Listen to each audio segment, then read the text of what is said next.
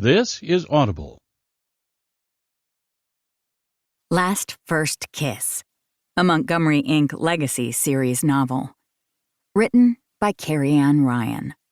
Narrated by Kit Swan and Shane East. Chapter 1. Hugh.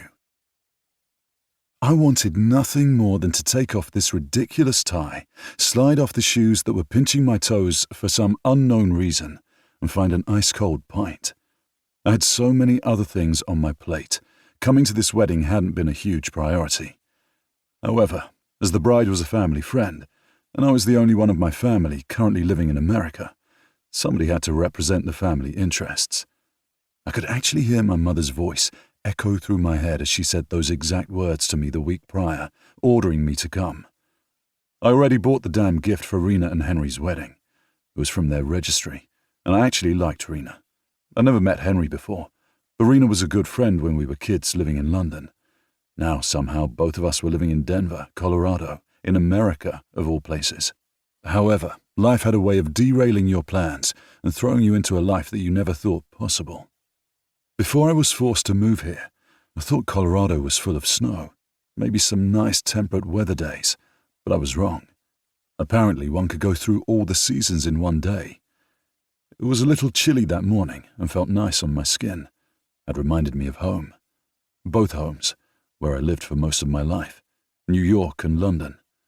New York got hot, of course, but the sun never felt like this. Maybe it was because we were so damn close to it at this elevation. I didn't hate living here, but it was still new, and I didn't have a sense of stability that I needed for me to be comfortable. As it was, I was spending my one free Saturday at the wedding of a woman I hadn't seen in near to a decade, just to please my family. I hadn't done enough of that in the past, so I supposed I should probably remember why I said yes to this thing in the first place. I was just so tired of changes. "Hey, groom side or bride side?" A man with flaming red hair and a bright grin asked. He had on the grey tuxedo the wedding party wore, along with the candy-pink accessories that did horrible things with his hair. I'm sure the pink and grey colouring worked with nearly everyone else, but as a fellow ginger, I empathized with him that no one thought about what a redhead would look like in the wedding colours. Not that it mattered.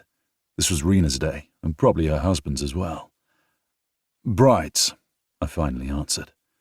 "Okay, cool. I'll go show you where you need to sit. How long have you known Rena?" The man asked, and I followed him to the seating area. I didn't need an usher to tell me where to sit, but if this was his job and he was enjoying it, I wasn't going to stop him. I hadn't brought a date to the wedding, and I didn't know anyone here. That felt like that was going to be my lot in life for many things, because I didn't know anyone anywhere, except the reason I moved here in the first place. "We knew each other as kids. Our families are close." The man grinned. "I figured with the British accent you were on the bride side, but I didn't want to assume, you know. Anyway, that's really cool that you flew all the way out here just to see her. I mean, just because you were friends as kids, it doesn't mean that you have to be friends now, you know?" The guy was doing a good job of putting me at ease, even though I was still tired from unpacking boxes most of the day yesterday. "I'm sure Henry knows a few British people, considering he's marrying one." "That is true." I went down the aisle he gestured to, one in the middle, not in the back where I wanted to be so I could hide and not have to deal with small talk. But at least I wasn't up in the front, although I would have to make eye contact with all of Rena's family and anyone passing by. I'd be able to blend in here better, so I appreciated this guy picking up on that. "Anyway, welcome. And seriously, on behalf of the bride and groom, thanks for flying all the way out here for the wedding." I shook my head. I moved to Colorado, so it wasn't too far of a drive for me. Not across the pond, I said with the roll of my eyes because I hated the phrase. "That's amazing. Small worlds and all that. I'm Josh, by the way." He held out his hand and I shook it. I liked this guy, even though I would probably never see him again after today. "Nice to meet you, Josh. I'm Hugh. Welcome to my favorite state in the world. Glorious sun, great places to ski, and the best food out there." I raised a brow. Are you sure about the food? Aren't you from a place that doesn't use seasoning? Josh asked, teasing. I rolled my eyes. Excuse me, but I take umbrage to that. Oh, do you? Josh said with a laugh, before someone called his name and he waved back. I better get back to work, but nice to meet you, Hugh. And then Josh was off, practically skipping towards couples waiting to be shown to their seats. I rolled my eyes and took my seat, feeling slightly more energetic. Maybe today wouldn't be all that bad. And then a little kid sneezed behind me, mucus landing on my neck. I shuddered as the woman behind me apologized. I stood up and smiled, nodded as if I wasn't about to freak the fuck out over the amount of snot on me, and made my way to the restroom to hopefully wash my neck off before the wedding started. I loved my daughter. Lucy was energetic, adorable, and I had dealt with enough bodily fluids that I could handle most things. But a stranger's kid? No thanks. I was already hot and sweaty. I didn't need to add anything else to make me more uncomfortable. I turned the corner and bumped into a woman in sky-high heels, yet was still quite a bit shorter than me. I cursed and reached out, gripping her shoulders. She had her hand on my wrist in a moment, squeezing with a twist that surprised me.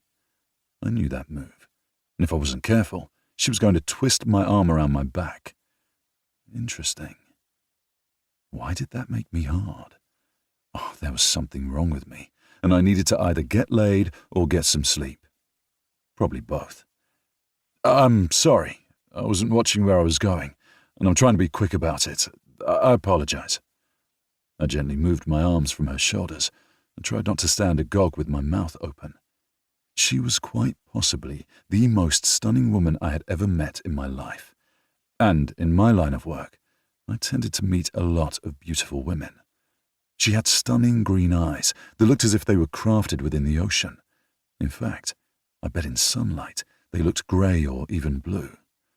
The mystery of it compelled me, and that probably should have been a warning sign. Her long dark hair was neatly crafted into some form of updo thing that I didn't understand. I wondered what it would look like if I pulled it out of its style just to see it fall down her back. Would it be wavy? Would it easily wrap around my fist? She was strong, muscular, a little above average height, but still short next to me. She had curves, beautiful breasts that filled out her dress achingly well, and slightly widened hips, the perfect width for my grip. I shook myself out of whatever the hell was going on with me. I did not react to women like this. Hell, I barely reacted at all these days. I was too busy trying to keep up with my daughter, this move, and the fact that I start a new job on Monday. I didn't have time for this wedding. It's okay, the woman said, her voice slightly smoky. It was a voice that drew me. What the hell was wrong with me? Anyway, I should hurry. Don't want to be late. Her red-tinted lips quirked into a smile, and I swallowed hard. No, I don't think Henry's bride will appreciate that. You're on the groom's side, then? She nodded. And with that accent, I guess you're on the bride's side? You know, you're not the first person to say that today. Your friend could know more than one British person, not just the one he's marrying. True, but statistically I think Rena knows a few more. You know, you're probably right. Anyway, I will see you, at least across the aisle. She winked before she turned towards the wedding center, her hips swaying just right. I didn't think she was doing it on purpose either. It was those damn heels and those legs that went on for days. And she was so damn strong, so muscular. I shook that off, because I didn't want to walk into the wedding after it started, and ran to the bathroom, cleaned the back of my neck, washed my hands, and let out a breath as I leaned on the sink. You can do this. One more day of being normal. Whatever normal is. I made it to my seat in the middle pew right as the processions began. I was grateful that I hadn't had to slip in the middle of it or hide behind a pillar during the damn ceremony. That would have been just my luck. Of course, it seemed my luck was changing, because as I turned to watch the procession, I saw the dark-haired beauty right across from me. She winked as the man next to her spoke into her ear, and she laughed. A nice husky laugh that went straight to my groin. She had brought a fucking date. I guess that answered that. Now to just get my cock to agree. Soon Rena was walking down the aisle, and I did my best to pay attention to my childhood friend, and not the woman who seemed to ignite something that had been dormant for a very long time. The wedding went off without a hitch. The bride and groom seemed perfect for each other. Not that I actually believed that. Perfection was an illusion, and marriages didn't last. I was testament to that, as were most of my friends. If I was a more cynical man, I would take bets on how long this would last. After all, Rena and Henry came from different places, had known each other less than a year, and yet they were promising a life together. I wasn't sure that was going to work, but maybe they would have fun along the way. I hoped it would be better than mine. I made my way to the reception and got an old-fashioned. I sipped the drink, letting the walnut bitters settle over my tongue. 1 hour closer to taking off this damned tie. I checked in with the babysitter and was told Lucy was doing great. I smiled at the photo on my phone of Lucy beaming up at me, her bright red hair in curls all around her face. She looked a lot like my family, not so much her mother's. I wouldn't say that was a bad thing, but I would never tell that to my child. She still loved her mother, despite everything that woman had done. Your face went from relaxed to smiling to anger. Now I have to know what you're looking at. I smiled as I slid my phone into my pocket and looked up at the woman with dark hair. Just family things, I said smoothly. Lucy was mine. I didn't like bringing her up to strangers, not when people would want to know why I was a single father. That wasn't information I wanted blasted about. Well, family does that, the woman said, a smile playing on her face as if she had a secret joke. Anyway, I'm Daisy. I smiled. Hugh. I looked over her shoulder. Where's your date? I asked, only a little annoyed with myself for caring, but really fucking annoyed with myself for the tone. Her eyebrows shot up as she frowned before she snapped her fingers. No, not my date. That would be Crew. He's my best friend, and one of the biggest pains in my asses. He's out searching for a bridesmaid that winked at him during the ceremony. I don't have the heart to tell him that she's a lesbian, and I think she was winking at me. I burst out laughing and shook my head. Well, then I'm Hugh. She tipped her champagne glass to my lowball glass and smiled. It's nice to meet you, Hugh. So, are you ready to relax a bit? Weddings always stress me out. Been to a lot of weddings, have you? That made her laugh, and I wondered what the story was there. You have no idea, and I have a few more coming up. But not yours. So subtle, she said with a laugh. I'm really rusty at this. Honestly, same. But this is fun. And no, not mine. I'm single. Same. Her eyes filled with warmth, and when her tongue darted out to lick her lips, I swallowed hard. Good to know. Yes, very good. Tonight might be more interesting than I thought. Okay, time to catch the garter, the announcer said over the mic. I groaned. Oh, I hate this. Go, make your friend happy. I really don't believe Rena's going to care if I have a garter that she wore thrown at my face. If anything, she'll probably kick my ass. She'll kick your ass if you break tradition. Now go, she said, taking my drink. I wasn't done with that. You can come back and get it later. I'll hold it hostage for now. I rolled my eyes and made my way out with the other single men, letting the ring bearer and all his friends stand in front of me. If I was lucky, I'd toss a child at the garter or one of the guys next to me and run. Marriage wasn't for me, and I had no plans on ever doing it again. I realized when people said that out loud, it usually jinxed them, but not me. I had already been married once. It ended in such a spectacular failure that my life had changed twice. I wasn't fucking doing it again. "Oh, hey, you're there," Josh said as he came to my side with a grin on his face. "Hello there. You ready to tackle someone for the garter?" "I can push you towards it," I said dryly. "That sounds like a challenge." I opened my mouth to say something, but Lace slapped me in the face. I instinctively reached out, then looked down at the damn garter in my hand. Josh pulled out his phone and snapped a photo while grinning. "See? Tempting fate." "Please take it," I said, trying to toss the thing at him. Josh held up both hands. "Don't break tradition." "Oh, it's you," Rena said as she ran towards me, the train of her dress in hand. "That's not awkward at all," she said as she went to her tiptoes and kissed me on the cheek. I rolled my eyes because it was hard to be angry at Rena for anything, let alone this. "I'm going to get you back for this." "You tossed me into a mud pit when we were 3. I think this is payback." "You're the one who tossed me first," I countered. "So this is the infamous Hugh," Henry said as he held out his hand. I shook it. The groom beamed, looking so in love with his wife. I wanted to believe this could work for them. "It's nice to meet you," I said. "Likewise. Seriously, I could have been jealous of the way that Rena talks about you, but I realized that you're like the pesky brother." That made me roll my eyes, relaxing a bit. "Maybe, but she's the pesky sister."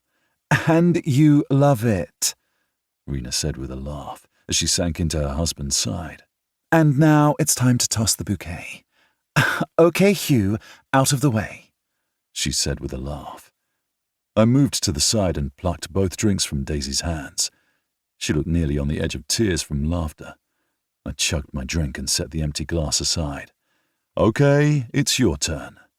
"Oh, I don't think so." I practically pushed her towards the other women. "Payback's a bitch," I whispered. She glared at me before stomping towards the group. A waiter handed me another glass of champagne, but I held hers safe. I was only a little bit surprised when Daisy ducked out of the way, yet still ended up with the bouquet. She glared at me before stomping over, ignoring the congratulations of others. I shook my head when she took her drink back and chugged it. Then she took my drink, tossed it back quickly, and set both glasses down on the tray next to her. "I blame you for this." I held up the garter. "Oh, I blame you." When people started shouting for us to dance, I shook my head, but she sighed. Let's get this over with." "Really? You sound like dancing with me is going to be a problem." She looked over her shoulder, her hand in mine, and I nearly tripped. "Oh, this is going to be fun, but I don't make any promises." I pulled her into my arms, dancing to whatever music filled the air. I leaned down and brushed my lips against hers. Just a brief kiss, but she nearly tripped. People cheered, but I ignored them. "Oh, I think this could be fun." "Promises, promises," she mumbled as we continued to dance. I had a feeling that tonight was only just beginning. Chapter 2. Daisy. I knew I was being hit on, and I was hitting right back. I was perfectly fine with what was happening because this was fun. I didn't get to have fun these days, according to my family members and coworkers. They enjoyed explaining to me that I needed more of a life than just work, girl time, and staying at home alone with my cheese board and glass of wine. Apparently, that wasn't a life. Hugh slid his hand over my hip, slightly lower than I normally would have allowed, as we danced around the ballroom.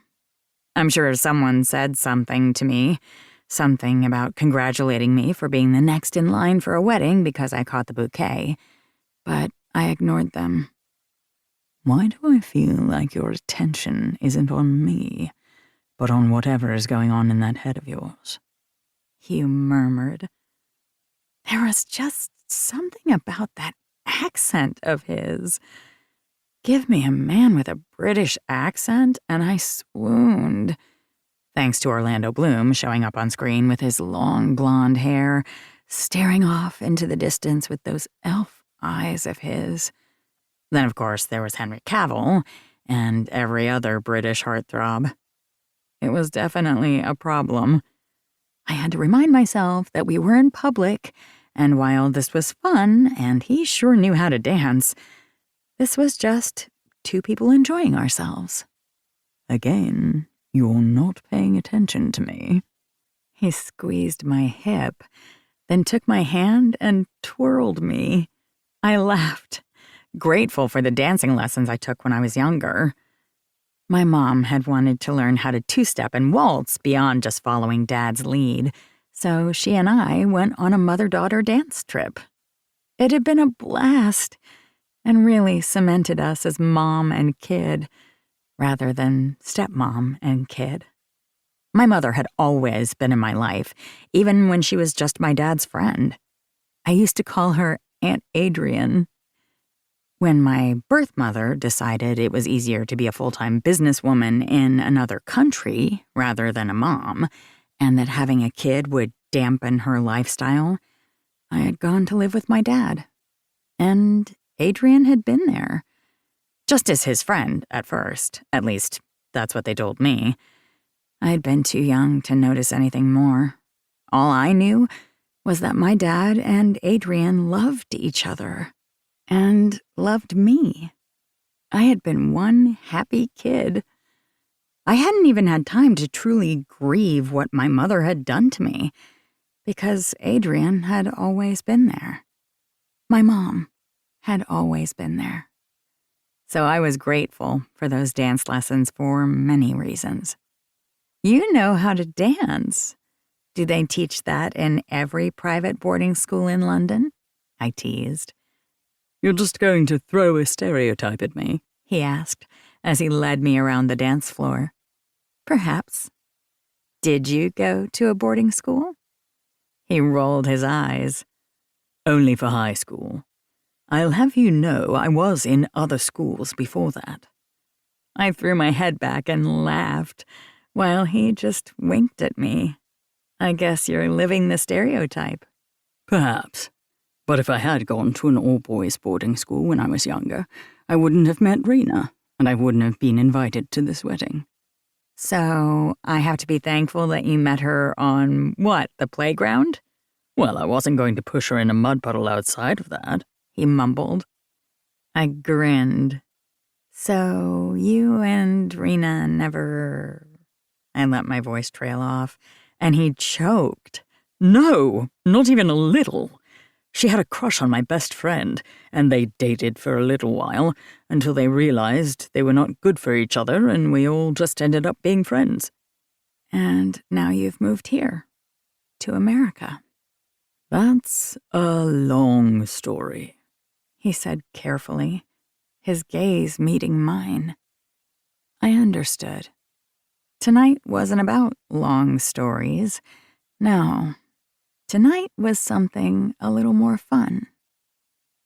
So, how long have you known Henry? He asked, and I heard the question in that. Since college, and no, we never dated. I think I was just invited because he wanted to make sure he had a comparable amount of people on his side of the aisle as hers.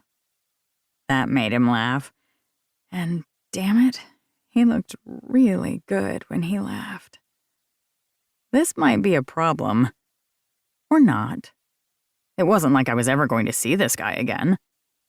So we could have fun. Just for the evening.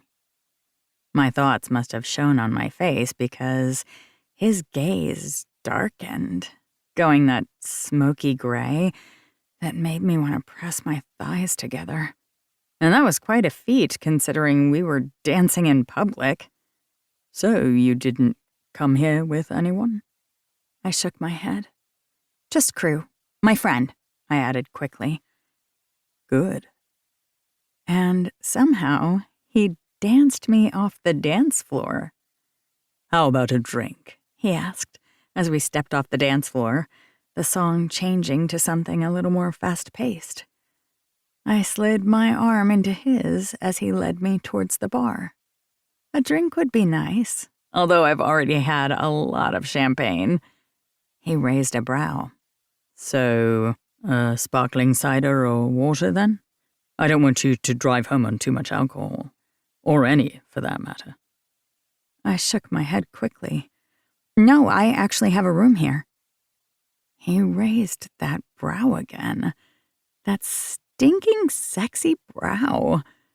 I was normally a forearm girl, but here I was having tingly feelings thanks to an eyebrow.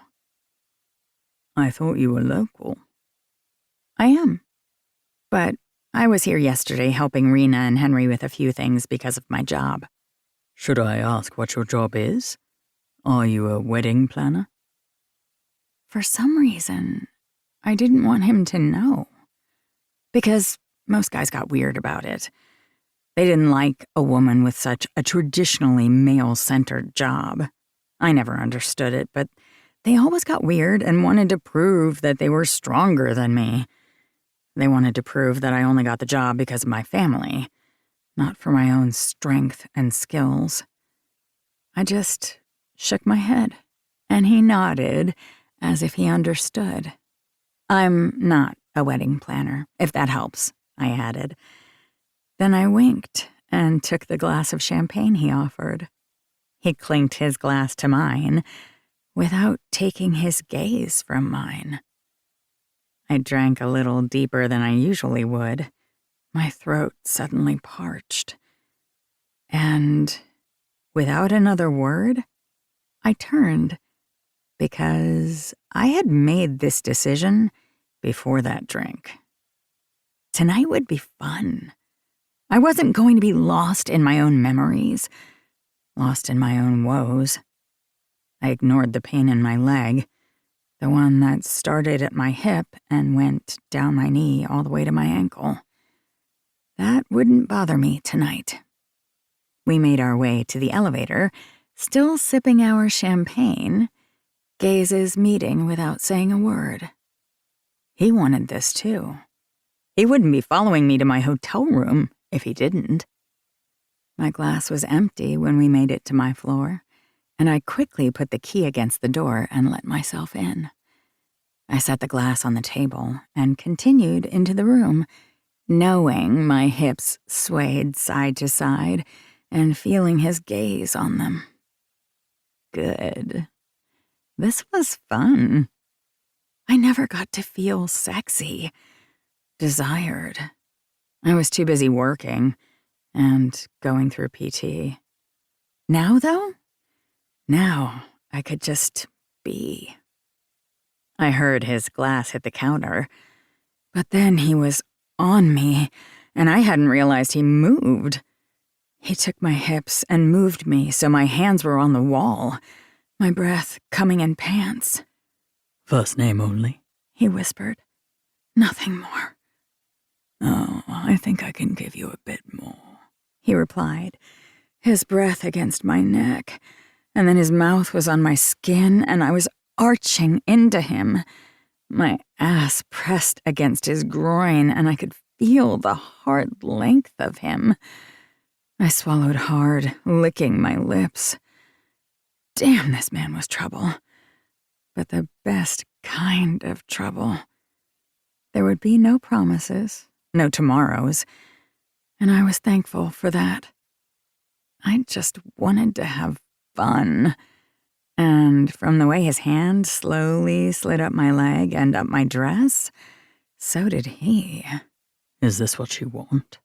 he asked, and I nodded against the wall. "No, I'm going to need the words. I can't see your face, and I don't know your eyes yet. So tell me, what do you want?" If I could come by the man ensuring consent, I would have. Perhaps it was just the accent. Perhaps it was him making sure he wasn't reading the situation wrong. After all, I had been the one to invite him to my room, but I hadn't said anything. I just led him with my hips. But I wanted this, even if it was only for an evening.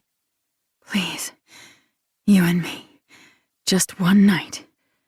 Nothing but first names and really hot orgasms.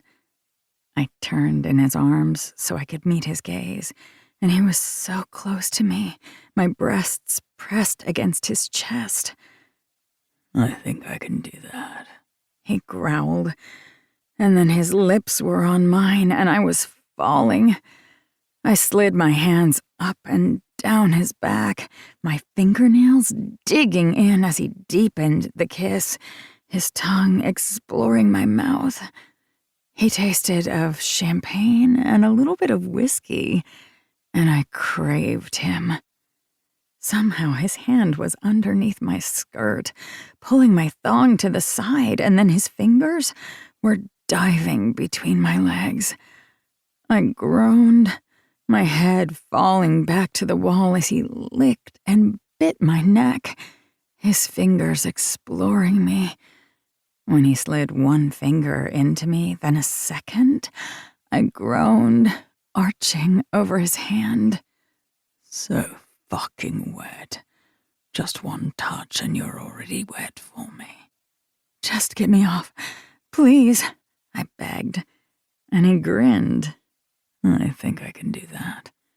I slid my hand between us, covering his length over his pants. And then you. Then me, he promised, and he crushed his mouth to mine, sliding a third finger deep inside. I didn't know how he did it, with his thumb over my clit, but he fucked me with his fingers. I came, my body tensing, my pussy clamping around him. It was so quick, my nipples hardening under his attention. I could barely think. But I was moaning into his mouth, trying not to fall on my knees. He kept his hand on my hip, which was the only thing keeping me upright. And when I finally came down from my oblivion, he was still touching me. Still deep inside me. He slid his fingers out of me, and I groaned at the loss before he took his other hand, pinched my chin so I'd meet his gaze, and then he licked one finger, then a second, and I groaned at the sight, my knees going weak. Then he took his third finger and slid it over my mouth. Suck, he ordered. I opened my mouth and I could taste myself on his fingers. It was so damn erotic, so sensual, and something I'd never done before. I liked sex, but I was usually quite quick at it. Not like this. This was something different, and I wanted more. When he was finished, he gripped my hips and picked me up.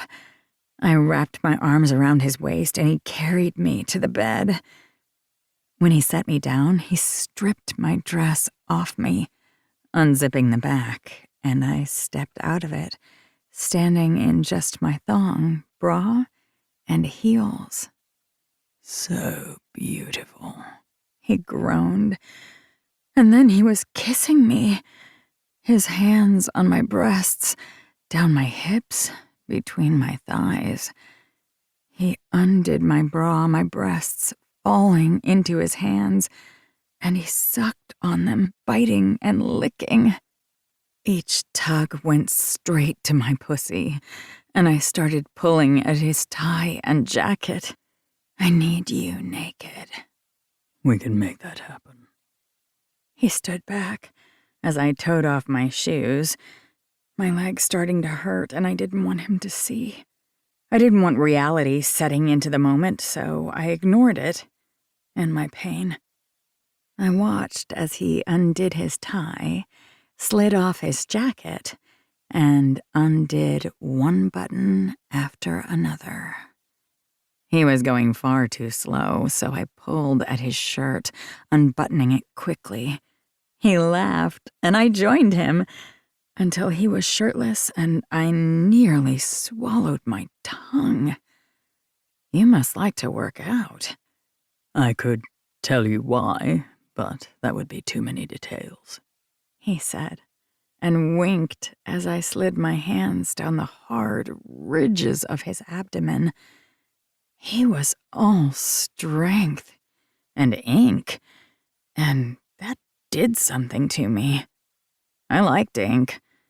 I liked muscles, and I liked men.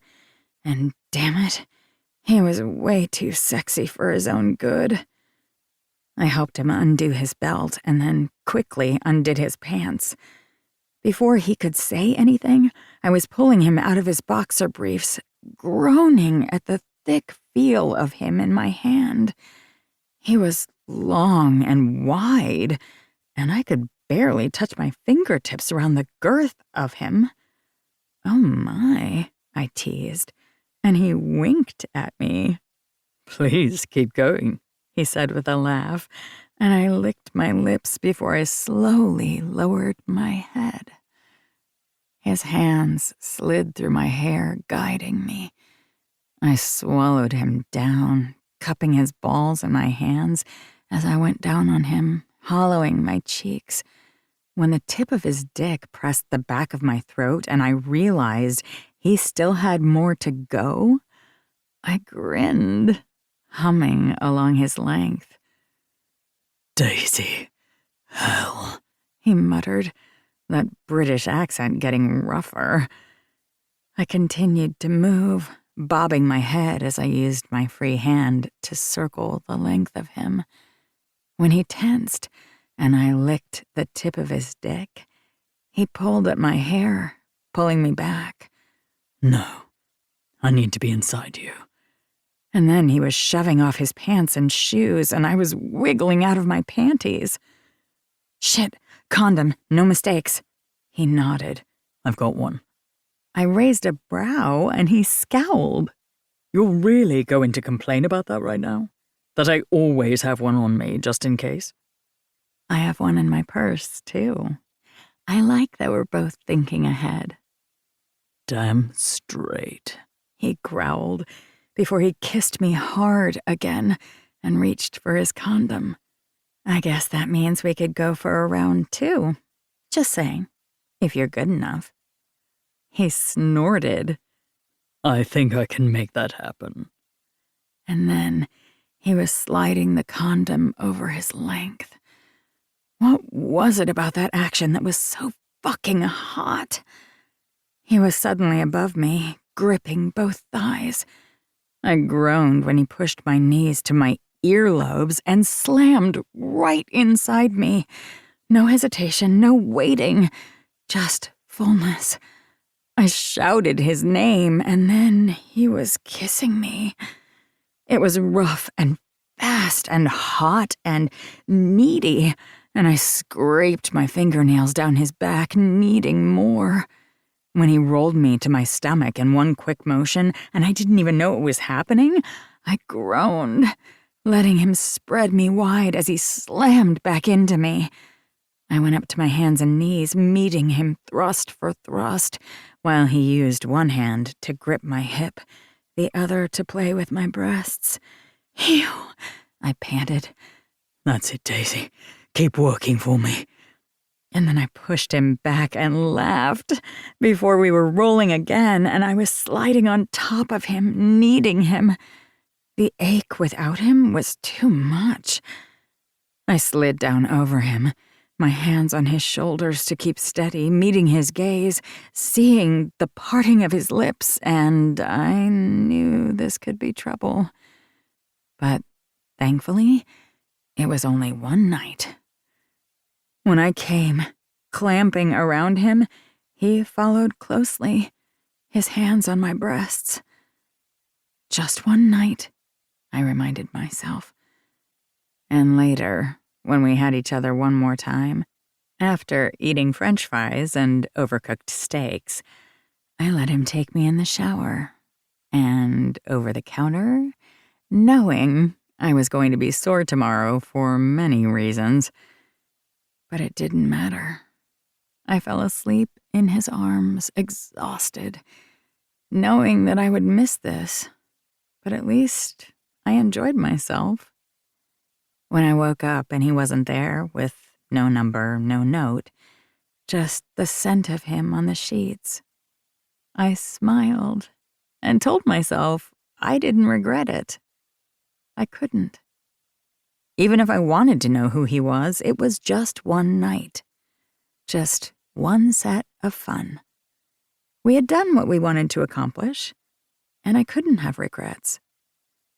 I just had reality, and all the pains and aches that came with it. Chapter 3.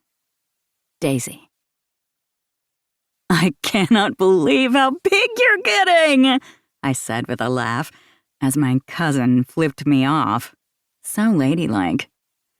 Lake narrowed her gaze, her hand resting on the swell of her belly. "I'll have you know that this baby and I are going to kick your ass if you call me big one more time.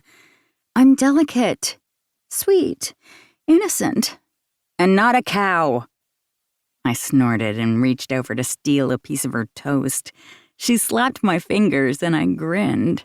"How dare you steal from a pregnant woman?" "Well, I was going to try to steal from a pregnant cow," I teased, and she tossed a cherry tomato at me. I caught it, glad we were at a friend's restaurant in downtown Denver, rather than someplace we could get kicked out. "I see your aim is getting better," I teased. "I have always been better than you at softball, thank you. And Nick is teaching me." I rolled my eyes at the mention of her husband and my friend, as if he doesn't know your softball skills. I popped the cherry tomato in my mouth and sighed happily. We were at Taboo, a restaurant downtown owned by a family friend. It happened to be connected to the restaurant, the cafe, and coffee shop owned by our friends that was also attached to the tattoo shop and my security place. We were all in the family, and I loved it. While most of the time we ate at Latte on the Rocks, considering it was right next door to Montgomery Inc. 2 and Montgomery Security, Lake had an appointment downtown at her main job, doing her best to own the world, so I had come down here to meet her for breakfast. It helped that I could see some of my cousins, aunts, and uncles, as well as family friends that I didn't get to see on a daily basis. "I still can't believe you just called me a cow." "I didn't. I was commenting on the fact that you called yourself a cow." "No, I said nobody's allowed to call me a cow. There's a difference." I nodded sagely. "You're right. And you like being big because that means you're getting closer to baby." A soft smile spread over her face, one that seemed to brighten up the whole room. It doesn't seem real. It feels like just yesterday Nick and I were fighting like cats and dogs and falling in hate with each other. That was yesterday. You guys use fighting as foreplay. "Okay, that's true, but you're not supposed to comment on it," she said with a laugh. "Anyway, how is baby doing?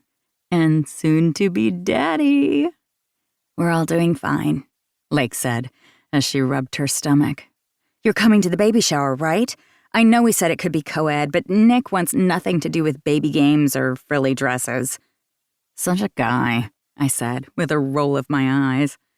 Though I could do without the whole guess what baby food is in the diaper game. Lake shuddered and set down her fork. "I was just about to eat. Thank you for that memory." "Well, don't worry. I know that Brooke won't let you down. She's been through the baby shower scene before." Lake smiled at the thought of our cousin-in-law, Brooke Montgomery, mother of 2, and the most kick-ass woman that I knew. I admire her. The fact that she did this on her own the first time?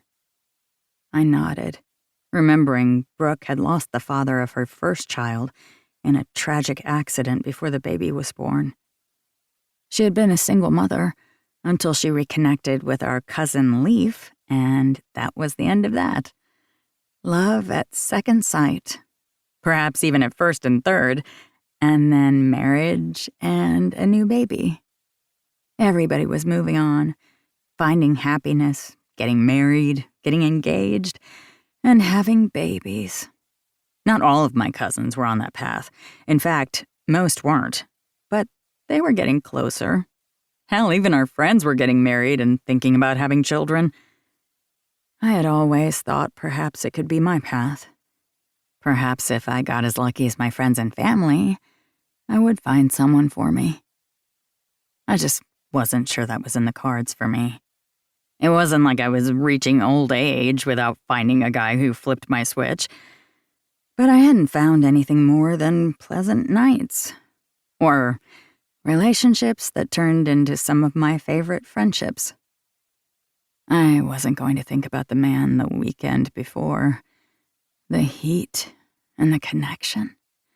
I didn't even know his last name. I knew nothing about him, other than what he felt like inside me, or the way that his accent got deeper when he was coming. No, I wouldn't think about that. Nor would I think about the fact that every wedding I had coming up was for a friend or family member, and I would be bringing Crew as my date, because I wasn't about to go alone. But I still would have to deal with the questions about why I was bringing a friend, and why that friend happened to be my ex-boyfriend. Crew and I got along, and it was easier for us to be each other's connections, so we could have fun without the pressure of what-ifs. But I couldn't help but feel slightly jealous of Lake, though it didn't make much sense that I would be jealous. Lake had been through hell before she and Nick finally got together. She deserved this happiness. And I deserve to wait my turn. Anyway, I have a meeting, but do you want to stop by the cafe tonight? They're having a reading. I love that you opened up a vampire cafe in Denver. Lake rolled her eyes. The team opened up the cafe. I just helped back it. But now I get to deal with the press whenever they are afraid that real vampires roam the streets. I shook my head. They're idiots, seriously. I added at her raised brows. They really think that you are going to be drinking blood and turning victims into vampires at that place. Instead, we just serve sangria and cheese plates while reading paranormal romance. I really don't know what the problem is. They need to get a life, I teased, as I helped clear the table. There was staff for that, but since both of us had worked here at one point or another, we liked to make sure that the place was clean. We waved at our honorary aunt who owned the place and headed out. Are you headed into work? Lake asked, her hand on her belly again. I shook my head. I'm headed to Clancy's. For second breakfast, you little hobbit? Lake asked. I'm pretty sure you're already on your second breakfast, because baby needs fuel, I added quickly as she narrowed her gaze at me. But Mom and Dad are there.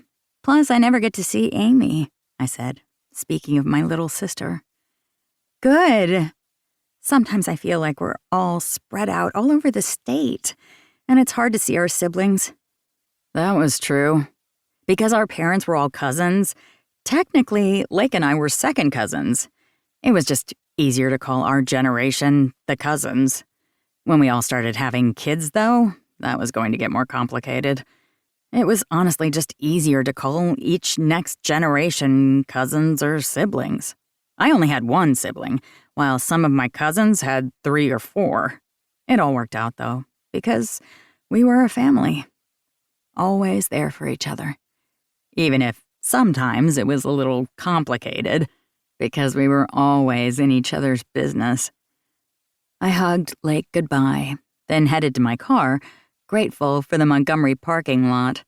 It was situated behind the original tattoo shop, and there was always a space for us if we got there in time. There were so many of us now, though, that sometimes it was full. I headed out of town towards Arvada, where Clancy's was located, which was also near Montgomery security. I'd been raised in Colorado Springs, and that's where my parents and sister still lived.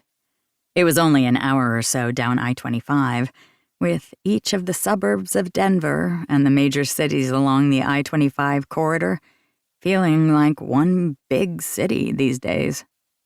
My parents were up here meeting old friends, so I didn't have to drive down to Colorado Springs in rush hour and back. That would just set me on edge, considering most days it felt like it was taking more and more time to drive the highway. While I used the light rail as much as possible, usually I needed my car and all of my equipment, and therefore I was stuck in a car more often than not. I parked in front of Clancy's and made my way in, still full from breakfast, but I could probably fit in an iced latte with chocolate chips. That was my favorite thing here. My parents were seated in a booth, sitting next to each other and laughing, while my sister sat on the other end, shaking her head at their antics. I loved my parents. I'd always been a daddy's girl, even when my birth mother tried to take me away from him. And then, when she had literally dropped me off on his doorstep, he took me in with no questions. I'd always known he was my safe space. I barely remembered my mom these days, and she didn't matter. She hadn't reached out, hadn't wanted to. And frankly, I didn't either. Unless there was some health emergency and I needed her bone marrow or something. I didn't ever think I would contact her. There was no need. Because I had my real mom, Adrienne Montgomery Knight. When Adrienne married my dad and officially adopted me, she took the last name Knight, moving Montgomery to one of her middle names, and I begged for the same. I wanted to be just like all of my cousins. I wanted to be a Montgomery. They had said yes easily. I hadn't been born a Montgomery, but I was made into one. I even had the same tattoo that most of the Montgomerys had. It was the Montgomery Iris. And MI for Montgomery Inc., the tattoo shop and construction company that had branched out into who we were today. And surrounding that were irises, as well as some art. I loved it. It was the logo of the family, and it was put on everything we owned, which was starting to grow into an empire if you asked anyone outside the family. My mother had done my tattoo, scowling at my father and even Leaf when they asked to do it. No, my mom would, and it started a war over who was allowed to ink my skin. Were my aunts and uncles? My parents? My cousins? So many artists in the family, and that meant skin was real estate, a canvas made and honored. "There's my girl," Mom said as she waved me over. She wiggled out of the booth, my dad following her, and I hugged them tightly, my eyes watering for some reason. They had been so scared after the accident, after I'd almost died. They had wanted me to quit, to find a safer job. But I loved what I did. At least I thought I did. My leg ached, and I was barely holding back a limp, but PT was working, so soon I wouldn't even have that. I held them tightly and tried to reassure them through the hug that I was safe before I let go and went to hug Amy. She was just out of college and looked so much like my mom it was a little startling. She had the Montgomery blue eyes, a wide smile, and looked model gorgeous. I was only a little jealous. "You look great," Mom said, as she and Dad took one side of the booth and I took the other with Amy. "Thanks, I try," I said with a laugh. "So you had breakfast with Lake already?" Amy asked. I nodded. "Yes, but apparently I'm a hobbit today." "Nothing wrong with that," she teased. The waitress came over and I ordered my coffee. "I hope it's okay. We knew you were eating with Lake, so now you just get to watch us eat. And I got French fries with my club sandwich for breakfast," Amy added with a laugh. "So I'm sure you can have some." I knew I loved you for a reason.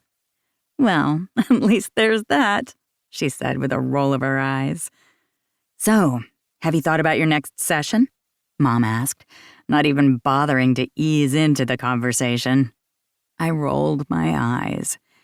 Yes, I want to go over the scars. My mom's eyes went dark as my dad's hand tightened on his coffee mug.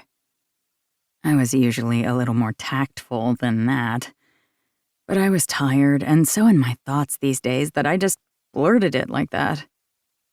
That's good. Are you sure you're ready for that? My dad asked, before he held out his hand. He always had salt and pepper hair, even in his 20s, and now he was more salt than pepper. His beard was the same, and I loved it. He looked just like my dad, like always. Maybe a little older, but still the favorite man in my life. Sorry, I didn't mean emotionally. We can talk about that if you'd like, but I actually meant physically. We don't know what the scars are going to look like in the next year or two. I nodded, remembering the scars on my back. The explosion that had taken out the warehouse as I stepped out of it had not only fucked up my leg, but it sent jagged pieces of metal into my flesh. My cousin had saved me, pulling me out before the fire reached me, but I'd still been bleeding a lot and had nearly died. I nodded, saying my thanks to the waitress as she handed me my coffee and my family their breakfast. Grateful for the reprieve as they each settled their food in front of them, I let out a breath. The ones on my back are going to take more time, but the one on my leg, with the vitamin E oil and lotions I've been using, I think it's ready. So I'll be doing it, my mom said with a tight nod, but my dad broke in. I don't think so. It's my turn. Really? My sister whispered. That's one way to get them off the subject. I shook my head, loving the way that everybody fought over who was doing my tattoos, though nobody was really serious. It was our body, so we could do what we wanted, but everybody was very territorial. I was actually thinking about Uncle Austin or Leaf doing it. After all, Uncle Austin is world-renowned at doing tattoos over scarring. After all, that was how he had met his wife, my Aunt Sierra. Over my dead body, Adrian Montgomery Knight snapped, her eyes dancing with laughter. I don't think so. It's my turn. If anyone's going to do that type of work, it's going to be me. Then I got your back, Dad said with a tight nod. After all, I always have your back. Amy groaned, and I rolled my eyes. Really? Hey, one of the best parts of being a dad is the dad puns. I have a whole book of them. You got me that when you were 6, and then another book later. Honestly, what more do I need? Thankful for the laughter, I sat back, stole a fry from Amy, and listened as my family talked about nothing important and yet everything. I was so grateful for them, and I knew that they were worried about me. Most people were. They saw me limp and were afraid I was remembering. Maybe that was the case. I did remember the fire, the screams. But I loved what I did. I loved protecting people. I loved making sure people felt safe in their own homes. So, while I might not be in the field as much right now, my strength was getting better, and I was almost ready. I just needed to make sure it never happened again, which was what my job was about, after all. We talked about tattoos some more, and an upcoming family summit, and I checked my phone, realizing it was time for me to head out. I have to get to work. We have a meeting, a new hire. Look at you, taking over the world. I'm so proud of you. My dad squeezed my hand. We're trying. It's not easy to work for us, mostly because we fight like family, and some people don't get that. then they aren't the right fit. But I hope this one works out. You guys need the people with how busy you're getting, especially thanks to Ford's brothers." I laughed at that, said my goodbyes, and headed to work. I'd had a good weekend. It was a wedding that I hadn't wanted to go to, but I'd had a night that was perfect. No promises. And while I might want a future, a forever, it wasn't going to be with some random man I met at a wedding who I was never going to see again. I have things to do, like remind my coworkers and family that I was damn good at my job and they didn't have to worry about me. I just needed to make sure this new hire didn't have any qualms about working for my family, or the fact that all of us had our own drama.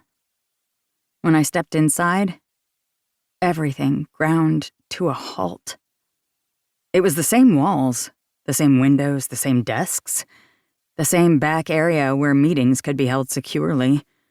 There were the same family members, the same admin. Everything was the same. Except it wasn't. There was a man in a suit and a white button-down shirt standing next to Noah. A man that I knew very well. He had brushed his red hair back from his face, and as he spoke to Noah, I heard the accent. That damn British accent that had nearly made me come. When he turned to me, his eyes widening, I blinked. This couldn't be real. Fate wasn't this cruel. Noah looked between us, brow raised, curious as hell. "Hugh Hendricks, meet Daisy Montgomery Knight, one of your bosses." Hugh stood there while I blinked at him, wondering why the hell fate hated me so much. Chapter 4. Hugh. They say dreams that are so vivid you could practically smell what was in the air were sometimes feasible. Yet this didn't really feel like a dream. No, perhaps a nightmare, or irony and fate laughing their dirty little heads at me. Because there she stood, the gorgeous and ineffable Daisy. The woman I had the best sex of my life with was now apparently my boss. She was just supposed to be the woman across the aisle, the woman I had been over and under and now apparently was supposed to work under. Fuck fate and all its irony. I didn't know how she was going to play this. Was she going to pretend we didn't know each other, that we hadn't slept together?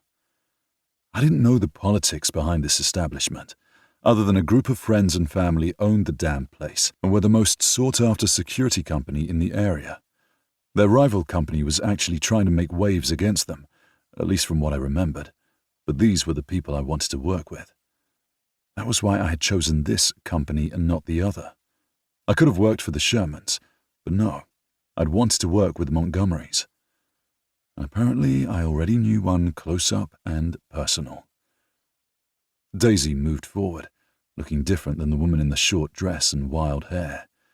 Instead, her hair was pulled back in a ponytail, her eyes fierce. She wore cargo pants and a tight t-shirt that showcased her breasts, even though it wasn't meant to be revealing. She had a cross body bag and work boots, and looked so damn sexy it was hard for me to breathe. Dear God, I was going to hell or going to lose my job. This was great for day one. Hell, hour one. This has to be a record. Daisy held out her hand. As he said, I'm Daisy Montgomery Knight. You don't need to use all the names, though. Daisy will do. If we go by our last names, there'll be too many Montgomerys. Hugh Hendricks. I'm happy to be working here. I've heard great things. Well, that's good. We strive for the best reputation. Noah looked between us, brow raised. He might not know what had happened, because we wouldn't be talking about any of that. But it was a little awkward when it was all I could do to not imagine her naked. Anyway, he starts training today. Noah cleared his throat. Daisy was working on another project while we were doing the hiring, so she doesn't know your file as much as we do. So Kane's going to be your trainer." Another Montgomery, although I didn't think his name was actually Montgomery. Was it Carr? Hell, I was trying to keep up with everyone, and yet all I could do was stare at Daisy. This was going to be a problem. "Hey, Hugh. We met during the interview process." I nodded and shook hands with Kane. He was a big man with many tattoos and a fierce expression, but he could also laugh uproariously, as well as his cousin, Kingston. I liked the people I met during the interview, and while I hadn't moved to Denver for this job, I was grateful for it all. "Okay, let's finish up the introductions," Noah said, clearing his throat. Everything felt so fucking awkward with Daisy, or perhaps that was just me, because I wasn't looking at her, nor was she looking at me. This was going to be a problem, one we needed to figure out and work through. Just not right now, not in front of everyone else. "This is Ford, our other owner." Ford, a man with dark hair and a long beard, raised his chin at us, and I remembered that Noah and Ford were engaged. They were also with the owner of the cafe a couple of doors down, and I thought that was pretty cool. They seemed to be making it work, while I couldn't even get one relationship to work. But good on them. "Ford and I do a lot of the behind-the-scenes things in the initial comps," Noah continued. "Kane and Kingston are major installers and do a lot of our bodyguard work." The two guys who looked more like twins nodded in unison, and I held back a smile at that. "Gus and Jennifer are out on leave, and Jennifer will be working more in the office these days until she has her baby." I raised a brow at that. "Is she the one that I saw yesterday?" Noah shook his head. "No, that's our other cousin, Lake. She owns her own company, as well as part of the tattoo shop next door." I rubbed my temple. "How many cousins do you have?" "Don't ask," the Montgomerys all said at once, while Ford just smiled into his coffee. "Seriously, never ask that question, because then more pop up." "Says the man with how many siblings?" Noah asked, and Ford sighed. Let's not talk about that either." Ford met my gaze. "Let's just say there is a little more family than I was expecting," Ford said cryptically, and I raised a brow at Daisy, since she was the closest person to me, but she wasn't meeting my gaze. I could see the pulse in her neck beating rapidly, and I knew she was trying to figure out what to do. Because this wasn't going to work. Sure, I would be working under Kane, but Daisy was my boss too, wasn't she? Anyway, we all work on installing security systems, doing initial layouts, and going on one-on-ones. We're setting up new businesses right now and doing contracts that are requiring us to hire more, hence why you're here. We have a few contract workers who still get benefits through the company, but you'll be a full-time installer with us." I nodded, having already agreed to this. He was probably going over all of this for the rest of the team. Noah looked past my shoulder, and I turned to see another woman with dark hair and a bright smile walk in. "Hi, nice to see you again." "Hello, Kate," I said to the admin as she went to her desk and immediately began answering phone calls. Ford and Kingston went back to work, and I stood there with Kane, Daisy, and Noah, feeling awkward as hell. As you can see, we are in and out most of the time. We have security briefings in the back, where it is more secure. "Ever since an incident last spring," he said, his jaw tensing, "we have higher security on the whole building. The family owns it." My brows winged up. "So, are you guys like the Rockefellers or something?" "Not even," Daisy said with a laugh, and I tried my best to ignore that laugh. I remembered the last time she'd laughed all husky like that. "Anyway, I have to head into a meeting, but Kane and Daisy will handle you for the rest of the day. Welcome to the company." Noah shook my hand again before he headed back to his desk to take a call. I nodded at Kane and Daisy. "Okay, I am ready when you are." "I don't know if you're ready exactly for us. We're a lot. We joke that we're taking over the world, but we're really not. We just happen to be a family-oriented business." If you say so. It is kind of nice that you all work together. Daisy cleared her throat, and I was glad because I was afraid she was just going to stand there the whole time, not saying anything, making things even more awkward. We try. We own this business, and our cousins work in the tattoo shop next door. Well, they own it. And then the women who own the cafe and bakery next to that are actually marrying into the family. So if we don't own something already, we just bring them into the family, which sounds a lot more predatory than I meant. It's not predatory if it's true, Kane said with a laugh. And then there's the art studio and galleria on the other side of that. It looked pretty cool, though I didn't get to go inside. I only had eyes for Daisy now, and it took all my effort to put them back to Kane. Luckily, the guy didn't seem to notice, or maybe that was just my wishful thinking. A lot of us just happened to go into a profession that required us to own our own businesses. And since our parents did the same, we learned from the best, Daisy said with a shrug. I had things to do this morning, so did you get a tour? I shook my head. This was about it. I had a few things to do this morning as well, so I'm just now starting. Like drop off Lucy at school and try not to feel like a horrible dad because I felt like I was fumbling around. This was my first school year as a full-time dad, and a single one at that.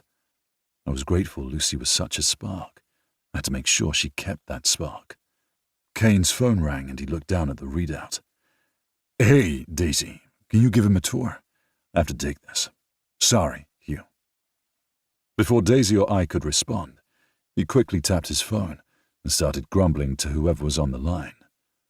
That left me and Daisy alone in the front of the shop, and while everyone else was around, no one was paying attention to us. Come on, I'll give you a tour of the outside first. Then we'll come inside. I frowned at that, but followed her out the front door and towards the other side of the building. It was a nice day out, not too hot, not too cold, and I could still see the mountains every time I looked west. It was a little shocking and something I wasn't used to, but it was damn gorgeous. Maybe I would become a hiker. I never really had the chance to while living in London or New York. Did you know? She asked, and I turned to her. Did I know you were my boss? No, I have lines, Daisy. You might not know that, but I do. I didn't know either. I wasn't involved in hiring. I might be one of the owners on the door, but we each have our own parts of the company. That way we're not always second-guessing and micromanaging. I didn't even know your name, only that we were hiring someone else. And then, of course, we only went by first names at the wedding. Daisy cursed. Damn it, damn it, damn it. We don't have to make this awkward. I promise I'm not going to sue you for sexual harassment. You could try. Ford's brothers could probably get that kicked out quite quickly. They're lawyers. There's something, she mumbled. Okay, this is what we're going to do. You're going to work hard, just like I know you will, because Noah and Ford wouldn't have hired you otherwise. I'm going to work hard as well, but we're not going to work together. You're going to work for Kane. I'm going to work with my team, and we're not going to tell anyone what happened. It was just one night, and that's all it needs to be. I raised a brow at her and nearly nodded right away, but there was something about this that made me want to take a minute. She was right. Everything she was saying was right, but I didn't like lying. And considering what these people did for a living, they were going to realize something was off. But perhaps we could talk it through. Your cousins are going to figure it out. You already acted weird when you first walked in. They've been watching me anyway. They already think I'm acting weird for my own reasons. I frowned. Why? She waved it off. There was an accident. I got hurt. I'm fine now. You're going to get all the details anyway, because we're still dealing with the aftermath of the explosion. I nearly stepped forward to steady her, as if the explosion just happened. But you're okay. Hell. I thought back to my hands on her body, those scars. I was so damn rough with you. She scowled, looking around as if someone was going to hear. That's when I realized we were standing right at the edge of the property, so the microphones from the cameras wouldn't be able to pick anything up. Smart. She was really damn smart. I'm fine. You didn't hurt me, and I wanted it just as much as you did. You're the one that probably has fingernail marks all down your back. I rolled my shoulders back, wincing. You're right about that. She smiled at me then, her eyes going smoky, and I couldn't help but smirk. We don't have to talk about it again, though, because I have a feeling it's going to be harder to work together if we do. She sobered at that. You're right, but it's going to work. Forget it ever happened, and never talk about it again. I love my job, Hugh. I'm really damn good at it, and I'm healing, despite the fact that everybody seems to fucking worry about it. I remember your limp in your heels. I just thought it was your shoes. She shook her head. I go to PT. I'm fine, I promise. But they're going to worry over me, and I don't need them to worry over the fact that I slept with our new hire. I winced at that. And I don't want to be the guy who slept with his boss. Technically, even though I'm the owner, you're going to be working for Kane, so I'm not your boss. We have duty lines for a reason, mostly because Gus and Jennifer are together, and Ford and Noah are engaged. Things get complicated, so we always make sure that the person ahead of us is our team member and not romantically involved. So you're saying I have a chance? I teased, and she rolled her eyes. I was grateful she heard the humor. I did not have time in my life for complications like that. I had a new job, a new life, and Lucy. I didn't need to sleep with my boss, or think about sleeping with my boss. Okay, we're co-workers. We had one night that we'll never talk about, and maybe one day we can be friends. I can do that. I've heard great things about this company, and I need this job, this new life.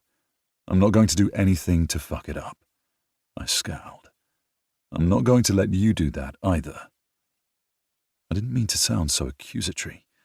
Or maybe I did. I wasn't about to lose my job because things were awkward. Not when I hadn't even started yet. She seemed to think about that for a while, before she held out her hand. I snorted, thinking how I had touched more than her hand. Only that was a thing for the past.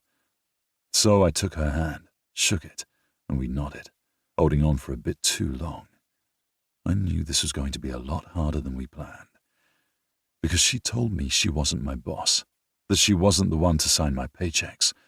She wasn't to be the one training me. But she was the one that had filled my dreams the night before. She was the one I could still taste on my tongue. Now I was going to work with her every single day.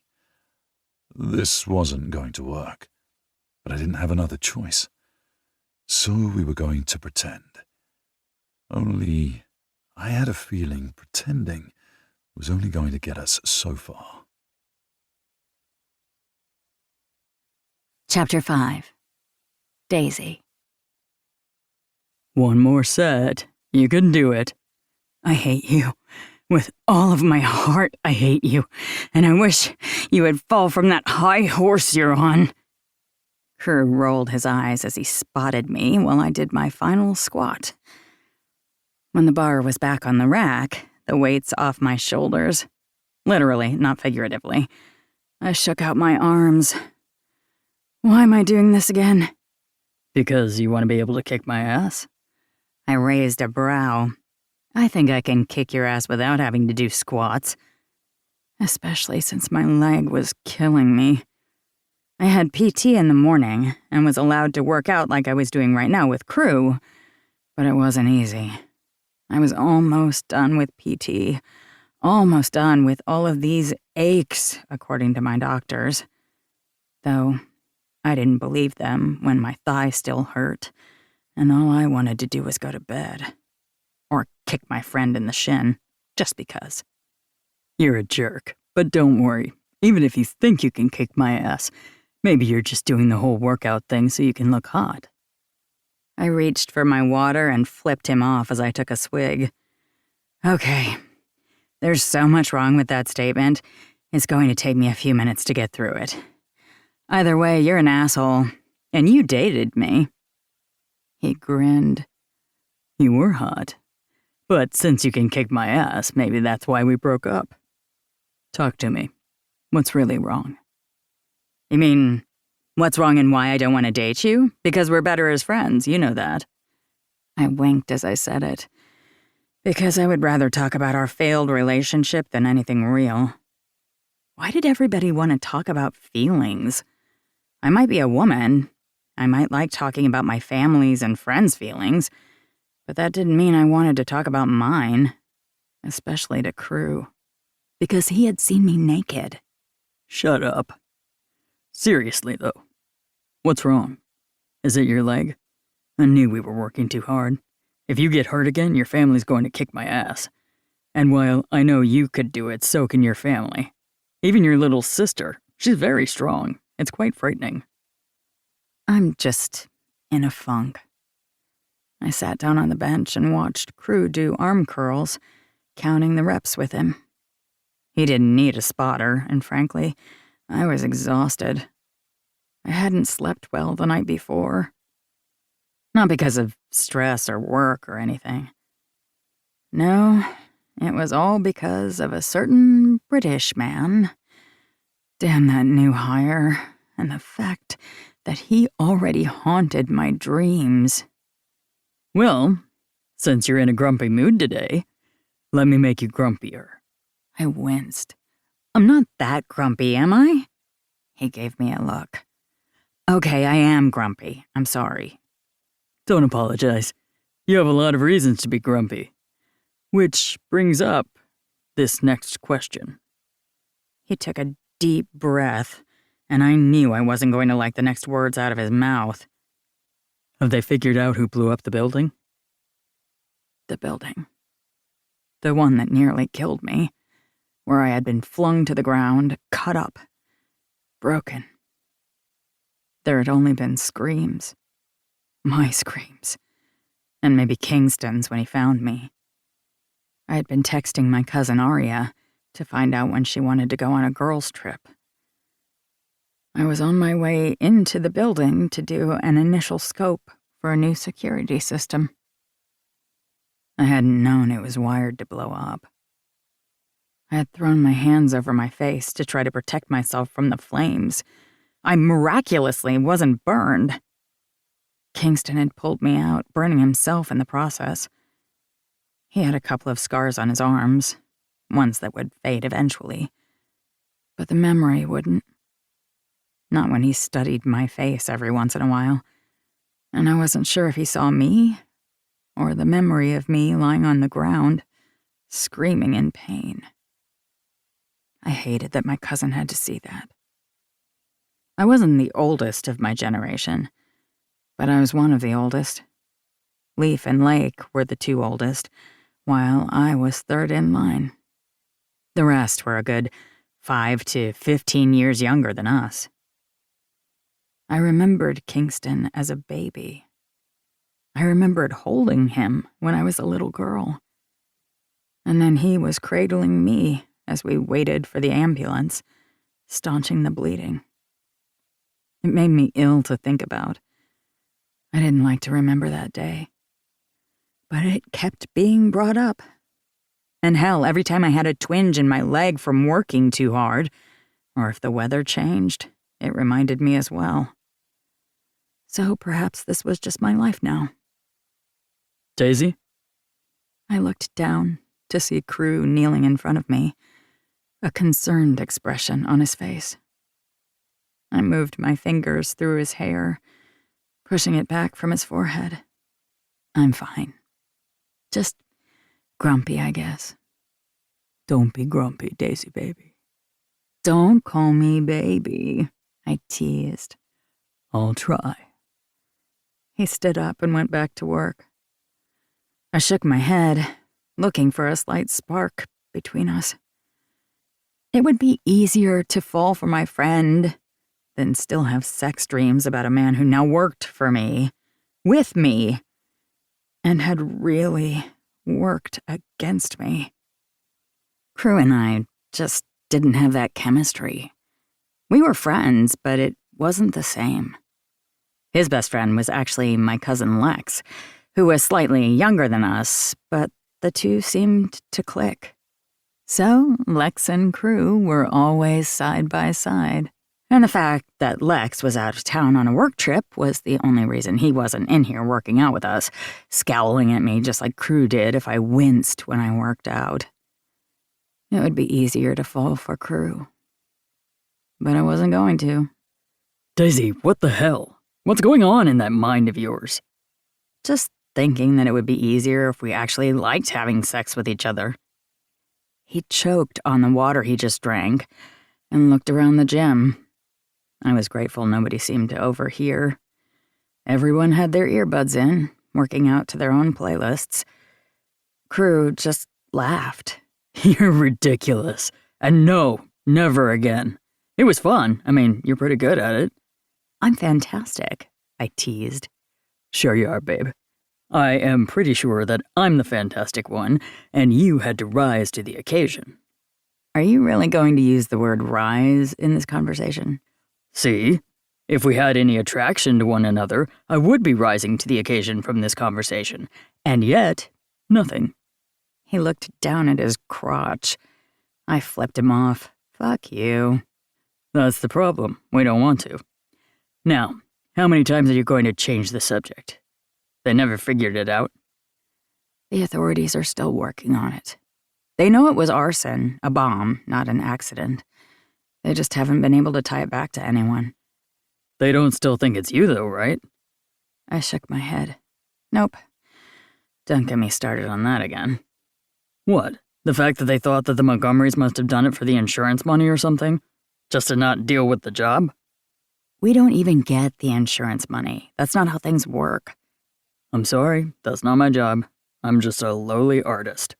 Shut up, I said, exasperated. This was why we didn't work as a couple. We needled each other like siblings. Anyway, they don't know who did it. We might not ever know.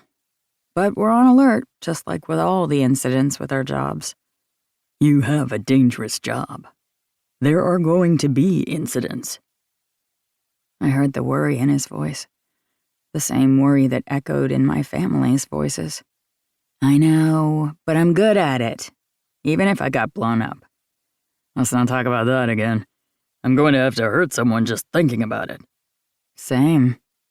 My phone buzzed, and I scowled as I pulled it out of my pocket. What is it? Crew asked, curious as ever. Noah. Meeting at 8 o'clock. Sherman Priority Security has a new offer. He added an eye roll emoji, and I sighed. Sherman is back at it. That rival security company? Crew asked. I wouldn't call them a rival. They do decent work. But there are no women, other than in the office. Only dudes jacked up on steroids who think that they need to protect the little lady. They're strapped to the nines when they go out, and it's ridiculous. And they wouldn't buy you out? Why? Because we get some clients they want. But they get some clients we want. It's what happens when you're competing in a business. Plus, they take the clients we don't want. The assholes? The assholes. Like the ones that try to use security as a way to hit on people that work for them. I used air quotes around security, and Crew rolled his eyes. There was one client that constantly hit on Jennifer and me, and nearly locked us in a back room with the owner. Crew's eyes darkened. It's fine, we took care of ourselves. And then we fired them. But they hired Sherman. So now Sherman wants to either merge with us, which sounds disgusting, or buy us outright. No thanks. So you need a meeting to discuss that? Yes, but I'm pretty sure the meeting is going to be about how we get the hell away from them. It will be fun. Sounds like it. We cleaned up our area before we headed to the locker room.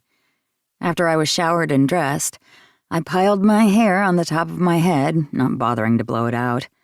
I'd shower in the morning, and I wasn't in the mood to deal with it tonight. Crew met me in the lobby and raised a brow. So, are we going to talk about the other thing? I frowned, my stomach rumbling. I was hungry and wasn't in the mood to cook. Plus, I wasn't sure I even had anything in my house to make a meal out of. What are we talking about? I asked, distracted. The fact that I didn't see you after you scampered away to your room with a certain British heartthrob. My head shot up. What? I saw that. I saw you leave. You didn't even say goodbye, Daisy. Realization slammed into me and I cursed. Oh my God, I can't believe I forgot. You forgot me so easily. I should be offended, but I'm not. Now, do you want to tell me how it was? We are not that close, Crew, I said with a nervous laugh. Maybe not, but I do have questions. I froze and met his gaze. What kind of questions? About how it feels to work with him. He grinned then, as if he had been keeping a secret for so long and it felt so good to finally let it out. I looked around nervously, as if one of my family members was going to hop out from behind a corner at any minute. And with the number of family members I had, that could actually happen. They could be here waiting. They wouldn't even have to try to spy. They could be here because we all lived near each other, and that was what happened when my family procreated. How the hell did you know that? I spat, keeping my voice low. I saw him coming out of Latte on the Rocks when I was going in. Then I saw him talking with Noah about work and assumed he was the new hire. I recognized him from the way you two were plastered all over each other on the dance floor. I have so many questions. I pulled him out the door towards the car, trying to make sure nobody saw us. You cannot tell anyone. We are not telling anyone. Crew's brow shot up. Really? You're going to keep the fact that you had a one-night stand with your new hire hidden? I don't see that blowing up in your face at all. He winced. Sorry for using that turn of phrase. I waved him off. It's fine. I'm not going to cry when you say blown up. I winced. Okay, maybe I will, but later. Promise me you're not going to tell anyone about what happened with Hugh, or that you know anything about him. Don't even talk to him. Don't mention him, ever. I'm not going to bring it up, nor will I tease you or Hugh about it. I promise. I trusted Crew when he made a promise, because he was a good guy, even if he meddled in my affairs just like my family did. Please, though, think about it. It's going to be complicated. We already said it wasn't going to be complicated. We talked about it. Crew sighed. In other words, you told him not to say anything and he agreed with it because you were demanding? Why does that make me sound like a bitch? That makes you sound like you're trying to protect yourself and Hugh. Just be careful, Daisy. I care about you. He held up a hand. As your friend. Like we've discussed often, I'm not carrying a flame for you. He winced. How many fire and bomb references are in our everyday language? I waved him off. Thank you. Seriously. We'll figure it out. It's fine. It was just one time and it's never going to happen again. Crew didn't look like he believed me, but he leaned down and kissed my cheek. Be careful. With him and you. Then he got in his car, and I sighed before climbing into mine. My stomach still rumbled, but worry eked in over it. What the hell was I going to do?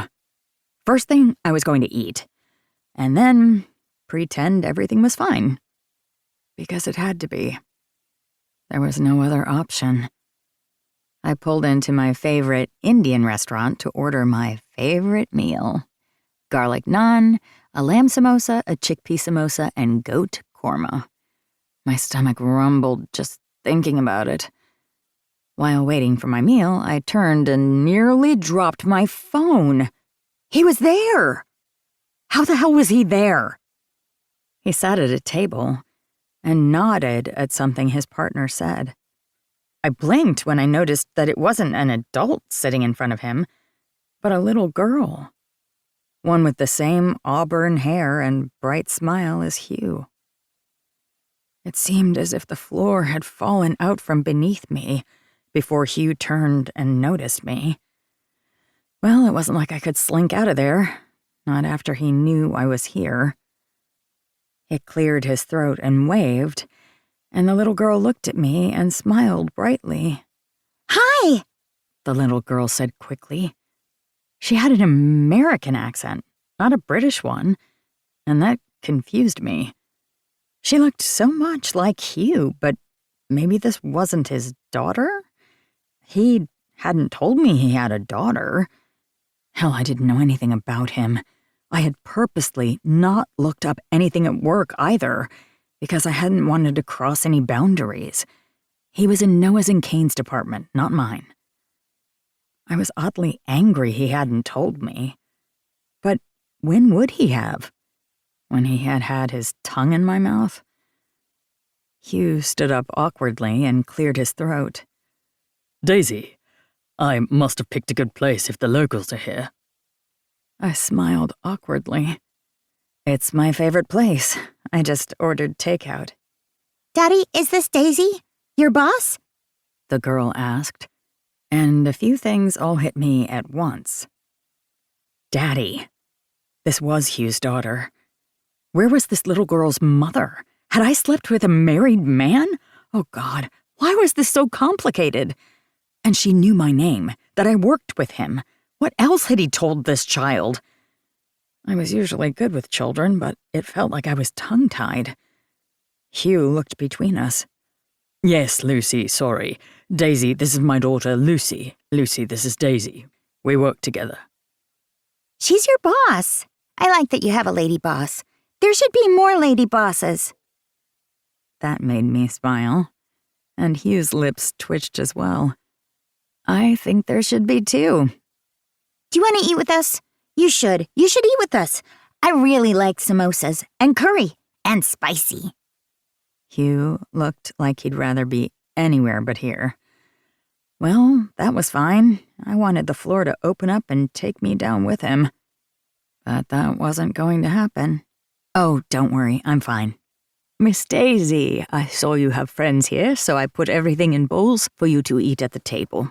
Join them. You should join them, the manager said, as she gave me a pointed look. I knew that there was no getting out of this. She would tell my mother if I was rude, or if I was ignoring a man. She would probably tell my mother that I was eating with a man anyway. That was the problem when you went to mom and pop shops where they knew your family. They told them everything. Please, join us. Between the smile on his face as he looked at his daughter, the fact that I didn't really have a choice, and the fact that I had limped over there because my leg was aching, I realized I couldn't turn the invitation down. I sighed and smiled. I was a damn glutton for punishment, and I was starving. That sounds lovely. It's nice to meet you, Lucy. "It's nice to meet you too, Daisy." I sat down next to Hugh, doing my best to ignore the heat of him, and doing my best to pretend that this wasn't a dumb idea. Chapter 6. Hugh. This was not how I had expected to spend my evening with my daughter, but I should have known that my luck wasn't that good. That, added to the fact that Lucy never knew a stranger. Daisy sat next to me, her arm brushing mine whenever she reached for her meal. We had a simple meal of butter chicken and vindaloo, as well as naan, but we hadn't gotten the garlic butter version that Daisy had. Does that have cheese on it? Lucy asked, and I pulled my attention back to what was happening in front of me, and not on the fact that the woman I slept with was now sitting in front of my daughter, and I could feel the heat of her skin against mine.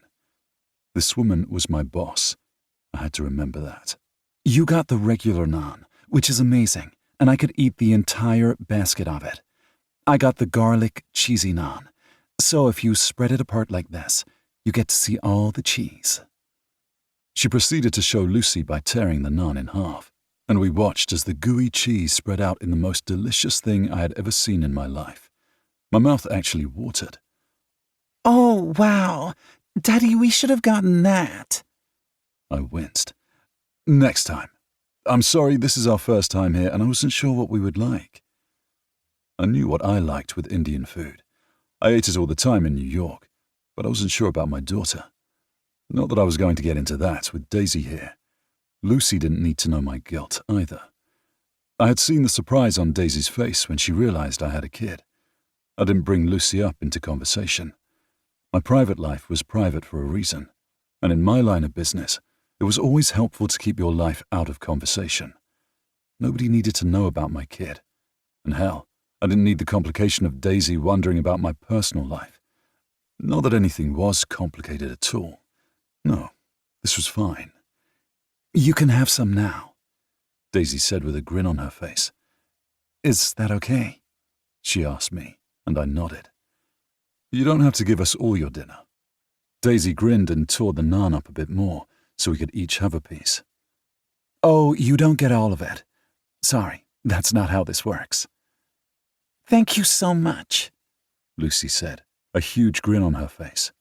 She took a bite and her eyes nearly rolled in the back of her head. She grinned up at Daisy and bounced on her seat. This is so good. Thank you. You're welcome. I love all kinds of naan. Daisy took another bite, and I had to tear my gaze away at the sight of her eating.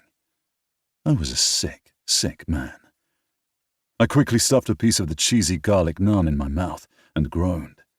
This had to be one of the best things I'd ever eaten. I loved Indian food, but this place, hands down, the best. What is that? It's goat korma, Daisy said. Have you ever had goat? Lucy shook her head and looked at me. Have I? You haven't, but it's actually really good. We got chicken this time because it's your first time here. I wanted to go with something that I know you like. You're welcome to try this too, Daisy said, gesturing to her meal. I cleared my throat. Again, you don't have to share everything, but thank you. And you're welcome to ours. We're not going to be able to finish this anyway, even though this little one could probably eat me out of house and home. Lucy beamed, and I reached across the table with my napkin, wiping the smear of sauce off her face. I love food. Thank you, Daddy. You're welcome, baby, I whispered, and I could feel Daisy's eyes on me. She probably had so many questions, but it wasn't the time or the place. Plus, I didn't want to think about my ex or why I lived here. Oh, this is so good, Lucy said as she tried the goat, and I just laughed, watching her eat. Not hungry? Daisy asked, her voice low, and I cleared my throat, turning my attention back to Daisy. Sorry, just got distracted. It's good seeing her happy. I whispered the last part, hoping Lucy wouldn't hear. Daisy gave me a curious look, but I shook my head. I wasn't ready to go over everything, though maybe I should. Maybe it would be good for everyone if I finally did. By the way, is your leg okay? I asked quietly, and I couldn't help but notice that she froze at the question. I'm fine, she said sharply, and I cursed under my breath. Sorry, it's none of my business. You were just in gym clothes and limping. I thought maybe you hurt yourself at your workout. What was your workout? Lucy asked, and I shook my head. Don't talk with your mouth full, baby. Sorry, Daddy, she said with a grin, before she swallowed the rest of her food. Good job. It's really good food, though. You should be eating. Yes, you should be eating, Daisy said pointedly, before she took a bite of her food and smiled over at Lucy. I was boxing and working on some stretching. A few weights. No cardio for me today. I like cardio, because then I can play soccer with my friends, although Daddy calls it football. She rolled her eyes dramatically in only the way a 5-year-old could. I'll have you know that it's called football around the rest of the world. I'm sorry that you Americans don't understand. But I'm half American and half British. I can call it both. Lucy beamed, and I couldn't help but grin. Damn it, I loved my kid. You're right, but at least in my company, call it football. If I have to. She sighed dramatically again before digging into her food. She seemed to like the goat and chicken equally, and I added that to my mental notes of her likes and dislikes. My cousin Kingston calls it football too, and always gets on us when we call it soccer, even though he's born and raised in Colorado, she told Lucy. Really? I wonder why that is. I think he was just trying to needle his siblings and cousins, and now it just turned into a thing. You know family. We're complicated, but love each other. I nodded, knowing how complicated family could be. It took a while, but finally I relaxed, even though I could still feel the heat of Daisy at my side. We ate, Lucy taking second helpings, and I wondered where it all went. But she was happy, full, and getting all of her vitamins and minerals.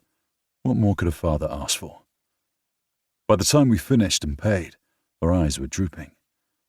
Let's take the rest home for leftovers. Then we'll get you home, baby girl. You've had a long day. I really like school, and I like my classes and my teachers, and I met a new friend named Nora. She's the greatest. Daisy blinked and frowned. Nora Montgomery? Lucy's eyes widened and she giggled. Yes, Nora Montgomery. She's the sweetest person ever. And I met Molly and Shane, who are Nora's best friends, and they said that though they're all best friends, they always have room for more friends. It was really sad to leave my other friends, but everybody's new at school anyway, so it's okay. I looked over at Daisy and raised a brow. Montgomery? Let me guess. A cousin? Daisy laughed, shaking her head. Oh, God. I love the fact that my family seems to be collecting friends like a spider in its web. Spiders are scary, Lucy said, and I reached across the table to squeeze her shoulder. You're fine. She doesn't mean it in a bad way. I looked over my shoulder at Daisy, who winced. I promise it's a good thing. Nora is my cousin Sebastian's daughter. Sebastian works in the tattoo shop next door. She told me, and I nodded. I guess that makes sense. Well, small world. But I thought you said the world was big, and that's why Mommy can't visit. Lucy's words brought me out of my staring at Daisy, and I nearly cursed. You're right. It is a very big world. By small world, I meant the fact that you already met one of Daisy's family members. Isn't that great? I guess. Nora's really nice. She yawned hard, and I ran my hand through her hair. Let's get you home and into bed, but let's brush those teeth first. Okay, I like brushing my teeth. I have a whole song. We packed up our leftovers and headed toward our cars, Lucy lagging at my side. I picked her up, loving the way she nestled her head onto my shoulder, conking out before we even made it to the car. Oh, to be that young and to fall asleep anywhere. I was grateful my car unlocked itself as soon as I stood by it. I set the food down on the floor behind the passenger seat and somehow tucked Lucy into her car seat without waking her up. Of course, that kid could probably sleep through a hurricane, so what did I know? So I guess I should thank you for inviting me to dinner, Daisy said after a minute, and I closed the car door, cracking open the driver's side door so I could hear her if she needed me. I am sorry. I mean, I know this is probably not how you wanted to spend your evening, listening to my daughter talk a mile a minute. It's really hard keeping up with her. I ran my hand through my hair as I met Daisy's gaze. She looked so damn sexy. Maybe because she had just worked out and then spent the evening making my kid laugh. Damn it. This was going to be a problem. Your kid's the sweetest. And Nora, that kid is amazing. I've loved that little baby since the moment I held her. She cleared her throat. Nora's mom died in childbirth at only 18. My cousin Sebastian was 19 when Nora was born, so we as a family have done our best to make sure that Nora knows she's loved, and that her family loves her. Now Sebastian's going to marry one of my good friends, Raven. She owns the cafe in our building. My heart ached for Nora, Sebastian, and the rest of them. I can only imagine that pain.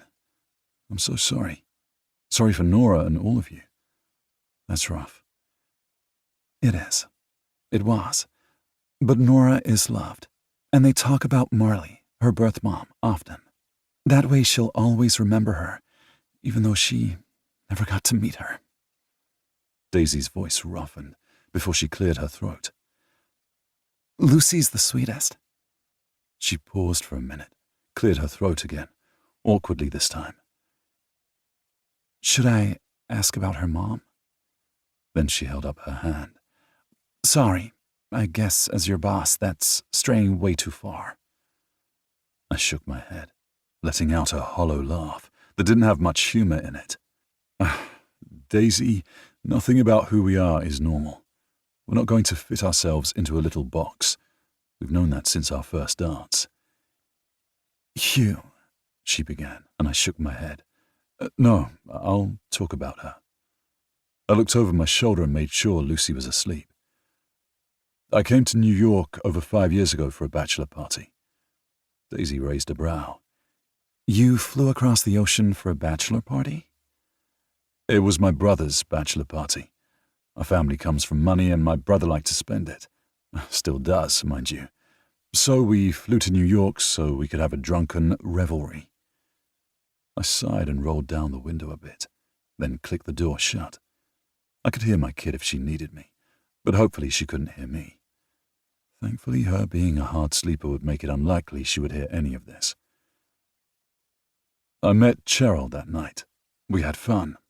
Probably too much fun. I put the emphasis on the word fun, and Daisy nodded. I see. Cheryl got pregnant, and I decided to move to New York to try to figure out how to be a father. So, you and Cheryl were together? Daisy asked, her voice low. We got married, because I thought we fit. I was wrong. My ex-wife wasn't happy about being a mum. She wasn't happy about anything. She wanted to go out and party and enjoy life. I tried to file for divorce because I wanted to be a good dad who didn't actively hate his child's mother, and things got complicated. We'd been married for 3 years, so I got a green card and eventually got dual citizenship. Also, I could live here and be near my kid. And when it came time to fight for custody, I was in the precarious position where I was working 2 long hours owning my own security business. Cheryl got full custody. That bitch, Daisy grumbled, and I laughed. You're right about that, and you don't even know the half of it. Because then Cheryl got what she wanted. She found a man with more money than me. Daisy's eyes widened. You've got to be kidding me. Nope. I got to see my kid on some weekends. Barely got to see her at all. I was trying to figure out how to be a dad when I wasn't even allowed to see my kid. Then Cheryl got remarried, and the man happened to get a new job out here in Colorado. So you moved here to be with your kid? But how do you have custody now? Rage settled in me, and I slid my hands in my pockets. Cheryl decided to start over. It wasn't going to be easy for her to start a new family, a new life in the society circuit when she had a kid from her old marriage. So she decided to give me full custody. Daisy began to pace, letting out a few curse words that seemed to take someone's anatomy and twist it on its end. I agreed wholeheartedly with her, but I had to let go of the rage. If I didn't, it would twist me up inside, and I had to be the better person. I had to protect my kid, and I wasn't going to be able to do that if I hated her mum. So now you're a full-time dad, and you've moved out here for what? To be near a woman who doesn't even want her daughter? That doesn't make any sense to me. I sighed and ran my hands through my hair. I needed to start over. I needed a job where I wasn't working long hours running a business. I couldn't keep owning my own business in a city where the price of living is astronomical. I couldn't keep living in a place that didn't have a yard for my kid to grow up in and play. I wasn't from New York. I'd only lived there to be near Cheryl and Lucy. And when Cheryl decided to move out here, I knew I was going to drop everything anyway. It just made sense. And then once we all moved out here, she decided she didn't want custody at all. So she signed Lucy over, and I found myself in a quandary. Where do I start over?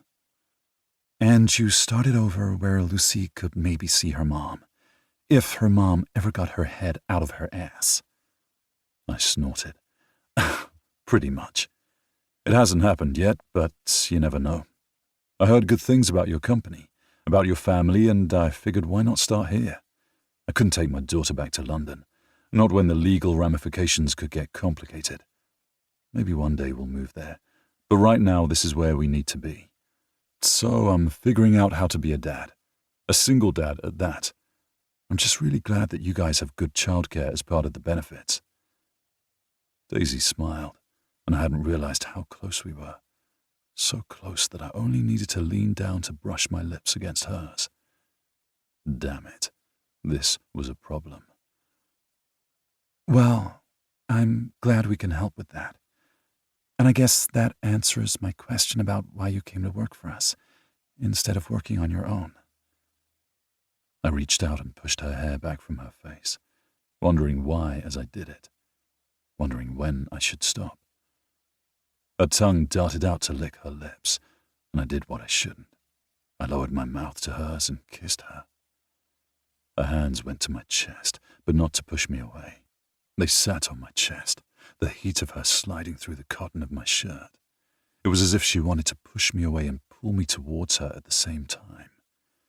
I kissed her softly, a little sweetly, and then pulled back, pressing my forehead to hers. Oh, shit. Yup. Shit, I repeated. But I want to do it again. I hadn't meant to say that out loud, and I knew that was probably going to bite me in the arse. Same. Oh, this was going to be a problem. I did not have time for this in my life. It was going to be complicated, and no matter what, it was going to end badly. So, what if we do it again? She stiffened, and I was afraid I had said something wrong. Maybe she would be smart and walk away, because that was what we should do. Just not at work, she said quickly, and all of my thoughts that she would walk away vanished, buried under the excitement of what could be. Not at work, I agreed. Kane is training you, but technically I'm still your boss. Noah signs the checks. Kane is training me, and we already decided that I'm not really working under you. Of course I wanted to be under her, but I wasn't going to make that joke. Still, she said with a laugh, we'll figure it out.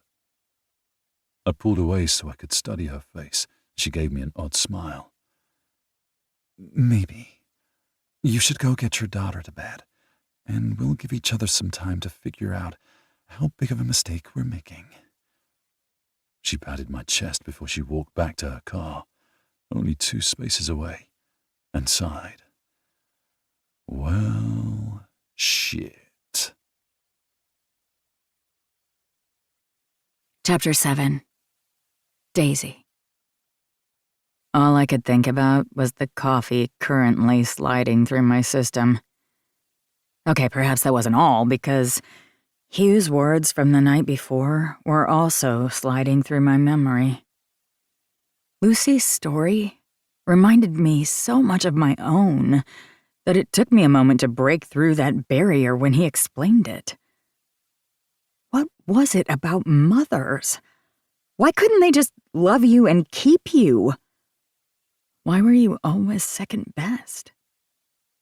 I hated that I even asked myself that question, but it was the truth. I hadn't been chosen. My mother left me on my father's doorstep and never looked back. She gave up custody and had not once reached out or even sent me a birthday card. I hadn't needed presents or money or anything from her. I just wanted a hug from my mom and hadn't understood why she didn't love me enough to stay. My mother left me for a better position, for her dream job, for a career that changed lives, and she changed mine, like leaving behind a forgotten sock that could never find its mate. I had been lucky, so damn lucky that my father took me in. Of course, that was a silly thing to think. My father had always fought to keep me, to be the best dad he could be. He hadn't even thought twice about becoming a full-time dad, just like Adrian had stepped up to the plate and become my friend, my confidant, my mother. I had no idea where my mother lived now, what she was doing, if she had ever gotten married again or had other kids.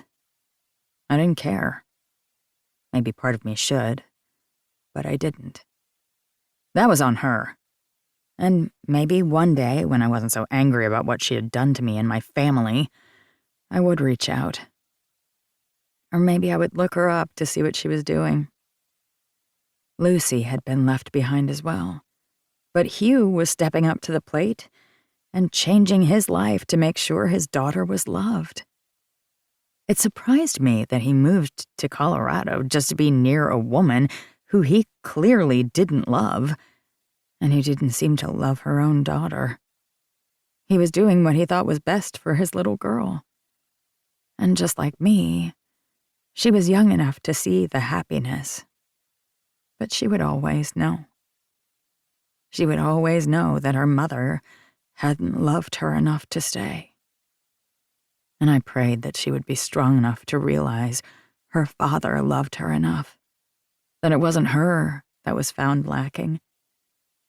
It had taken me years to get through that, to let myself believe it. My parents had done their best to try to instill that in me. Hell, the entire Montgomery clan, as well as all of my other aunts and uncles, had always been there to protect me, to make sure I knew I was worthy of love and happiness. But it had taken a little bit longer than that, a little bit more therapy, to let myself believe it. Maybe I would talk to Hugh about that. Not that I needed to dump my trauma on him, and not something I needed to share with him, considering we had kissed. Damn it. We had kissed, and it was amazing, and we were going to do it again. There was no mistaking that. It was going to cross lines, and neither one of us needed that in our lives. I really wanted to kiss him again. Earth to Daisy. I shook myself out of my thoughts and looked over to Raven and Greer. Considering I was in their cafe and they were taking time to sit with me for a quick breakfast, I should probably pay attention to them rather than my own thoughts. Sorry, what were you saying? No, we want to know what you're thinking. I shook my head. Everything's fine, just in need of this caffeine.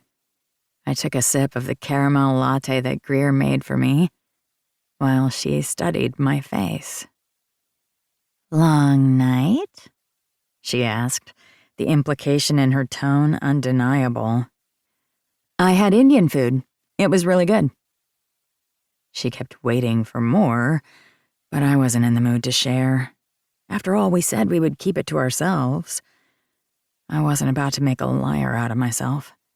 So, I hear there's a new hire a couple of doors down, Raven said. I narrowed my gaze at her, wondering what she had heard. Oh, you mean the British heartthrob, Greer said, her hand over her heart.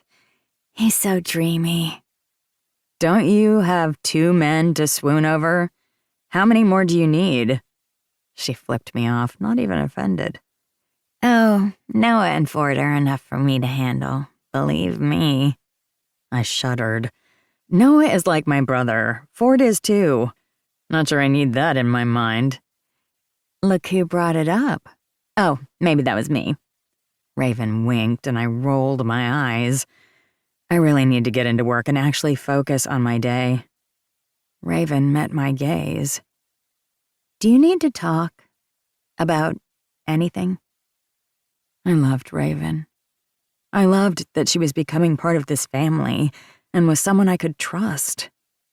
But I didn't know what to say, what I was feeling. So I just smiled and shook my head. Thank you for the coffee in Danish. Now I'm going to go save the world. That's what I love about you. Always so gentle and cautious. I rolled my eyes and hugged her before waving at Greer, who was back behind the counter, and headed over to the office. It was early enough that not everybody was there. Some of the team went directly to their job sites rather than come to the office first. I knew Noah and Ford were on an overnight. They didn't usually do jobs together because of the conflict of interest, but this one was a special case. Some events required us to stay with a client for more than 24 hours. Noah and Ford were the best at those long jobs, and I was pretty damn good too. However, I really didn't enjoy doing overnights when it was a group of only men. Well, it shouldn't be a problem. In my job, it always could be. Men didn't trust that I could handle myself. I went inside and smiled at Kate, who was on the phone busily typing. I really liked Kate. She was a great addition to the team. We needed somebody to organize us and keep us running, and Kate not only had the experience, she could handle us. It wasn't that we were ridiculously annoying or inappropriate. It was because we were family that worked together. And while that meant we would always be there for each other, it also meant that she had to deal with us acting like a family. We were a lot to handle, even on a good day. But Kate handled us like a pro.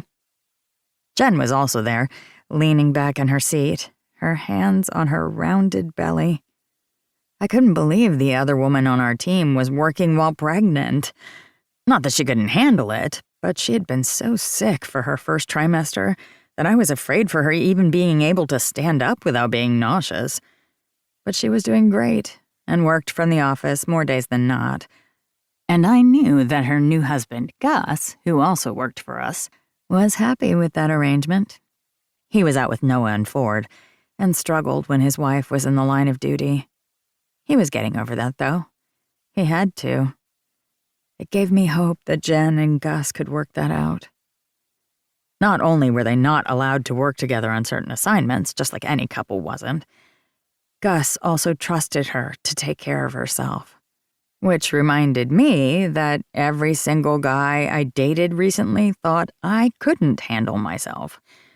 They wanted to protect the little lady, and they couldn't handle the fact that I could take care of myself. I wasn't sure how I'd find a person that understood what I did. I loved my job, even though sometimes I questioned why I did. I was damn good at it. I just wished I could find someone who understood that. And because fate hated me, I looked up just as Kane and Hugh came in from the back, talking in serious tones, and I tried my best not to react to Hugh. I worked with some of the most observant people in our field. I had a feeling that us lying about knowing each other and having been with each other was probably a mistake. But I hadn't thought of another way to handle it. They were going to figure us out. They always would. There was no hiding the way I looked at him, so I didn't look at him. Daisy, can you come look at this? I held back a curse at Kane's words and smiled brightly as I walked over to them, trying not to act as if I wanted to reach out and brush Hugh's hair from his face. I'd never done that before. Why would I want to now? There was something wrong with me. "What's up?" I asked. Kane handed me the paperwork he was holding. We have an installation today. Do you want to come with? I don't know what's on your plate.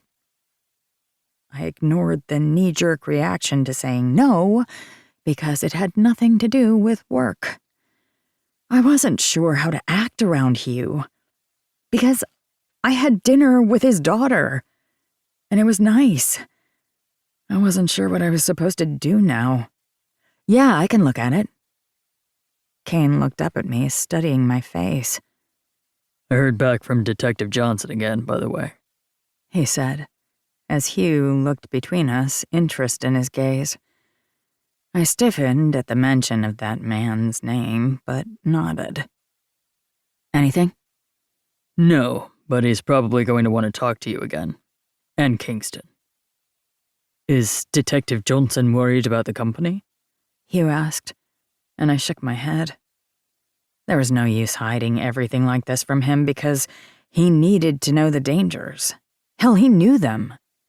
He had been in situations like this before. I had read his file that morning, finally realizing that trying to keep distance between us wasn't going to work. I needed to deal with the fact that I had slept with Hugh, and part of me wanted him again.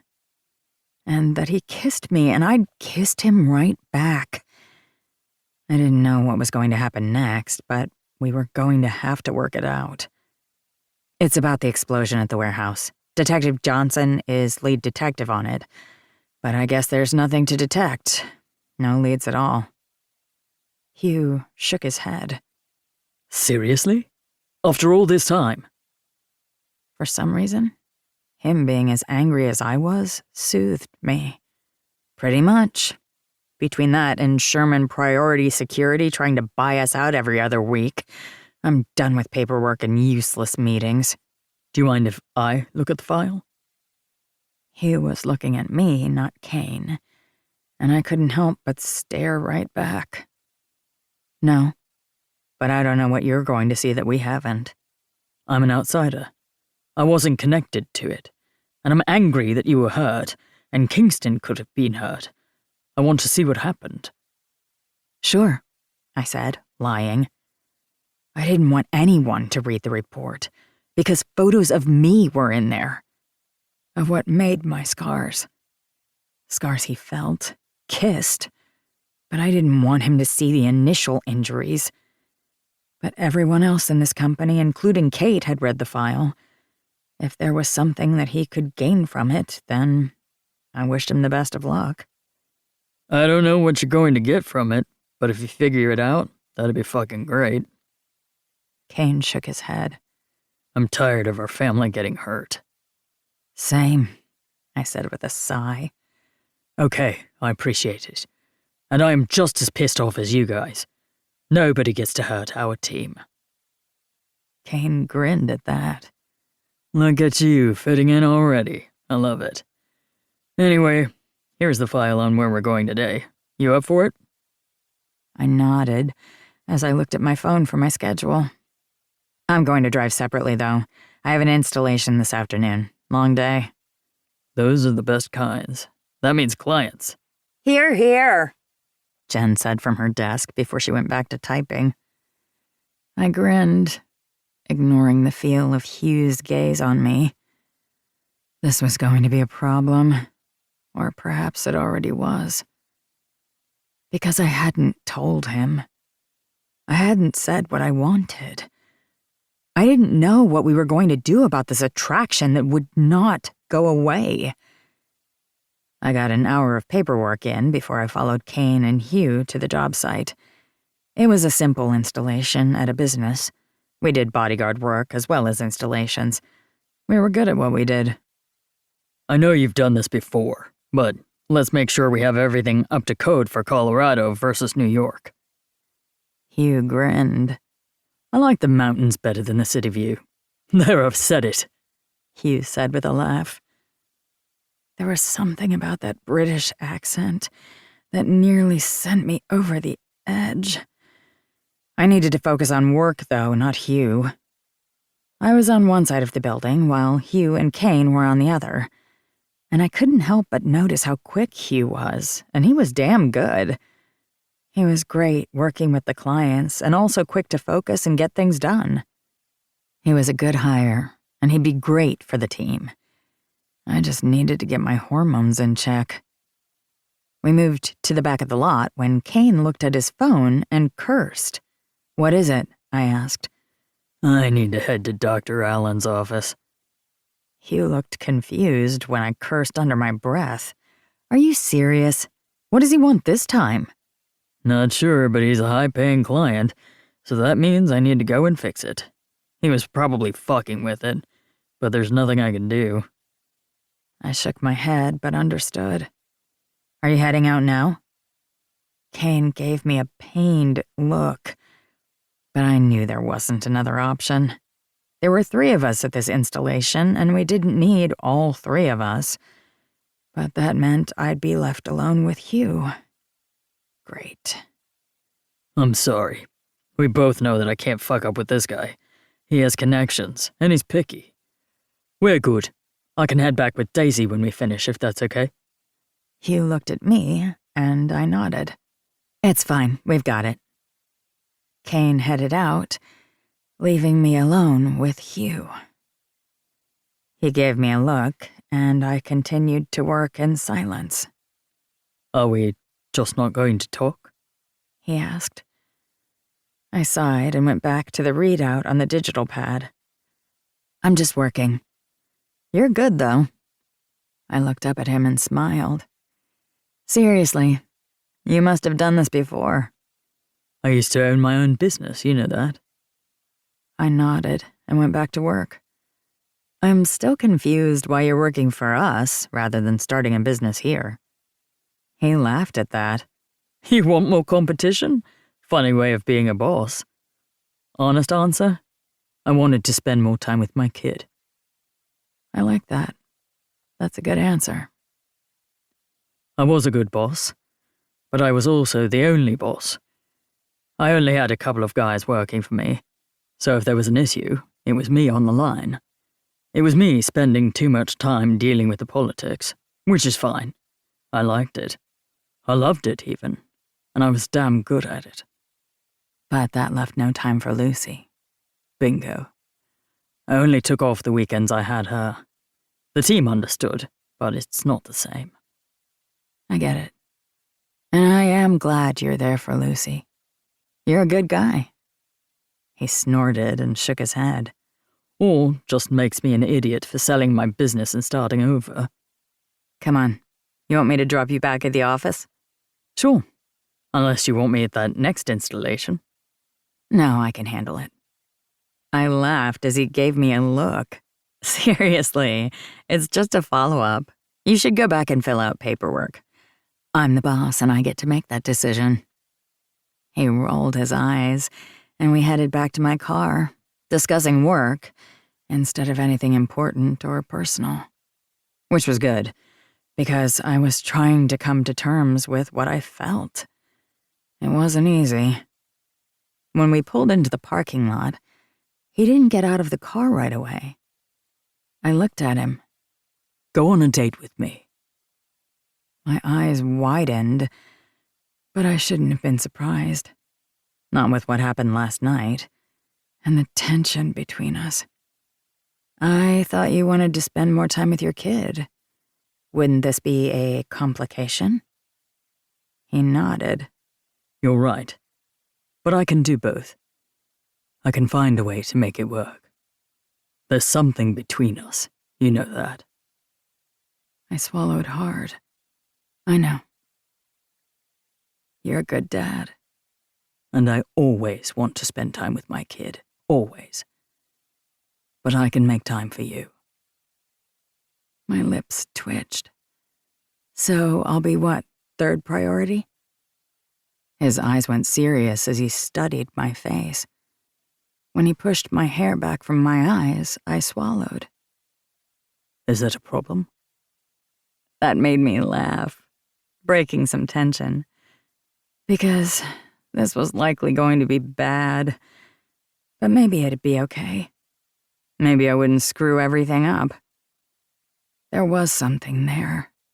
Something I needed to see. So, your kid first. The business that I own would be second. So, I can live with third. But nothing too complicated. Nothing that hurts Lucy or the business. Or my family. Or me, but I didn't say that. In answer, Hugh leaned forward and brushed his lips over mine. Anyone walking by could see us, and that would be a problem. But I let him kiss me, and when he pulled back and pushed my hair behind my ear, he smiled. Okay, I'll call you.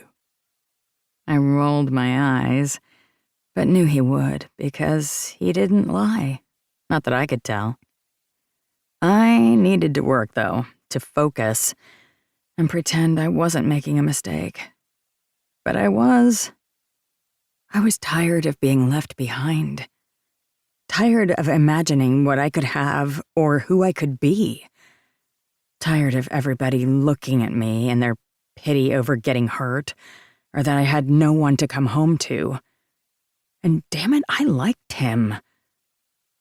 But dear God, the complications. I wanted forever, not Mr. London right now. I went to my next job, and then the next. And it was late by the time I got home, and I already had a text from Hugh saying that I could pick the place since I knew the area, but we should make it soon. I replied, put my phone in my pocket, and went to check my mail. I frowned at the letter inside, wondering who would write me a letter. In handwriting I didn't recognize, it just said 2 words. Miss you. A sense of foreboding hit me hard. I did the one thing I should do. I opened my computer and made a new file, starting a paper trail. But I told myself this was just a joke, even though I didn't believe it. Chapter 8. Hugh.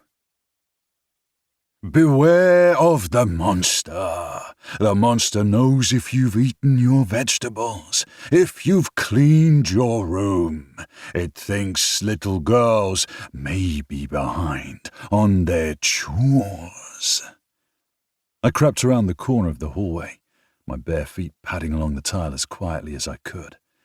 Come out, little girl. The monster's here. Never! My Teddy's fate shall be avenged. I cleaned my room and ate my vegetables.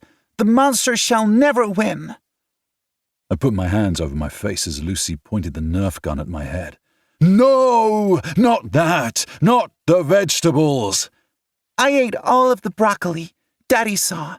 He needs to tell the monster I ate my vegetables. All of them? Are you sure? I lowered my hands and crept closer to her. She held up the Nerf gun, her eyes narrowed. She wore a princess crown with a Marvel superhero costume. She also had on old Crocs that were probably too small for her, but it was her avenging costume. Did you eat all the broccoli, or just a single piece with cheese? I ate it all, and all the cheese, because cheese is amazing.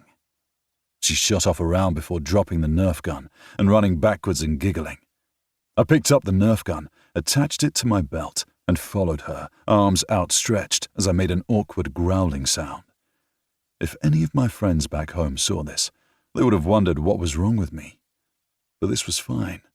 My little girl wanted to play pretend monster superhero vegetable eaters, so that's what we did.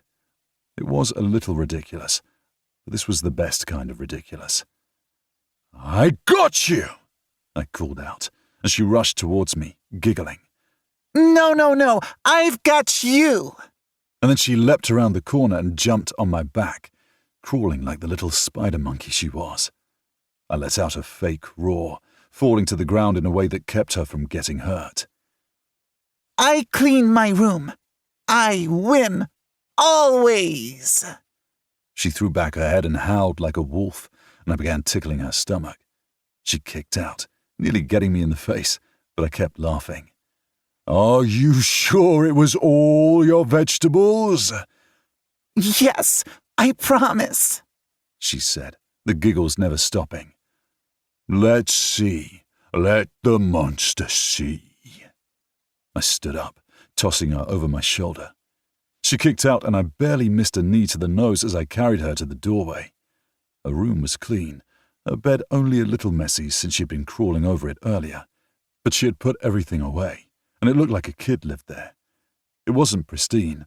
There were no straight corners, and there was probably dust because I hadn't had time to dust recently. But she had cleaned her room, just like she was supposed to. I thought we were doing this whole dad and daughter thing pretty well. "Well, it seems you have passed inspection. For now." I let her feet hit the ground, and I kept my hand on her shoulder, giving it a squeeze. "You did a good job, baby." Monsters don't call me baby. I'm not a baby. I frowned down at my daughter, wondering if I had made a misstep. I was still getting used to this whole full-time dad thing. Lucy had always been in my life, just like I had always been in hers, but that didn't mean I knew what I was doing. "I know you're not a baby, but you're always going to be my baby. I'm sorry, it's in the dad rules." Lucy gave out such a put-upon sigh that I almost laughed. She was so much like my family. It was a little disconcerting. My parents loved Lucy, though they didn't get to see her often. We didn't get to travel overseas too much, not with my business or the fact that I hadn't had full custody. Now that I had full custody, I was starting over, so getting the time off would come. Yes, the Montgomerys were all about family. But it was also a job, and I couldn't ask for 2 weeks off right out of the gate. My family would be out soon to come visit, though, because they wanted to see Lucy. But visits only went so far, and while Lucy loved her grandparents and aunt, I was more excited to see them. But first I had to figure out how to keep going as a single dad, not screw up my daughter's life, and hope to hell that her mother hadn't already done that. Just thinking of Cheryl sent rage through my system, but I told myself I didn't need to focus on that. Cheryl wasn't the most important thing in this situation. Lucy was. I had to figure out how to be the disciplinarian, the caregiver, and the touchstone in my daughter's life. I hadn't been strong enough to keep Cheryl happy, and Cheryl decided that we didn't matter. Just the thought angered me, but I told myself it was fine. That's all I could do. What's wrong, Daddy? You look sad. I went down to my knees, bringing Lucy in for a big hug. She wrapped her little arms around me, hugging me tight. That was my kid, the best fucking kid ever. "I'm fine. I think I'm just tired. I didn't get a lot of sleep." I had been dreaming about Daisy, but I wasn't going to say that out loud. Should we go to the park? Lucy asked, her voice barely above a whisper in my ear. I kissed the top of her head and leaned back. "Of course, but you're going to have to change." She sighed dramatically. Oh, really? Do you not like my princess hero? "I love your princess hero," I said, my hand over my chest. "However, those shoes are going to fall apart any day now, and I don't want you tripping. Honestly, you probably shouldn't even be wearing them here." She staggered back, hand over her chest, as if I had just injured her. What? No, not my Crocs. Crocky. And then she dramatically flopped onto the pile of stuffed animals, and I barely resisted the urge to burst out laughing. My daughter, the drama star. "Okay, I guess we'll let you keep Crocky, but if you trip and break a leg, that's on you. I'm not going to help." You wouldn't help me if I broke a leg? She asked, blinking those wide eyes. "Well, I would if you were wearing shoes that fit you." So I can get new Crockies? "I see," I said, narrowing my gaze. Oh, she was a grifter. I loved her. "We'll get you some new ones because your toes don't actually fit in those." It's okay. I will change because I want to go play on the playground, and I don't want to hurt my superhero costume. "Okay, let's do that." Can I wear the crown? She asked. I smiled, wondering where my child got all of this guile and energy. It wasn't from me. "Yes, you can, but be careful with it, okay?" Okay. I love you, Daddy. She kissed my cheek, then ran off to go change. I sighed as I restacked her stuffed animals. She was so darn cute. She had me wrapped around her finger. While I wasn't sure if she knew it yet, she would figure it out soon. I unhooked the Nerf gun from my belt, put it with her other toys, and went to go change clothes. I was currently in my at-home sweats and a shirt that had seen better days. I hadn't changed after we woke up because Lucy wanted to play. Then we had made pancakes and continued our monster game after breakfast. It was a good day off. I had done the grocery shopping earlier in the week, and we had cleaned together. So today was just about time with my kid, which was the reason I moved here to begin with and took the job with the Montgomerys. At my old job, I probably would still be in the office, even when I wasn't supposed to be working, or at home doing paperwork. I loved my job, don't get me wrong, but Lucy needed me to be here. I quickly changed and grabbed my phone, wallet and keys. Lucy bounded in, wearing everything but shoes. "So, no Crockies means no shoes at all?" I asked. Since when did I say Crockies? I can't find my socks. I folded them and put them in your drawer, baby. But I don't know which ones I want. I don't want to ruin my good socks. Let's find some then. We spent a good 5 minutes going through every single pair of her socks before she picked the plain white ones. I barely resisted the urge to sigh aloud. I loved my kid, I really did, but when she decided to get picky about certain things, it gave me a headache. However, I wouldn't trade any of these moments for the world. We hopped in my SUV after we grabbed snacks and water, because a quick trip to the park was never quick, and made our way there. She bounded out and threw her arms around a little girl I didn't recognize. I then noticed the heavily tattooed man standing beside her. "Hey, Sebastian." Sebastian Montgomery waved me over. "Hey, Hugh. I didn't know you and Lucy were coming out today." I narrowed my eyes at my daughter. "I think we've been played. Was this your daughter's idea?" We wanted to see each other, and we wanted you guys to be best friends. Another man came up beside Sebastian, holding back a laugh. I lifted my chin in hello to Kane. Well, apparently it was a Montgomery afternoon, and my daughter wanted to play with her new best friend. Daddy, this is Nora. Nora, this is my daddy. He's from England, and he has an accent, and teacher said it made him sound dreamy, but I wasn't supposed to hear that because I was running back to my desk to get my stuffy, so she didn't know that I heard that, so we can't tell her. Lucy said that all in one breath, and both Sebastian and Kane burst out laughing. "Dreamy?" Kane asked, and I nearly flipped him off before I remembered where we were. "Shush, Montgomery. I'm not a Montgomery," Kane sing-songed. Yes, you are. You're my uncle, so you're a Montgomery, because I have all the Montgomerys. Nora put her hands on her hips and glared at her uncle. Or maybe it was her second cousin. I really didn't know, but the Montgomerys went by aunt and uncle to the younger generation, so I went with that. "Lucy, baby, the next time you want to come play with your friend, just tell me. You don't need to make up an elaborate scenario, so I will take you to the park." Lucy ran and threw herself into my arms, and I huffed out a breath as she knocked the wind out of me. My kid was strong. Sorry, Daddy. I just wanted to see Nora, and I wanted you to see her daddy, and then she brought her Uncle Kane, and everything is great. I love you. Can I go play on the swing set? Let's walk over there together, since I don't actually know how the swing set works. You know how the swings work. But I don't know these swings. Let's check them out together. She rolled her eyes dramatically as Nora took her hand, and they ran towards the swings.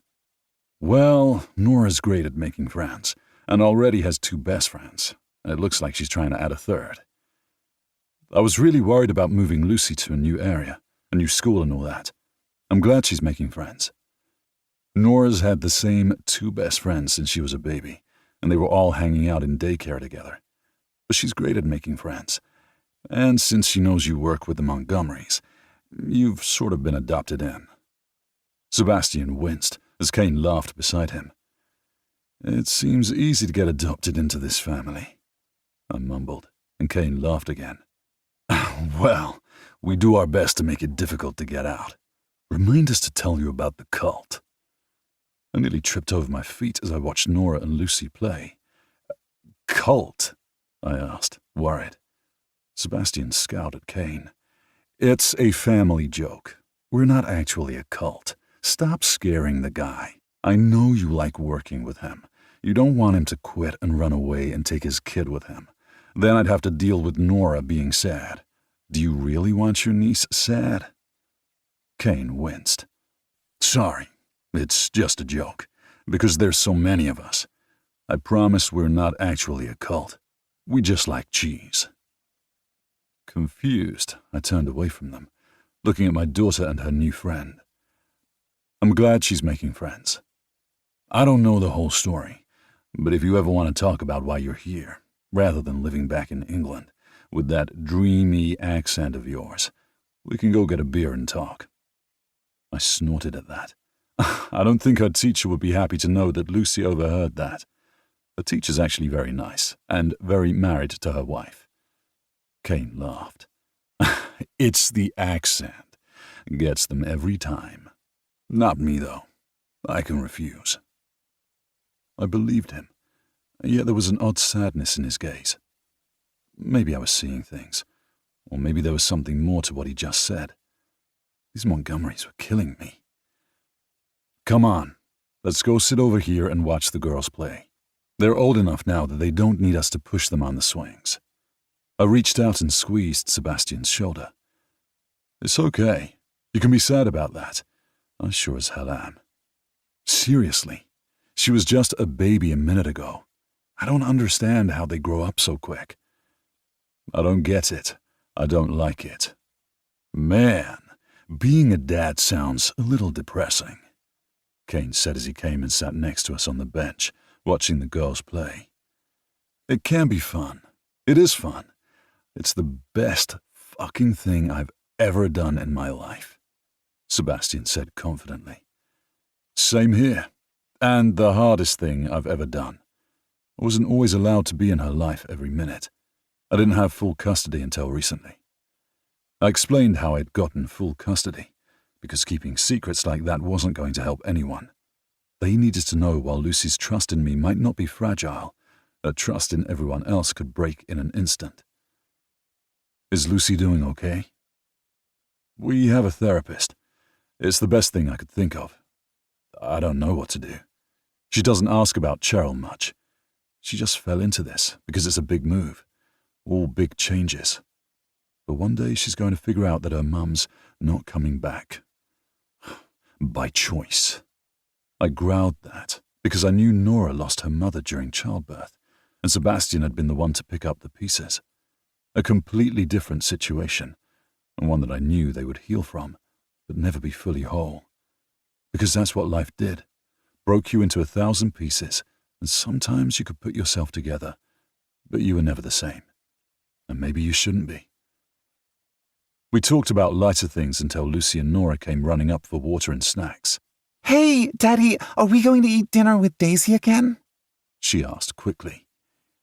I froze as both Kane and Sebastian swung their heads to me. Well, I could do my best to keep secrets and keep my relationship, whatever that may be with Daisy, secret, but children always knew, and they can never keep secrets.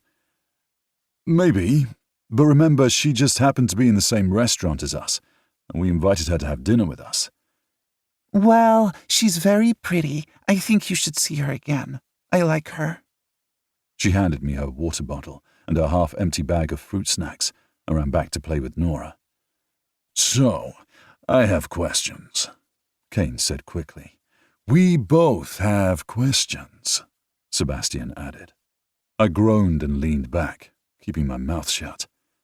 I didn't have answers, especially not when I had a date tomorrow with her. I had a feeling this was a mistake waiting to happen. Chapter 9. Hugh. I am glad we get to see Daisy again. Isn't she the best? I love her. I mean, I don't know her, but I feel like I love her. She's just so great and nice. And Nora says she is the best babysitter.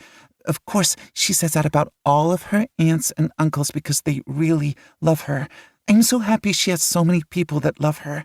I know you love me, and Grandma and Grandpa love me, and Auntie loves me, but Nora has so many people that love her. Isn't that just the best?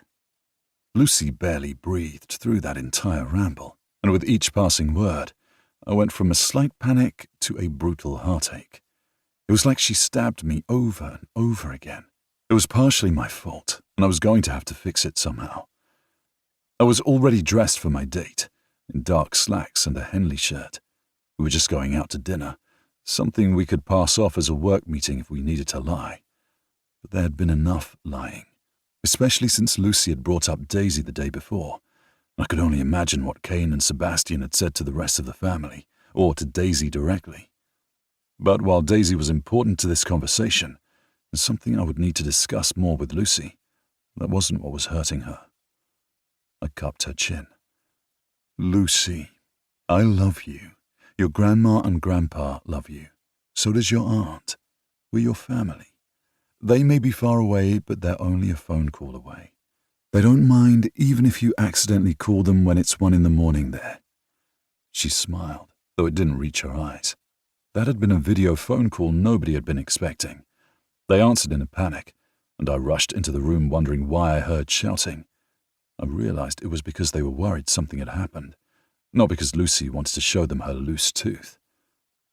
We smiled and laughed at it, and we learned rules about using the phone, but they would always answer, because my parents loved their granddaughter.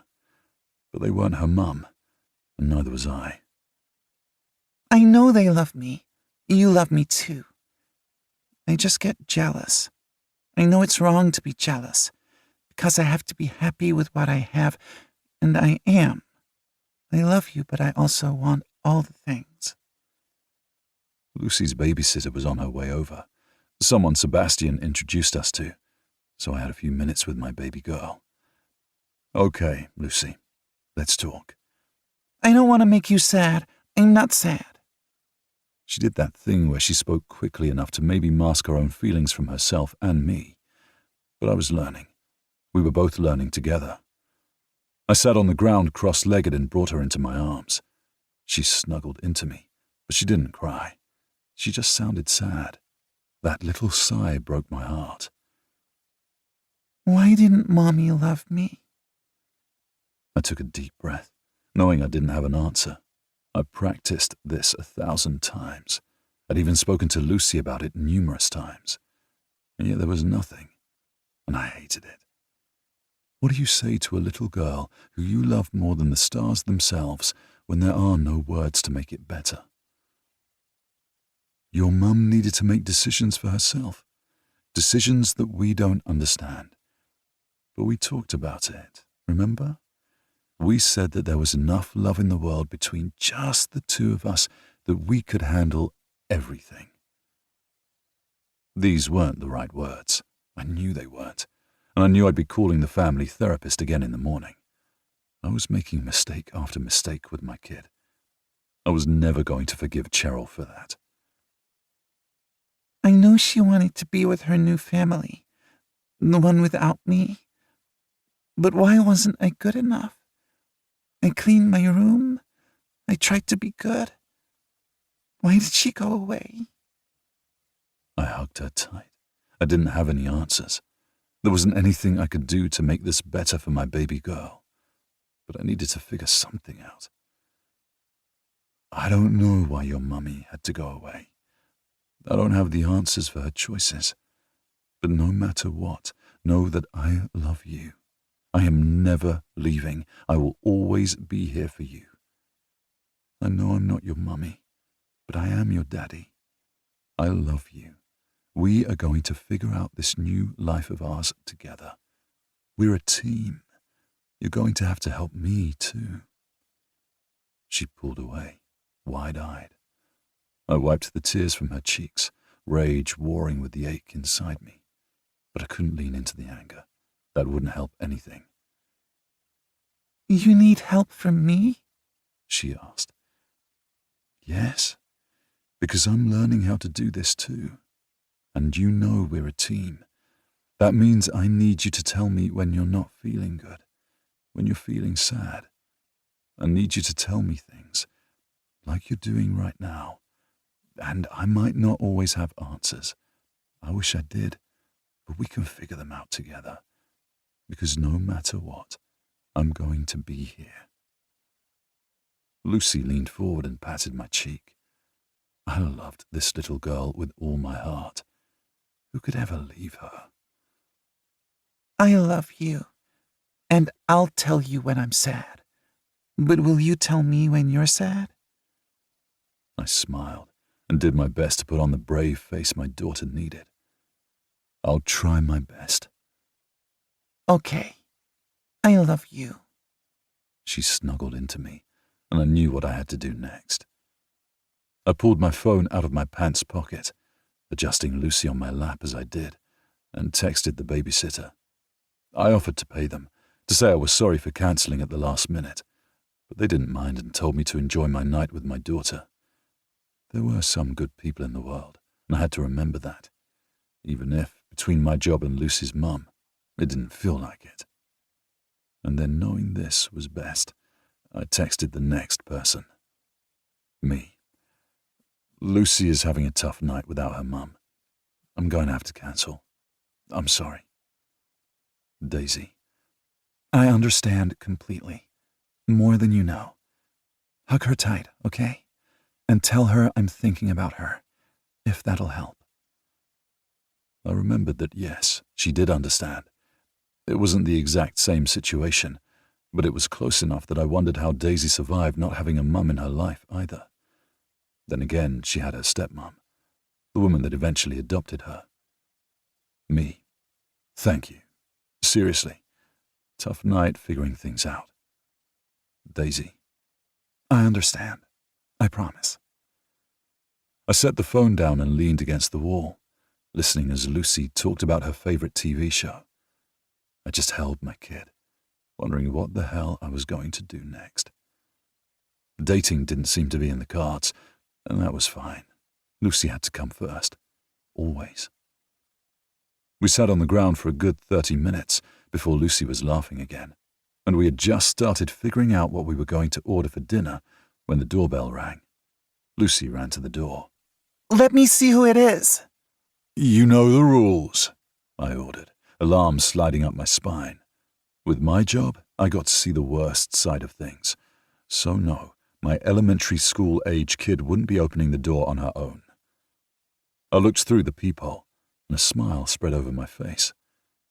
Well, Lucy, I guess we don't have to figure out what we're doing for dinner. I opened the door for Daisy, who was bouncing from foot to foot, looking nervous. Hi.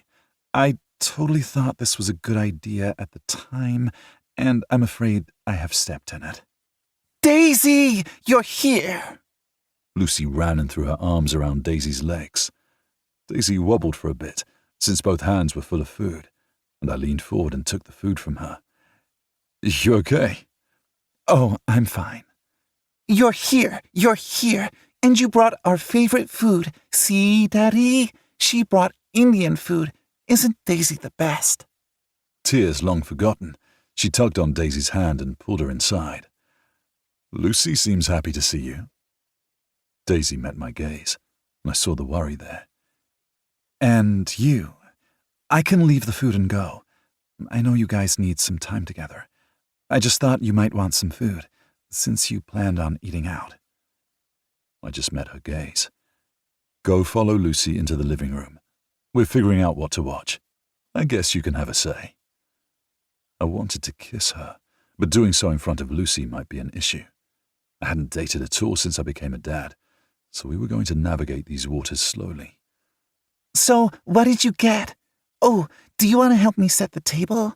Daddy likes when I help set the table, but I'm too short to reach the plates. I can help.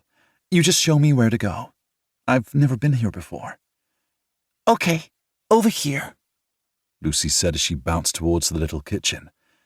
The plates are up there. I have a stool, but I'm not allowed to get the plates myself. Tell her why. I raised a brow at my daughter, who blushed. Because I broke one. I didn't mean to, but then I said a bad word. Daisy looked at me, her eyes filled with laughter. Now, where did she learn that? School is rough these days. Daddy taught me. He didn't mean to, but I sometimes say it the British way, like Daddy does, and then I get in even more trouble because that means I'm saying the really bad words. You're right. When you say the bad words the British way, they are the worst kind of words. But you should try to say the fun words instead, like Q or cuppa or cheeky. I rolled my eyes at them, but smiled. Now that you're done mocking me and my accent, let's see what you brought us. I'm not mocking you. Much. Daisy winked at me and gestured towards the food. I might have gone a little overboard. I got the butter chicken, chicken korma, and a couple other things on my favorites list, so you'll have leftovers for days. Plus 2 kinds of samosa and 3 kinds of naan. I was hungry. Lucy clapped her hands as she bounced around, full of energy. No sign that she was crying earlier. That was my kid, resilient as hell. I was so lucky she felt safe enough to tell me what she felt. I wasn't sure what I would do if she ever stopped doing that. Nor was I sure what I was going to do when she hit the preteen and teen years. I held back a shudder. Oh, I was not prepared for that. I was not even prepared for this pseudo-date where my daughter bounced between us. I met Daisy's gaze. Thank you. Seriously. I reached out and squeezed her hand, and Daisy squeezed right back. You're welcome. Let's get eating because I'm starving. Same here. I'm starving, Lucy replied, but with a British accent. I snorted as we huddled around the table. I plated Lucy's food first before getting my own. So, you work with Daddy? Do you keep bad guys away? I winced, but Daisy didn't seem to mind the topic of conversation. I do work with your dad, and I do my best to keep the bad guys away. Sometimes my job is just setting up cameras or talking to people so they know how to keep themselves safe. Do you know a few ways to keep yourself safe? Not to talk to strangers, but if somebody asks me to see a puppy or if I want candy, to scream and try to go to an adult I know or an adult in charge. She continued to list off a few things I had taught her over the years. Daisy nodded along and added a few things of her own. And when you get older, I can help you with self-defense. I think I can help her with that, I said, narrowing my gaze at her. Well, you are built like a brick house, which, don't get me wrong, it's nice, but you're going to be a lot taller than Lucy. I could help her with her lower center of gravity. You should both help me. I like it when you work together. Lucy looked between us, and a small alarm went off in me. But I figured it was nothing. My daughter only liked Daisy as a friend, which was far different than how I felt about Daisy. Not that I was going to let myself think about that. We cleaned up after dinner, then went to the living room to watch a Disney movie. Lucy sank between us on the couch and asked if we could both cuddle with her, so that meant my arm was around Daisy's shoulders, and Lucy was snuggled between the two of us. I looked over to see if Daisy minded at all. She was laughing at something that my daughter said as they watched the movie, and I forced myself to relax. This was fine. Not quite a date, but maybe it was. Lucy fell asleep halfway through the movie, so I paused the stream and quietly cleared my throat. She sleeps like the dead. Seriously, nothing's going to wake her unless she wants to wake up. I'll start cleaning up in here, Daisy said, gesturing to the snacks we had brought out. I was unsure how Lucy packed away so much, but she was growing, a growth spurt hitting her hard. I'm just going to tuck her in, I whispered. Daisy smiled and I sat up, Lucy in my arms. She wasn't a baby anymore. She was getting bigger every day, but I could still hold her for now. I never wanted to let go. We were skipping brushing her teeth and getting her in her pajamas tonight, but she was in loungewear with no buttons or zippers or anything, so it was fine. One night of missing brushing her teeth wouldn't hurt. At least I hoped not. Lucy began snoring, and I smiled as I tucked her in, made sure the monitor was on, and closed the door behind me. When I went back out to the living room, Daisy was frowning at something on her phone. Everything okay? I asked, as I sat next to her on the couch. Oh, it's fine. Just that other security firm being an asshole. I raised a brow. Seriously? Now that they can't buy us out, they want us out. They're putting in rival bids for nearly everything we're doing. Ugh, it's annoying as hell. She paused and looked like she wanted to say something else. When she didn't, I leaned forward and asked, "What is it?" Nothing. Tonight was nice.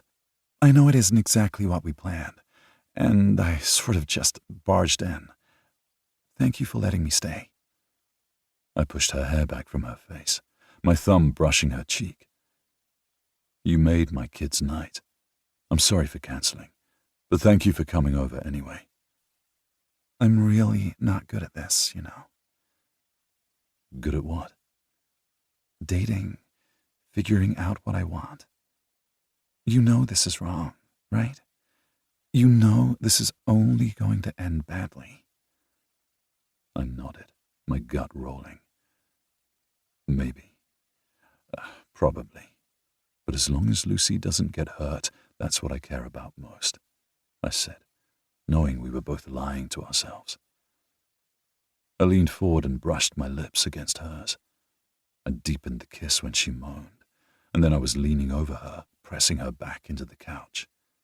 I slid my hands up her side to cup her breasts, and she moaned. I hadn't made out on a couch since I was a teenager, but it was the hottest thing I'd ever done. I was somehow between her legs, rubbing myself against her as we kissed leisurely, our hands moving over each other's bodies. The sound of panting began to fill the room, and I cursed, leaning back. I pressed my forehead against hers, trying to catch my breath as she smiled up at me. We are making out like teenagers. I kissed her again, just a quick one, because I could. My daughter sleeps hard, but let's not test that. Daisy nodded, and we both sat up, adjusting our clothes. You're right. I don't want to have that conversation. We both shuddered. I should be heading home anyway. We have work in the morning. I winced. Lucy has a day off school for a teacher workday. I'll be dropping her off at the Montgomery daycare center. It's where I went often. At least the Colorado Springs satellite version? I asked with a laugh. Pretty much. Our families wanted to make sure that we had a safe space. I'll see you at work tomorrow. I paused. By the way, Daisy, Lucy sort of brought you up in front of Sebastian and Kane at the park. I didn't know we were meeting them there, but my child is diabolical. Daisy's eyes filled with laughter. Oh, I know. They both texted me. I don't know if the entire grapevine knows yet, but there will be no more hiding what happened. I mean, we don't have to tell them about the wedding per se, but I'm pretty sure they know something. And the fact that I haven't been called into detention means that it's okay. I winced. This is complicated, Daisy. She nodded. You're right. Probably too complicated. I should stop this now. It'd be best for both of us. But I couldn't. So I leaned down and kissed her again, both of us relaxing at the touch. I'll see you at work. Deal. And we'll figure it out. Somehow. I kissed her again, and then watched as she got in her car and drove off. This was a mistake, but it was one I knew I had to make. Chapter 10. Daisy. I'm as big as a house and I love it. Lake Montgomery beamed as she leaned back in her throne, also known as the reclining chair in her living room, and rested her hands on her bulging belly. Her swollen ankles were up on the footrest, and she had on a tiara with fuzzy pom-poms glued on top. She looked absolutely ridiculous and glorious. Lake's mom snorted. You're not quite as big as a house, darling, Arden Montgomery said with a wink. She sat down on the side throne, also known as the other reclining chair. All of Lake's aunts on her father's side of the family, the Crosses, laughed and told war stories of their pregnancies and how big they were. A Montgomery baby shower was a force to be reckoned with. We hadn't had many in our generation yet, but with the number of people falling in love, it was going to start happening more often. Lake's cousins on her other side of the family were also procreating, and my cousins on my dad's side of the family were working on it too. We weren't all Montgomerys, even if it felt like it. I can't believe you didn't make Nick come to this, I teased as I sipped my sparkling cider. Yes, because I can totally see my husband at a baby shower with cucumber sandwiches, fluffy cakes, and birth stories. Lake rolled her eyes and took a bite of her cucumber sandwich. Of course, that's completely sexist of me. All the men were invited. And yet, they're not here, I said with a laugh.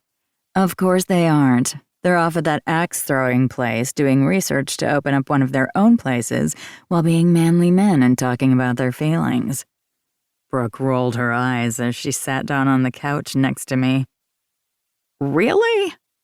That doesn't sound like them. I paused. Okay, it sounds partially like them, but I thought they were more enlightened than that. They are, sometimes. And sometimes they revert. We let them, because then they give us foot rubs, and then we pretend we are dainty women that need a man to help us. Raven laughed from my other side. Please let me be there when we tell Sebastian I'm dainty and helpless. I laughed, shaking my head. You know I don't really see that happening. You think you have it bad? I have 2 of them. Oh, they're enlightened and totally know I can handle myself, but if I want to carry a heavy box into the house, dear God, it's the worst thing ever. As I have 2 husbands just like you're about to, I feel for you, my Aunt Maya said to Greer with a laugh. And it doesn't get any easier. They just want to make sure the little lady is safe.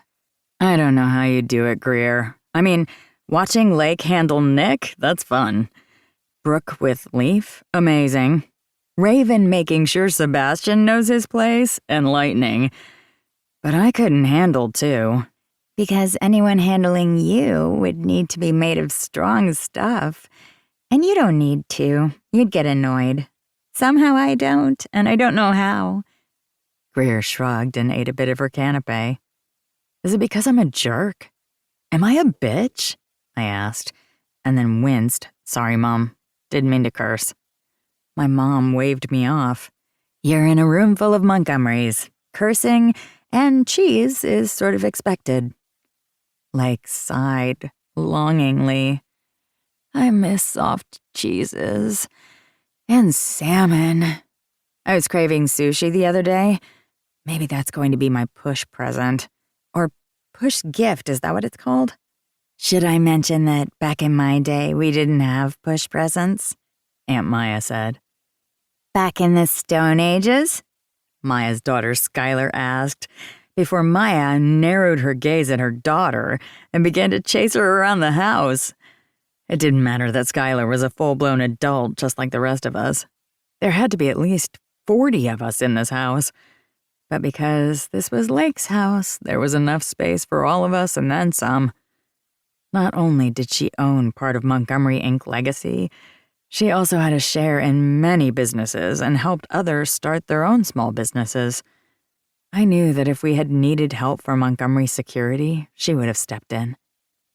Everyone talked, laughing about their pregnancy and birth stories, but Lake's eyes got a little wider with each one.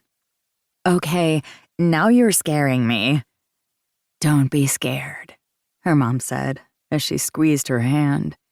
Never be scared.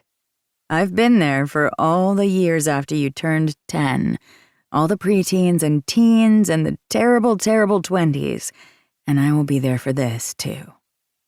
Lake growled. I am just barely out of my 20s, thank you very much. So instead of terrible 2s, it's terrible 20s? I asked. Yes, my child, tell me about it, Mom said with a roll of her eyes, and the talk of how terrible and yet amazing we all were as kids kept going. Raven nudged me and handed me a cupcake. You okay? She asked, and I nodded. I am. What about you? I know we're not being very delicate about talking about childbirth around you. Nora's mother, Marley, had died at 19, during childbirth, a little over 5 years ago. She had been Sebastian's first love, childhood sweetheart, and his soon-to-be wife. It didn't even seem possible. That in this day and age that could happen. But it had. She went into cardiac arrest, and we lost her. Sebastian had been a single father for the first 5 years, until Raven came back to town. Raven had been Sebastian and Marley's friend, so Raven lost her best friend, too. This baby shower was a time of joy, but we also reflected on what we had lost. And I was grateful that I was born into a family like this. Okay, perhaps I had been adopted later, much like Lake, but my father had always been there for me. And my aunts, the ones that weren't the Montgomerys. I was blessed to have this family. I would never forget that. Okay, time for the next game, Brooke said as she looked down at her notes. Brooke had organized this entire thing, and I wasn't sure how she had been able to do that. She was a physics professor and researcher, a brilliant woman, and a mom to 2 kids. But Lake and Brooke were practically sisters, and she wanted to do this for Lake. I'm a little afraid, I said, and Raven shuddered. I'm not going to tell you about the games at my friend's baby shower. There were tastings of things. She shivered. I frowned. Like baby food? No, worse, Greer said. Okay, now I'm worried. Arya came and sat on the floor in front of me and handed me another cupcake. I was going to get a sugar high. Oh, please don't discuss that. I heard about that. It was all food, but it didn't look like food when they forced you to take a bite. Please do not share more details, Lake said, her hand on her stomach. I'm nauseous now. Well, I'm nauseous too. Raven tapped Arya on the head and scowled. Just because you are my fiancé's twin sister doesn't mean I won't slap you upside the head. I think that actually gives you permission. Arya winked at me, and I shoved her shoulder. Be nice. I love that you have a new job that you're so amazing at, but I wish you worked for us so I could keep you in line. Arya rolled her eyes, like you could ever keep me in line. Arya and Sebastian's mother cleared her throat. This is true. Nobody can. Maybe Sebastian. Sorry, he's too busy with Nora and me now. Arya is going to have to figure out how to be kept in line on her own. Arya and Raven glared at each other before they burst out laughing. We were all growing up. Somehow my cousins were getting married and having babies, and we were the adults in the room. Our parents would always be there for us, but there were children like Nora and Luke and Landon who needed us. We weren't the kids anymore. I knew that. Of course I knew that. But I was still trying to figure out what I was doing and how I could make it in this big, bad world. Thankfully, we finished a quick game of baby names, and then it was time for presents. I had gotten something right off the registry because I had no idea what to get for a baby. But there were books and onesies, and that is what Aunt Daisy could do. Because we had such a big family, we were only allowed to get certain things from the registry, and everything else either went to charity or to the daycare center. After the gifts were opened, I mingled around a bit and tried not to think about how Lucy felt. Little Lucy, who had been born into a family that wasn't like mine. While I knew I was blessed, her story felt too familiar. I had no idea where my mom even lived, if she had ever loved me. Is that what Lucy felt? I knew Hugh was doing his best, just like my dad had, but I'd still felt the lack. I hadn't let myself think about it, but it had been there. What about Lucy? "Baby, what's wrong?" I looked up to see my mother standing there, a curious look in Adrian Montgomery Knight's eyes. "I'm just thinking. It's a beautiful baby shower." My mom brushed my hair from my face, concern etched in her features. "I can tell that's not everything. What's wrong, baby?" she asked again. "I'm just thinking about my mom. Well, the other one, because you're my mom. I love you." I closed my eyes and sighed. I'm not saying this right. My mom cupped my face, like she always had ever since I was a little girl. "I've always done my best never to say how I feel about that woman in front of you." My eyes widened at her tone when she said that woman. But my mom was correct. She had never said an unkind word about my birth mother. "Really?" I asked, curious. "I will never forgive her for what she did." But the anger that was within me? Now it's just pity. Because you are glorious. You are brilliant and strong, and I am blessed that I get to be your mother. No matter what you do in the future, I'm going to be proud. Because you are a good person. And she never got to see that. She walked away, and I can't hate her for it, because I got to have you. So that's the selfish part of me. But also fuck her. Because I get you and your dad and your siblings, and honestly, we're better off. I'll never forgive her for hurting you, but that pity, it soothes the bomb. I hadn't realized I was crying until she wiped a tear from my cheek. I looked into my mom's eyes, surprised again that we were the same height. But I was still her little girl.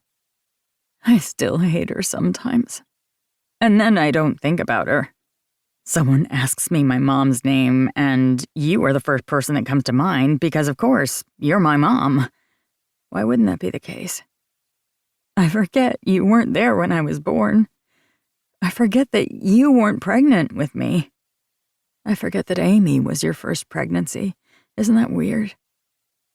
My mom shook her head. I forget too. And I think that is because we were meant for each other, just like I was meant for your dad and for Amy. I love you.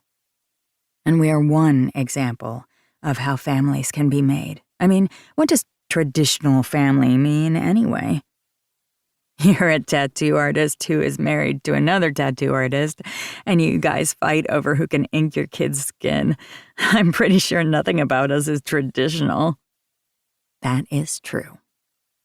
She squeezed my hand. Do you want to tell me where this came from?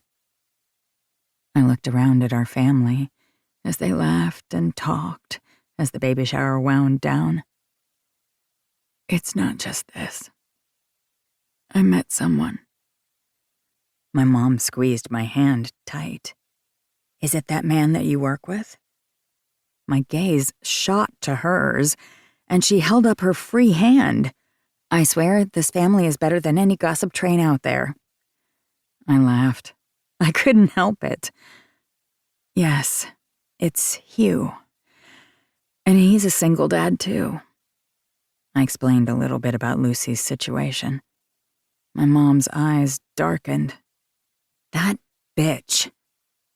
I smiled, righteous in my own anger. Agreed. I guess it just hit a little too close to home. And it makes things super complicated no matter what. Because you're just in the first sparks of this relationship. And we work together. And he's not my best friend, like you were with Dad. And no, I don't want any of the details, I added quickly. My mom laughed. No, those are mine. Just be safe. Be careful. Be who you are. You're a good person, Daisy. And Lucy's lucky to have you, no matter who you are in her life. I hugged my mother tightly and relaxed. I didn't know what would happen next, what would happen with you. But I wouldn't hurt Lucy. Just like my mom, Adrian, hadn't hurt me. I could at least take comfort in that. Chapter 11. Hugh. Seriously, all he did was stare at me while I put up the camera, as if he thought I had no idea what I was doing, or if I was supposed to get it magically up there without getting on a ladder. I snorted, setting my beer down. Was it because he wanted to watch you get up the ladder, or he wanted to do it himself? Daisy sat back in her chair and pushed her hair back from her face. And it was such a great face. It was hard for me to stay focused on it, though, and not let my gaze go down the long line of her neck to her bare shoulders. It still seemed a bit surreal to me that she was right there in front of me, and we were on a date. A date. Was this our first or third? Did a single dance at a wedding and then a night that I could still remember every taste and sound of count as a date? Did our impromptu dinner at the Indian restaurant with my daughter count? Did takeout at my house count? I didn't know. I'd never done this before. Not with Lucy as such a large part of my life. I'd always wanted her to be the constant part of my life, and I'd never been able to have that. And now that I did, I was so afraid of ruining it. I didn't know if what I was doing right now was the right thing, or one of the most selfish things I had ever done. It was probably the latter. I was pretty sure it was a little bit of both, Daisy answered, pulling me out of my thoughts. She wore a strapless top over long pants. It almost looked like some sort of jumpsuit, though I wasn't into fashion, so I had no idea if that was the case or not. She had her hair down, falling in waves down her back. She was honestly one of the most gorgeous women I had ever met. I was so damn lucky that she was across from me, especially considering the fact that while she technically wasn't my boss, she still was up there in the hierarchy, and we worked together. "Now, what are you worried about?" she asked, and I shook my head, reminding myself that I needed to stay present, something I wasn't very good at. Just wondering if this is such a good idea. I wasn't sure I should have been that honest about it, but as she smiled at me, that same worry in her gaze, I figured it was good to put it right out in the open. We were both thinking it. We might as well worry about it together. Honestly, yes. This is probably a mistake. But if we're going to call it that, we made that at the wedding. Though if we stick with our plan and keep things separate, it won't be a problem. Right? I reached across the table and squeezed her hand. We can live in denial. That is perfectly fine. That's what I like about you, Hugh. You're good at the whole denial thing.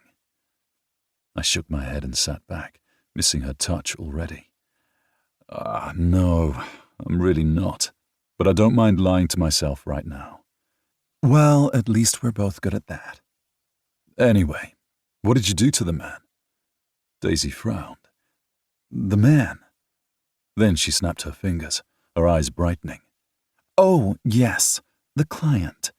Well, I continued to work, but as I went up the ladder, the man seemed to come to a decision and proceeded to reach up and grab my ass, so I wouldn't fall off the ladder, even though I hadn't faltered. An unfamiliar rage settled through me. Does this man still live? Does he have all his limbs? Daisy winked and sipped her sparkling wine.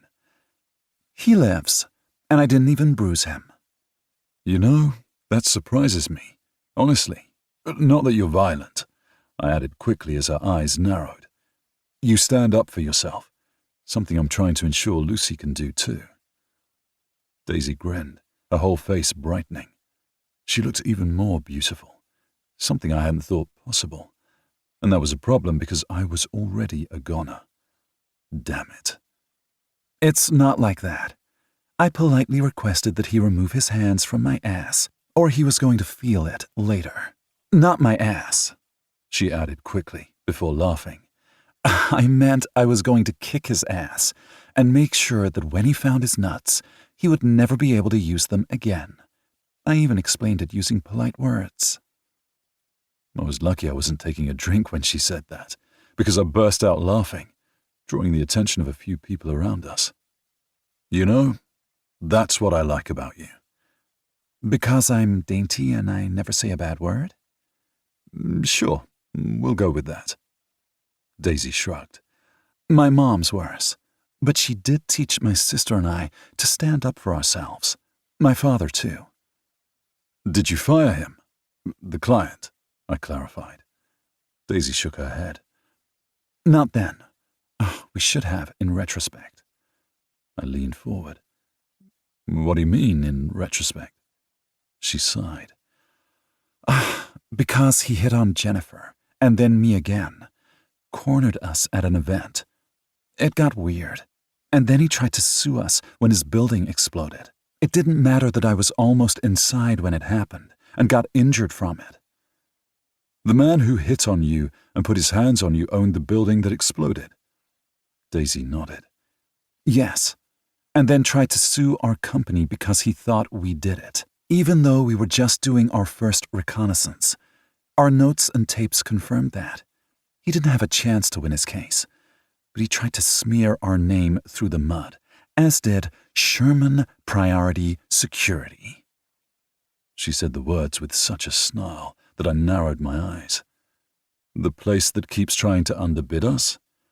Yup. They do shoddy work. They try to steal our people, and they try to steal our clients. So when Mr. Grabby Hands decided he was going to ruin us because we happened to be near the building when it exploded and I got hurt, Sherman Priority took him on. It's ridiculous. We're in Denver, fucking Colorado. She winced and looked around, but no one seemed to be paying attention. Sorry for cursing. I think I curse more than you. You're fine. Let's try not to do that in front of Lucy because she can't curse at school. It's a whole thing, and then I have to deal with other parents. Daisy laughed.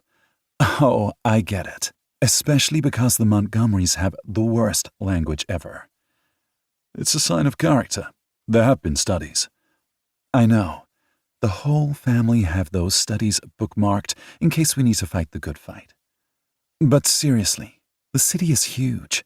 There's more than enough space for our two companies. There are more than our two. I just don't think they like that we're family-oriented, and they can't break us. But they still try to steal your people. Not all of our team are Montgomerys. You aren't. That is true. And you don't have many full-time staff, mostly contractors. We only need them for large events. We have the ability to cover their insurance if possible. It's a whole complicated process that Noah deals with, and I don't have to. Daisy beamed as she said it, and I laughed. As someone who used to own a business, I'm with you there. I'm glad Noah is smart enough to handle it. Plus our new hire, Kate. She's brilliant. Noah can actually spend time with Ford and Greer now, and not spend so much time on the books. That's good. I paused. I should probably mention the security company that shall not be named has tried to poach me more than once. In fact, they called today. Daisy scowled, and for some reason it made her look even hotter. This was an issue. What? What did they say? What did they offer you? You better not have taken it. I held up my hands and shook my head. First off, I wouldn't do that. I made a promise, and I like you guys. I don't like the idea of working for a company that would try to underbid and steal employees. And while it might make things easier if you and I weren't working together, I'd rather deal with the potential fallout of that than working for your arch nemesis. You and I have nothing to do with it, she said before she sighed. Okay, that's a complete lie. I would hate you if you worked for them. And while it would make more sense, because I wouldn't be anywhere near being your boss, you would work for the people I hate. I just can't believe they did that. They did, and they suck. But I'm not working for them. I'm working for you, even if it makes things complicated. I think I like things complicated, she said with a laugh, and then her eyes widened before a huge smile spread on her face. Only she was looking over my shoulder, not at me. I turned and saw a big man with tattoos running down his arms, wide shoulders and a big beard. I hoped it was one of her numerous family members. But based on the way he looked at her, no, definitely not family. And then I realized exactly who this man was. He wasn't wearing a tux like he had the night I'd met him at the wedding, but that glower was familiar. I held back my scowl as Daisy stood up and wrapped her arms around the very large man. "Hey there, Daisy. I didn't know you'd be out tonight." The damn man hugged her tightly and then kept his hand on her hip as he looked at me. Though he was probably my height, he was broader with a fighter's build. I hated him on sight. I hated that he still had his hand on her hip, even though she had let hers drop. She looked between us and rolled her eyes, stepping away from him and letting his hand fall. "Crew, this is Hugh. Hugh, this is Crew. Crew's one of my best friends, and he helps me train." Daisy took her seat across from me, so I took that as a win, until she opened her mouth to say, "He's also my ex, but it's not like that. Crew, if you could stop acting like a jealous ex, which you've never done before in your life, that would be great." "What? Just looking out for you." "I have 47 male cousins and even more female cousins to do that for me. I don't need you for that." Her voice was crisp as she spoke, and I barely held back a smirk. She was standing up for me. Okay, she was standing up for herself, but I was going to pretend it was for me as well. "It's nice to meet you," I said, putting a little more posh in my accent than I normally had. From the roll of Daisy's eyes and Crew's smirk, they both understood what I was doing. But what the hell? Women loved the accent, and I was going to use it to my advantage. "I see we're out on a work date. Enjoying yourself?" "Crew, don't start. The rest of them know you're out here." "If you don't shut up, I'm going to kick your ass, and you showed me all the moves to take you down."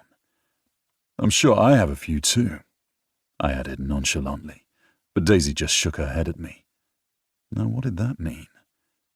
"Fine, I'm meeting a friend for a drink, but it was good to meet you, at least to lay eyes on you. You know, just so you know where we stand." "Oh, I think I know exactly where we stand," I said. "Boys, let's not. We all know that I can take you both out." "That is true, but I don't mind it." I winked at Daisy, who just smiled, and Crew laughed. "Have fun, and don't worry, I'm the easy one to get through." Crew winked and headed to the bar, where a woman with a low-cut dress and long blonde hair waited. She pouted at him, until Crew slid his thumb along her cheek, and she let out a soft giggle. I turned to Daisy, who shrugged. "He doesn't usually act like the growly ex. I'm sorry about that. Do you want to head out? We finished dessert." I sipped the rest of my drink, giving me a second to gather my thoughts. "Your cousin Leaf and his wife Brooke have Lucy for a sleepover with her new best friend, so I have all night. I didn't get to finish my dessert." There was an edge of jealousy in my voice. "Hugh, is this going to be a problem?" "No, it's not." I stood and held out my hand. When she slid her hand into mine, it was all I could do not to look over at Crew to show him I won, that she was mine, if only for the night. I lifted her up, my hands on her thighs, her back pressed against the door. "Hugh, that's it. Say my name. Tell me exactly who you're with right now." "I don't like this jealous side of you." "I don't either, so let's fuck it out of me." She laughed, but I held onto her thighs, a bruising grip that I knew might mark her, but she arched into me, wanting more. Mark me with your nails. Tell the world I'm yours. Oh, Hugh, she moaned, her gaze searching. Then she crushed her mouth to mine. I let her feet fall so I could tug down her pants, her panties just a thin strip of cloth over her pussy. You're so fucking beautiful, I whispered, before I lifted one leg up around my hip and I cupped her over her panties. I'm really glad I do yoga for times like this, she muttered against my mouth. I smiled before kissing her again while I inserted one finger deep inside her. She was hot and wet and swollen, her panties damp. Are you wet for me? From my touching you? From my kiss? My Daisy's all wet and hot for me and I haven't even fucked you yet. Do you like it? Do you like it when I touch you? You know I do. Please, just get me off. I could. Or maybe I will take you right to the edge and then pull back, teasing, just like you did at dinner tonight. She frowned in confusion. What? All night you kept playing with your hair, biting your lip. Every time you bent over, I could see your cleavage, those beautiful tits nearly falling out of your top. I was on edge all night, and I'm sure I have a zipper mark against my dick. I was so hard. It was all I could do not to go to the bathroom and rub one out just thinking about you. But I held out, just like you're going to hold out for me. Don't come. Don't come until I tell you. I don't like bossy men. You like me. Now ride my hand, but don't come. And she did, never breaking eye contact as she rolled her hips over my hand, and I inserted another finger, and then a third. When I slid my thumb over her clit, she shook, her eyes darkening, so I quickly slid out of her, letting her calm down. Hugh, I was so close. I told you not to come. I reached around and pinched her ass, not too hard, but definitely not light. Ow! Want me to smack it and make it better? She pressed her head back to the door and laughed. I kissed down her throat. I let her leg fall so I could tug on her top. The shirt wrapped around her stomach, her breasts falling into my hands. No bra. This one fitted into the top. It barely worked. I bounced around a lot tonight. Don't remind me, I muttered, before I pressed my face to her breasts and kissed and sucked. She slid her hands through my hair as I laved at her nipples, paying attention to them until they were hard little butts between my fingers and between my lips. You're so fucking beautiful. I'm so wet right now. I'm pretty sure it's trailing down my thigh. I leaned back and grinned before I bent in front of her. Look at you, all wet between those thighs. Looks like I need to pay more attention. If you don't make me come, I'm going to kick your ass. I think I can take care of that. We'll see, but not till I tell you. Oh, why is that so hot? What is wrong with me? It's because you want me. I licked up her thighs, tasting her sweetness, and she shivered under my touch. Soon she was riding my face, her pussy wet and hot against my tongue. I spread her thighs apart, and she held onto the doorknob, trying not to fall. She wore only heels, her panties shoved to the side, and her shirt bunched at the waist. She was a wreck, and I fucking loved it. Come, I whispered against her cunt. And then she was shaking, her whole body shuddering as I slid my thumb over her clit, watching her go.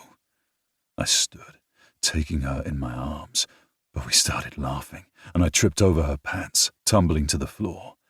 I took the brunt of the impact, but we were both trained in how to fall and how to not get hurt. Then she was sliding her hands in my pants. I groaned, and we were both stripping off the rest of our clothes, leaving each other naked and wanting. I've never been with a guy not circumcised before, she whispered, and I grinned. I didn't get a chance to mention it the first time. You know, with the tearing of clothes and all. I'm so hard right now, it doesn't really matter, I teased. She slid her hand up and down my dick, the tip extra sensitive, until her mouth covered me, and I knew I was going to blow if I wasn't careful. When I knew it was too much, I backed away and pulled her up to me. Condom, I muttered, and she reached for her purse, practically climbing over me. And because they were right there, I took one nipple into my mouth. She moaned, her body nearly going limp over me, before she wiggled back down and handed me the condom. I've got you, I whispered. She nodded, and I had a feeling something had just shifted, but I didn't want to think on it, so I sheathed myself in the condom and let her slide over me. She was hot and warm and tight, and it took everything in me to not come right away. I let her ride me, her breasts bouncing until I had her on her back, one knee up to her shoulder, and was pounding into her, because she was mine. Jobs didn't matter, nothing outside of this did. Her ex nor mine.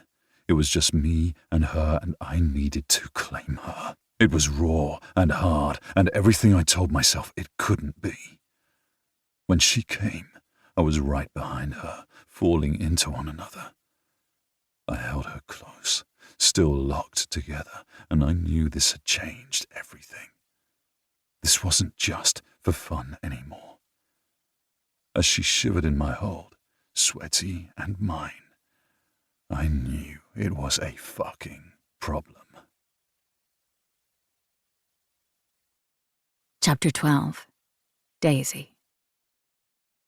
I shouldn't have been surprised as I looked down at the note in my hand. You will be sorry, Daisy. You will regret it. Always. I nearly crumpled the note, but stopped and shook my head. I hadn't even thought when I pulled the note down, thinking it was just a sticky note from one of my cousins on the door, since I was the first person into the security building that morning. But I needed it for evidence. We could do our own forensics on this, fingerprints and other things. But if it was something more than a joke, a way to annoy me, the authorities would need it. We played nice with the authorities. What's that? Kane asked as he walked up. He looked over my shoulder and nearly ripped the note out of my hand before I turned away and held it away from him. No, I'm already an idiot and got fingerprints on it. We don't need yours too. My cousin scowled at me. What the fuck are you talking about? I looked around, smiling at the passersby as they left the cafe with their coffees and breakfasts. Not here.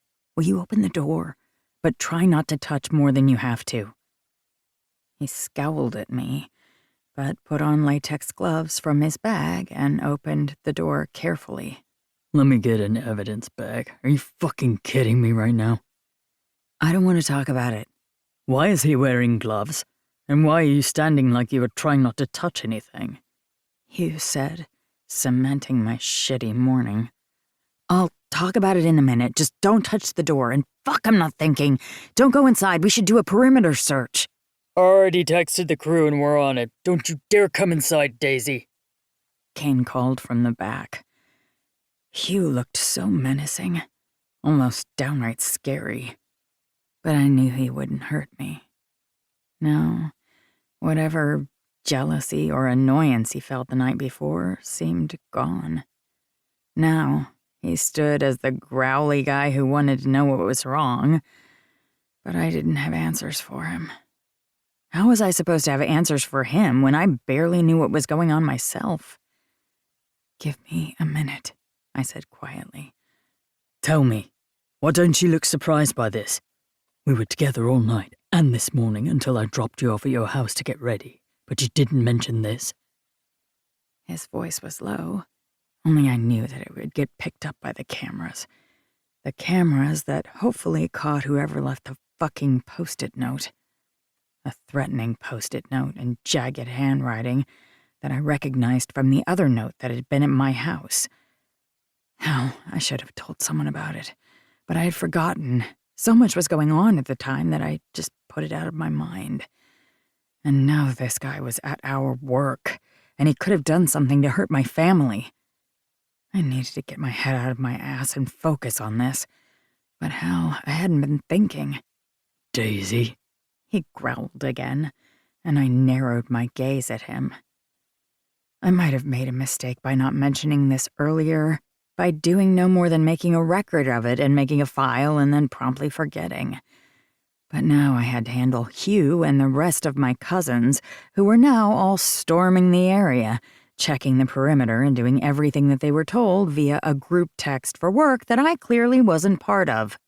I put Gus on the bakery, Ford is at the shop, and Kate is working from a table in the bakery for now, until we know if we need to evacuate or not. Noah said as he came over. "Stop it, all of you. Here's the note," I said, holding up the evidence bag Kane had returned with. Hugh read it quickly and scowled. What the fuck is this, Daisy? Noah gave him a look, then raised a brow at me. What he said. What's going on? I shook my head as I walked into the building. I don't know what it is. It's a note that's threatening me. You didn't seem surprised by it. Hugh murmured. What does that mean? Is this not the first one?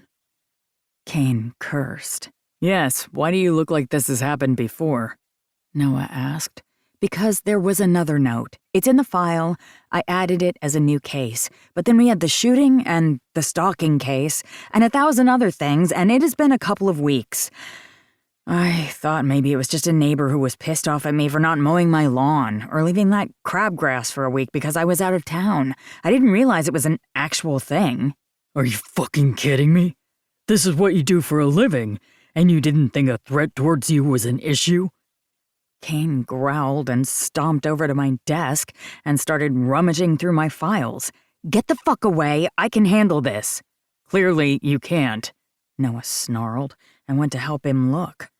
My cousins were acting as if I had a single little brain cell and nothing else. I hated them all. They weren't letting me do anything. I didn't know it was an actual threat. I filed it. Noah was going to see it eventually when he caught up on paperwork. I forgot. I'm sorry. I've had a lot of things on my mind. But whoever left it wasn't on my security tapes. And the fact that he's not on your radar at all doesn't worry you. The fact that this person could seemingly get around your cameras. Hugh said, his voice quiet. He didn't sound angry. Not even concerned.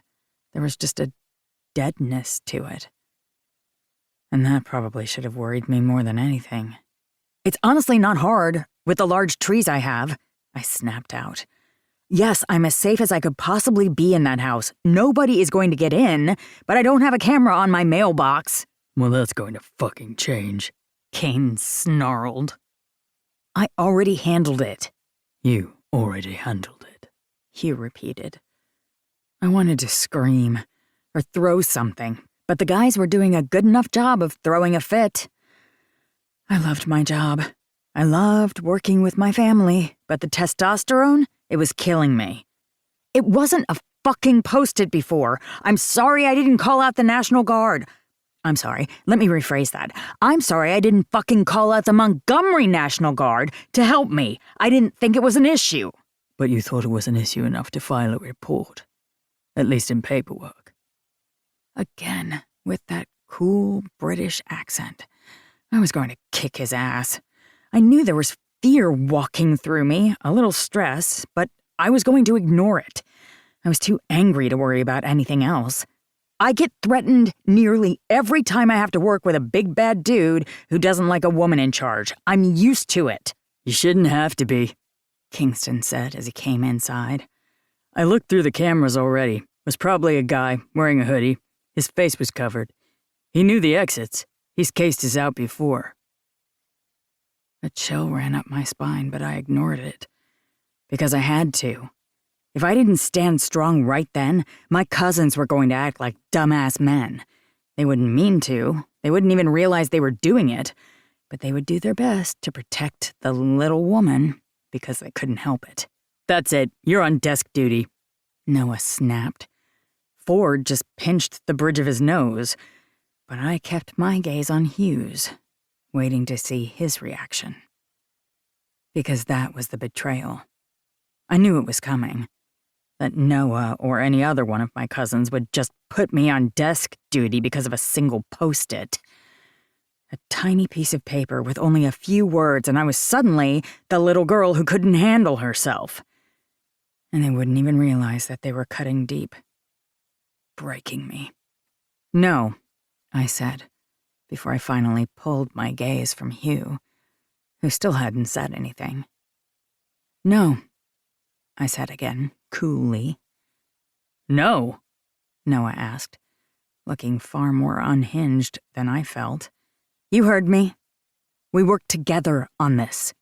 You're not going to pull me off active duty for this. I followed procedure. We had a second threat, and I immediately contacted you guys. I didn't try to hide it. I don't know what's going on, so maybe you could stop trying to hide me in a fucking closet and help me figure out who's sending me a damn Post-it. They're not on camera, and the only prints on there other than mine will be his, unless he was wearing gloves too, so let's figure that out. what's happening? A familiar voice said from the doorway. Of course. Why wouldn't my humiliation pile on?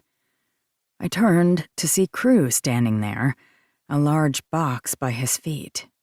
I heard yelling when I was over there dropping off art for my installation. Everything okay? It's none of your concern, I snapped. Crew didn't even blink at my tone. He just looked at Hugh and raised a brow. What's going on with her? Someone threatened her, in a note. Maybe a stalker, we don't know. But her cousins are now acting like Neanderthals and not listening to her, and Daisy is screaming at air because no one will listen. Crew nodded before he scowled in my direction. This wasn't the first time? He asked, his voice so calm and rational that I wanted to rip his face off. Out! You have no say in this. I'm your friend. I think I have a say in this. You really don't. None of you do. I did what I was supposed to do, and if you pull me off this, I'm walking. I will leave this company. I'm not going to deal with this. I had to deal with you all walking on eggshells after I got hurt. I'm not going to deal with you thinking that I am so weak that I can't handle a simple fucking note. You weren't handling it at all. Noah snarled. Okay. Let's stop. Think. Readjust. Kane said. Kane's right. And Daisy, we didn't treat you any differently after you got hurt, Kingston replied. That's a fucking lie, and we all know it. You guys were so worried about me that you didn't even ask if I was feeling okay. You were afraid I was going to take your head off. You might have, Noah snapped. And? You and Ford get in a grumbly fight about who got the last cookie from Greer, and then you guys get growly and we ask you shit. We ask you if you're doing okay. We all snap and growl at each other because we're in high-stakes situations, so of course we get angry and we talk it out. But you guys never did. And here we are, fighting over one tiny little note. 2, Noah corrected. I snarled. 2.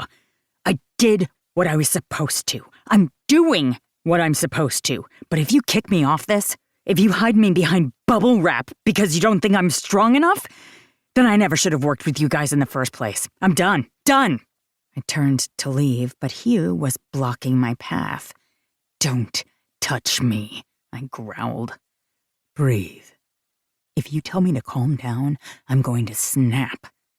I wouldn't dare, Hugh said, his accent so pompous and upper crust, I knew he was trying to make me smile. Damn the man for letting it work. I believe, as an outsider, I have something to add to this. And please don't interrupt me. I may be new, but I know the rules. I know the way things should work. From what I can tell, Daisy did exactly what she was supposed to do, except for maybe not mentioning it. He looked down at me expectantly. Fine. I realize we've all been busy, and maybe that's on us. I wasn't here after the accident, so I can't tell you how everything was right after. But I can see a very competent group working together and talking things out. Drama always hits companies and families. Put them together, I'd say they'd explode, but that's probably a bad metaphor. I looked at him incredulously, wondering how he could even joke about that. But I realized he was trying to actually calm us down. Damn the man. Now I'm going to take Daisy here and get her a bloody cup of coffee. Look what you made me do. Now I'm a stereotype. Fuck it. Talk it out. Figure out what you're going to do. Because there might be a credible threat, and we are going to work on it. But if you put her behind a desk, I won't say you have to deal with me because I'm not that type of guy. But I am also not going to get in her way when she kicks your ass. Without waiting for a reply, he tugged on my shoulder, and both he and Crew led me out of the office. You handled them nicely, Crew said. Hugh glared at him. Well, I wasn't about to let you do it. No testosterone wars right now. I cannot handle it. You can whip your dicks out and compare them later. I paused. I might want to watch that. And then I burst out laughing because if I didn't, I would cry. Shit, Daisy. I'd hug you right now, but the big British dude might kick my ass. You are very correct. Seriously, though, you need me, I'm there for you. But I'm going to get out of your way because I know you better. But you'll call me later? I didn't meet his gaze. I just nodded, my hands fisted at my side. Daisy. I don't want coffee. I don't want to look at anyone. I need a minute. Hugh nodded, and Crew walked back to the art gallery. I took in a deep breath and let it out slowly. I'd say thanks for sticking up for me, but I don't know what else to say right now. You don't have to say thank you. I'm pissed off at your cousins, too. Why? They're probably doing what you wanted. What I wanted was to know what was happening, but you seemed to be handling it just fine. I looked up at him. I don't know if that's sarcasm or not. I'm too annoyed to figure it out. It's not. We're going to figure it out. Do you know who's sending the notes? I shook my head. I've pissed off a lot of people. I don't mean to, but a woman in my position, there's a lot of guys who get the wrong impression. His jaw tightened, and he nodded. That's what I thought. I'll help you go through them, one by one, when we're not out in the field. Because we both know you're not going on desk duty. I was truthful, though. I'd walk. It would break every bit of me to do it, but I would walk. I know. Let's make sure that doesn't happen. It won't, Noah said from behind me, but I didn't turn. I'm an idiot. I'm sorry. Do you want me to grovel? I got good at groveling with Greer and Ford. He's actually quite an expert, Ford added. And I let out a small laugh, relieved that we were getting back to normal. Whatever our normal was.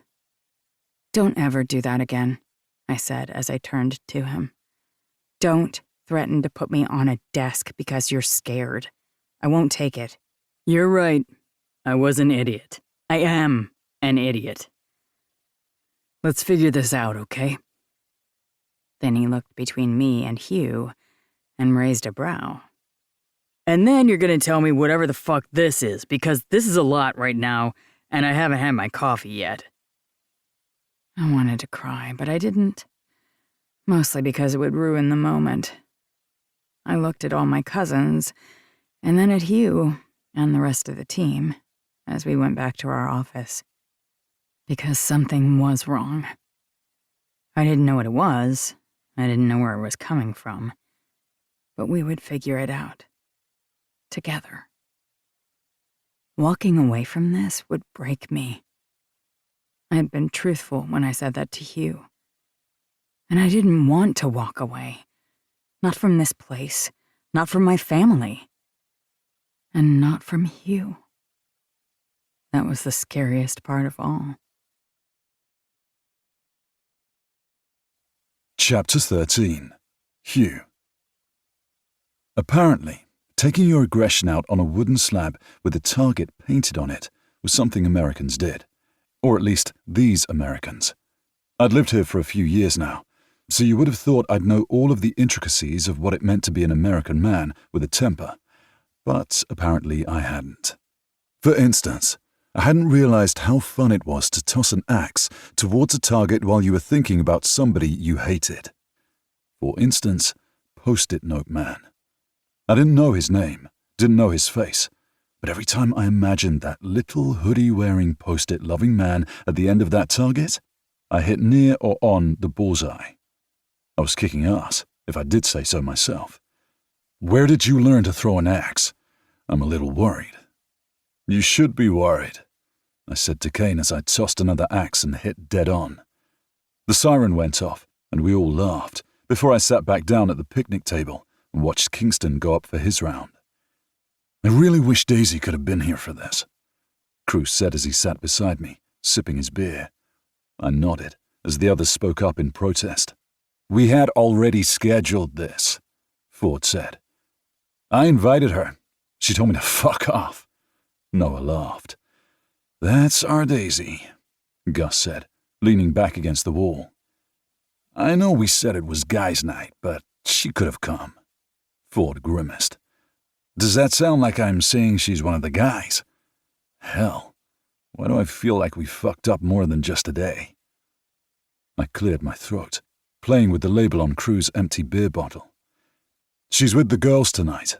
They're doing a pre-bachelorette party for Raven or something. Everyone stared at me and I sighed. We all know by now that Daisy and I are seeing each other. Let us not make it a thing, shall we? They looked at each other and then back at me. I didn't say a thing. Ford cleared his throat. There was a thing that happened when a group of men who were all related, especially with Montgomery genes, just stared at you. They knew things. They didn't have to say a damn thing, and suddenly you were under the spotlight, and there was no getting out of it. Would you like us to ask what your intentions are with our cousin? Kane asked, sipping his beer so casually it had to be fake. No, I really don't want that. I don't know. I feel like we should say something, Kingston added, meeting Kane's gaze before they both turned to me as one. I held back a shudder. Sometimes I swear the two of you are twins. Noah laughed. People say that often, though technically they're second cousins. We just like to scare people. We always dress alike on Halloween, mostly to annoy our family. Oh, we are annoyed, Noah said with a sigh. Seriously, though, from what I can see, you and Daisy seem to have known each other before I hired you. You want to talk about that? I just sipped my beer as Crew chuckled beside me. Damn, man. No, I'd say ask Daisy, but I don't want to have to kick your ass, although she could do it herself.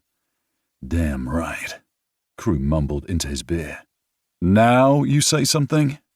Hey, I'm best friends with a Montgomery who happens not to be here. You just can't get away from them. I nearly choked on my beer. Wait, there's another of them. They all laughed as I stared incredulously. Which one are you friends with? Lex. Don't worry, he's not here. He has better things to do than to deal with all of you. Oh, then why are you here? I asked. Crew just grinned. Because I wanted to see what happened when you got surrounded by the Montgomerys. You know they wanted to ask you about Daisy. There's nothing to ask about. You seem to be super protective and touchy with my cousin, Kane said. And I don't really think it's any of your business.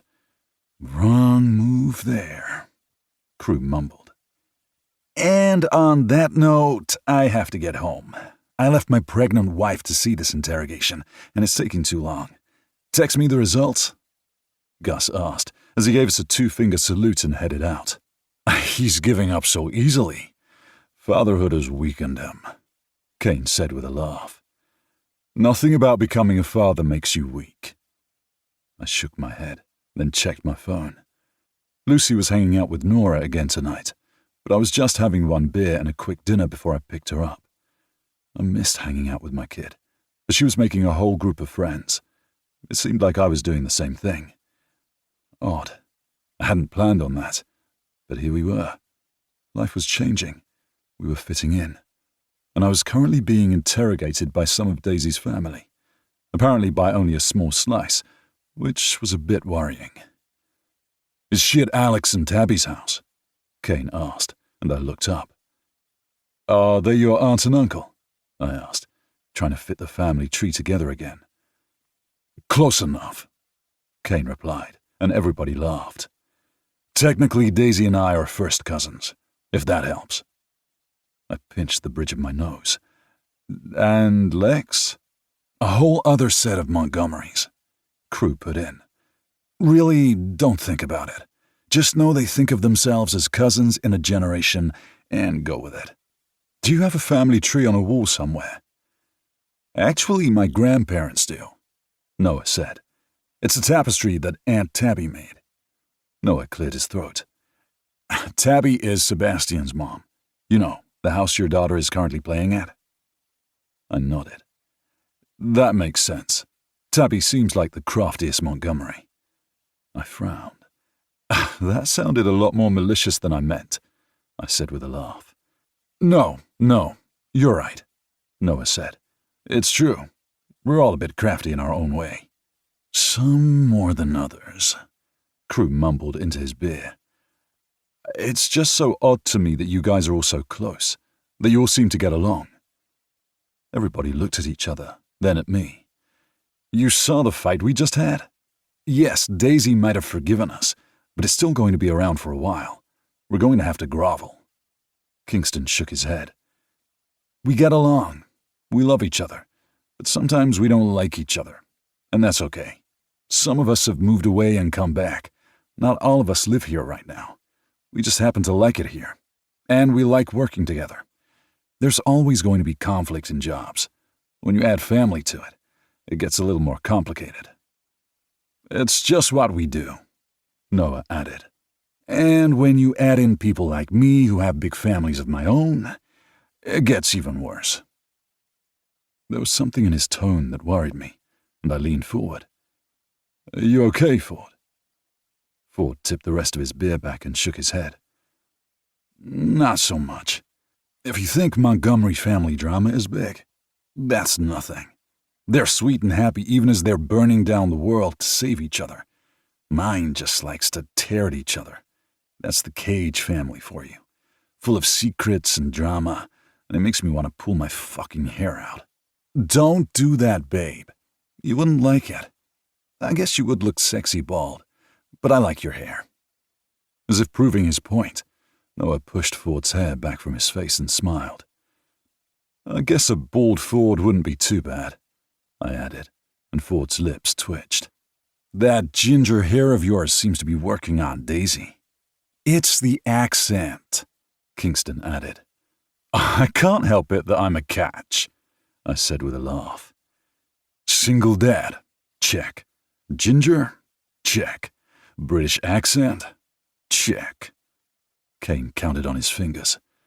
"It's actually a little annoying. Thankfully you found a family member to hook up with, or whatever, so we aren't competing for the same women. There wouldn't be a fight," I said so casually, the Crew nearly snorted beer out of his nose.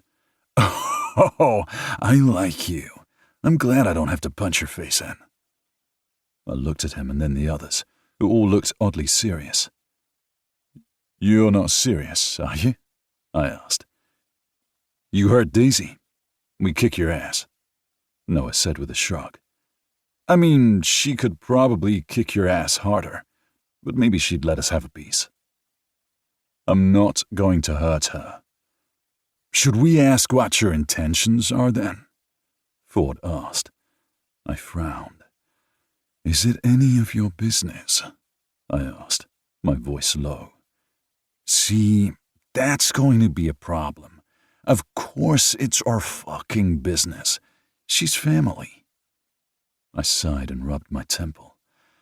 "Like I said before, whatever is going on between me and Daisy is just between us." That's a lie, Crew said. I looked at him, surprised. Really? You're going to be the one to say something? When Daisy and I were dating, they were all up in our business. When we broke up, I had to deal with the testosterone thing. But because Daisy and I are still friends and remained friends throughout the breakup, it wasn't a big deal. But you have a whole lot to lose. I haven't met your kid, but you seem to be a good dad. I don't know why you're here, why things are working out the way they are. But I know Daisy's childhood. She's told me enough of it, and they all know it. You wouldn't risk your daughter for something that's casual. My stomach tightened, and I swallowed. You're right. I wouldn't. And Lucy has met her.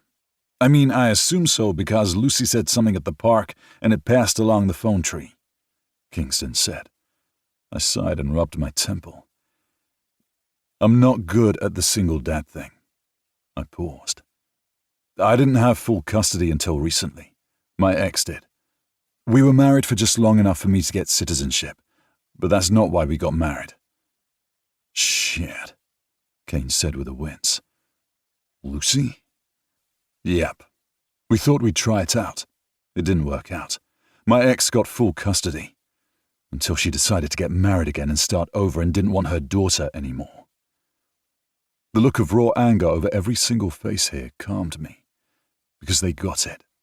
None of these men would ever do that to their kid or anyone they loved. I know why you moved out here, at least about closing up your business. Didn't realize the whole story. I looked at Noah and raised a brow. Like you don't do a background check. Background checks don't have feelings, emotions. I knew about Lucy, of course, though I didn't know the circumstances. But as you've already seen, we Montgomerys reel you in. It seems like Nora's doing a good job with Lucy. I laughed. I swear those two are thick as thieves, and Nora's friends are bringing her in too. I was so worried my daughter wasn't going to be able to make friends, or figure out how to live in this new state and this new world. And yet here she is, with best friends forever, as she puts it. And you're hanging out with us, and seeing Daisy. You're fitting in too, Kane added. I snorted. I don't think it was supposed to be like this. It never is, Crew said at my side. So, you going to tell us how you met? Kingston asked. I shook my head. Oh, fuck no. Not even a little. Sorry. We laughed a bit, and my phone rang. I pulled it out and chugged the last of my water. It's my kid. I should go. They all said their goodbyes, and I felt a little closer to the group, not as awkward as it had been.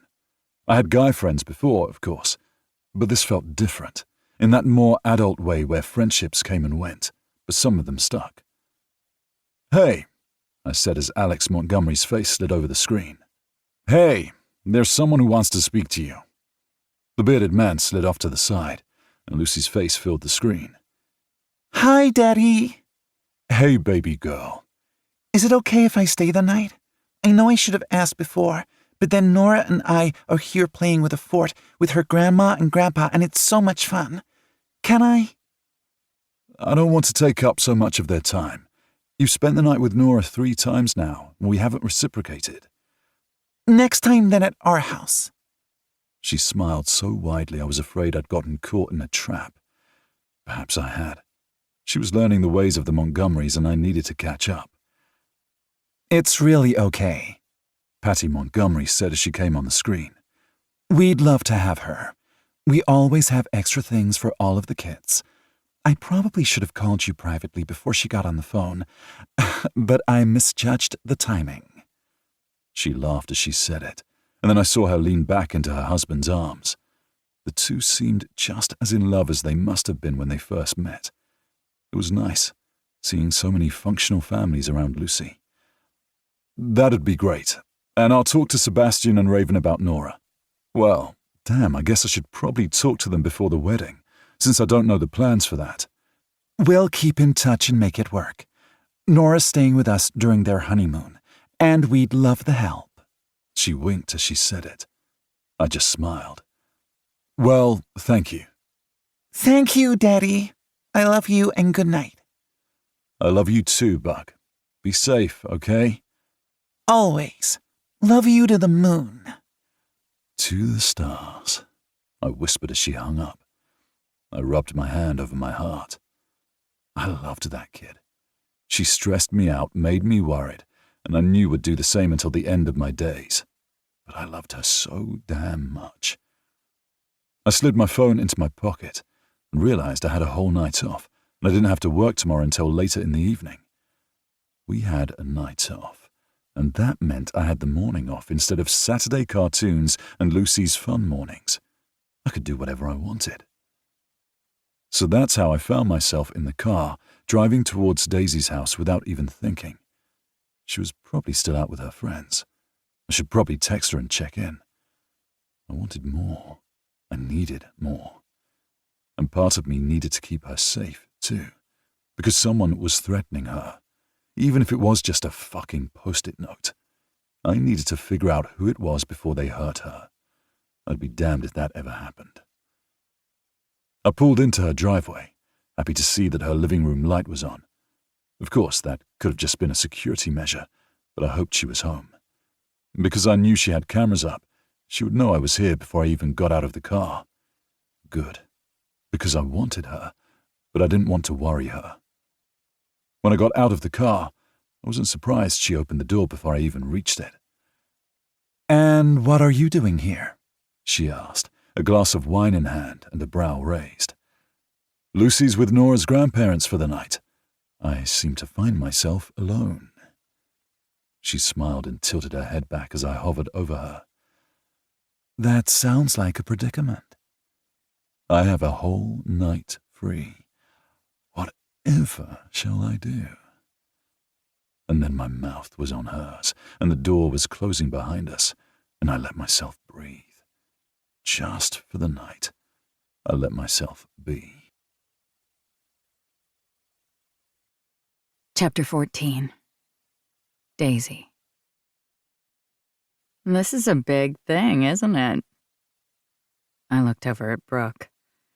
I knew exactly what she was talking about, but there was no way I was discussing it. I have no idea what you're speaking of. My friend raised a brow at me and shook her head. Really? That's what you're going with? She smoothed her hands over her hips, both of us taking up space in the mirror to check our dresses. We were here for a wedding. Odd to think this was my second wedding in so many months, but it was a wedding that I was excited for. My cousin Sebastian had seen the worst, dealt with the worst, and yet here he was, about to take that next step with one of my best friends. I still couldn't believe that it had been over 5 years since he lost Marley. I still remembered Marley's laugh, the way she would shy away and be overwhelmed by the sheer amount of Sebastian's family. But she had always been there, quiet but engaged, part of us. And when we lost her, it was like losing a limb, part of our souls. Sebastian had gone and figured out how strong he was, not for himself, but because of Nora. His little girl needed him, and he stepped up to the plate, just like our family had done for him. We hadn't let him do this alone, hadn't let him grieve or raise Nora by himself. But now he had found his new happy ever after, his Raven. The fact that Raven had also been friends with Sebastian and Marley when they were younger made everything feel full circle. It was a gift, the love between the two of them. It was his second chance, as well as Nora's, because she loved Raven with all of her little heart. Nora was such a wonderful child and made friends wherever she went. Which was why Brooke was standing there looking at me and not her own reflection, because Nora had brought one of her friends, and that friend happened to have a single father who was sort of my date. Are you lost in thought about the wedding that is about to happen? Or about a certain single dad who I know is going to be out there tonight? I narrowed my gaze at Brooke.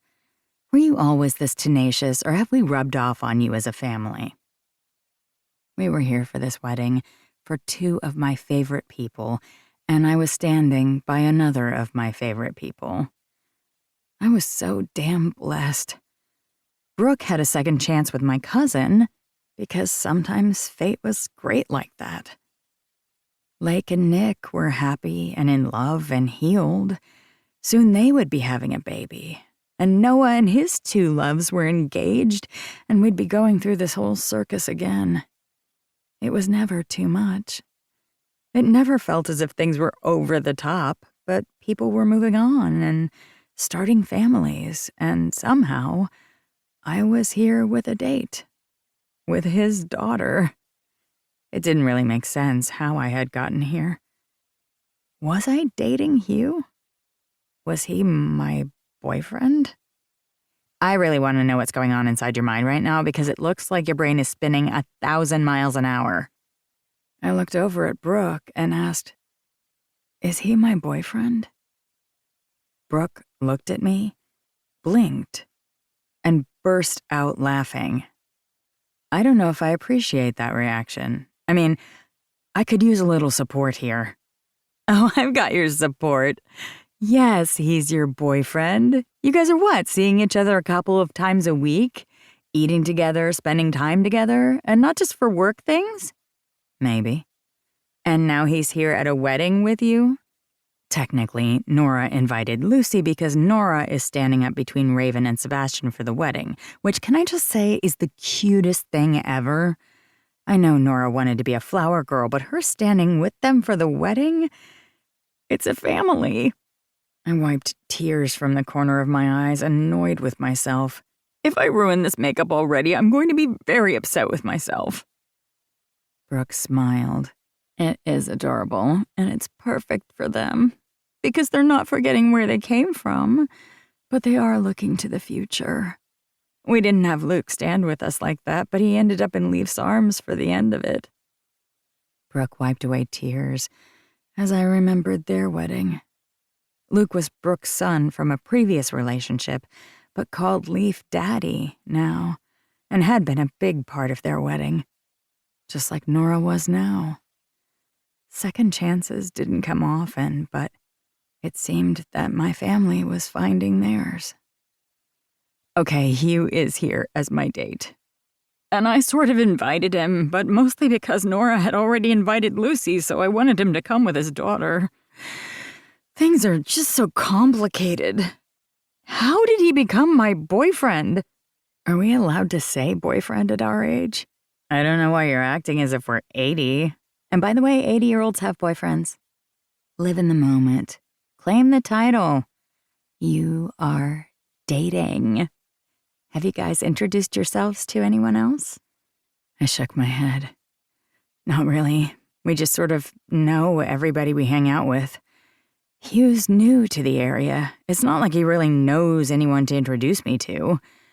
His friends are my friends, which is going to get really complicated when this whole thing explodes. If, not when. Let's not put that out there into the universe. I nodded, wringing my hands in front of me. I'm really not good at this. I think the most serious relationship I've ever had was with Crew, and I don't know if that counts. Because you guys are still friends who hang out and work out? How is Hugh handling that? Oddly okay. Mostly because they get to gripe about me. I didn't bring up the notes, or the fact that over the past weeks we hadn't learned anything. Maybe it was a person who wanted to scare me, but there hadn't been anything else. We'd only had issues from that rival security company, but even then, I wasn't the center of it. Everybody had somewhat stopped growling around me, trying to protect me from an unknown force. We were still working, and everything felt normal, including the fact that I was seeing Hugh. It's okay, to be happy. I didn't let myself think that for a long time, but I'm glad you are. At least I hope you are. I bit my lip and nodded. I'm going to try. I'm going to try not to think of the worst as well. Not that that's easy. Tell me about it. Knock, knock. I turned to see Kane standing there, a smile on his face, but there was something in his eyes. He had been hiding something, and while I wanted to force him to tell me, I knew he wouldn't. He was growlier than I was, and that was saying something. If he wanted to have a secret, I would let him. But I hoped when it was time, if he was hurting, he would come to us. I just wanted him to be okay. We should be getting out there. You ready? He asked us both, and I nodded, taking Brooke's hands. Let's go. It's time for a wedding. I hope I don't sob the entire time. I don't know why weddings get to me. I don't either. They're just saying a few words to each other before we get to eat cake. The world already knows they love each other, that they have each other. Why do they need to have a whole party for it? Kane asked, and I met Brooke's gaze, wondering where this hostility was coming from. But we didn't ask, because standing in front of us were two people that took my breath away. Babe? Leaf said, as he held out his hand, and Brooke hugged her husband before they headed into the ceremony, taking their seats. Kane mumbled something at my side, but I didn't hear it. I just saw him walking away, and then I was alone with Hugh. Again. You look astonishing, he whispered. There was something about that accent that sent shivers down my spine. I wore a champagne-colored dress, something that complemented the colors of the wedding, but as I wasn't an attendant, I didn't have to match exactly. Only Greer and Noah were standing up for them. We outnumbered Raven's family by a lot, so we didn't bother with bride or groomside seating. Plus, Raven was one of ours anyway. Hugh stood there in his gray suit that hugged his body and made me want to rip it off him. I loved a man in a good suit, and I had seen Hugh in them before, since we did some bodyguard services where we needed to be dressed up. But I had never seen him like this. I loved the way he looked in jeans, in gray sweats, in anything, in nothing. But the suit? We should go sit down before I press you up against the wall and do something I shouldn't. He grumbled. Honestly, I was thinking the same thing. He reached out and trailed his finger along my jawline, and I shivered at his touch. There was just something about him. Just something. And I knew I needed to rein it in if I wanted to stay in control. We should go sit down. We should. I cleared my throat. Where's Lucy? Hugh grinned, his smile so bright at the mention of his daughter that the ice around my heart began to crack just a little. Damn it. I couldn't fall for him. I couldn't love him. Not when I didn't know what was coming. But it was just so hard not to. But that was a problem for future Daisy. She is sitting with Nora's grandparents, even though she was supposed to be my date for the wedding. However, she wanted to support them since Nora wouldn't be sitting with them. He rolled his eyes. As if they don't have other grandchildren. That is seriously the sweetest thing ever. True, but now I don't have a date. I raised a brow. I'm pretty sure I can fill in, if Lucy's okay with that. Oh, she's okay with it. In fact, I'm pretty sure she demanded it. He smiled and took my hand, and we made our way inside. We sat by Kane and Kingston. Are you really trolling for women at a wedding? Kingston scoffed. It's a little difficult when most of the attendees or family members are already taken. But don't worry, I see a couple of Raven's friends from school. This could be interesting." He looked at Kane. "What do you say?" Kane shook his head. "All yours. I'm just here for the cake." I frowned, wondering what was going on with him. But I ignored it for now, paying attention to Hugh. He slid his hand over my knee, and tension slid through me before I put my attention back on the ceremony. When the music began, I swallowed back tears. I needed to be strong, even though from the way people were sniffling around us, I wasn't the only one having a hard time. Because everyone in this room knew the enormity of what was happening. And when Hugh handed me a linen cloth to wipe my tears, I leaned on him and watched two people that I adored profess their love and promises to each other, with little Nora bouncing between them, agreeing to watch over them no matter what. They loved each other, the two of them, and I was forever grateful that I was part of this, that I could watch this, and I could feel Hugh's heat against me. And I let myself fall just that much more, even if I knew I shouldn't. As the bride and groom danced across the dance floor, I smiled into my champagne and looked up at Hugh. "What?" I asked, knowing that people's attention was on the couple in front of us. I'd never brought a date to a wedding before, so I hadn't known what to expect.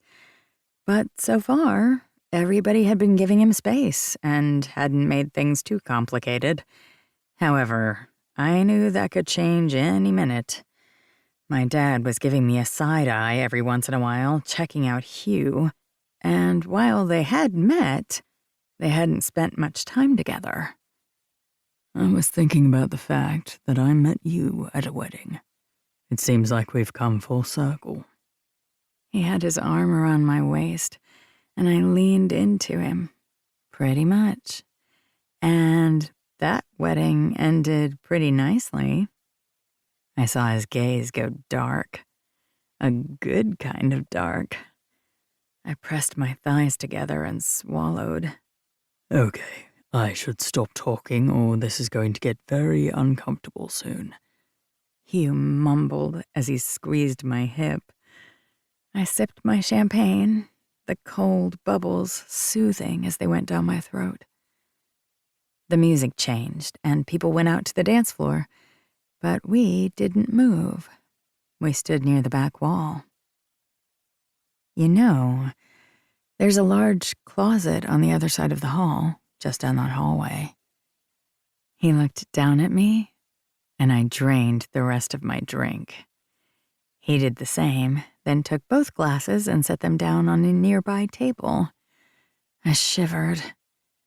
Hand in hand, we tried to look casual walking through the crowd, and thankfully being ignored.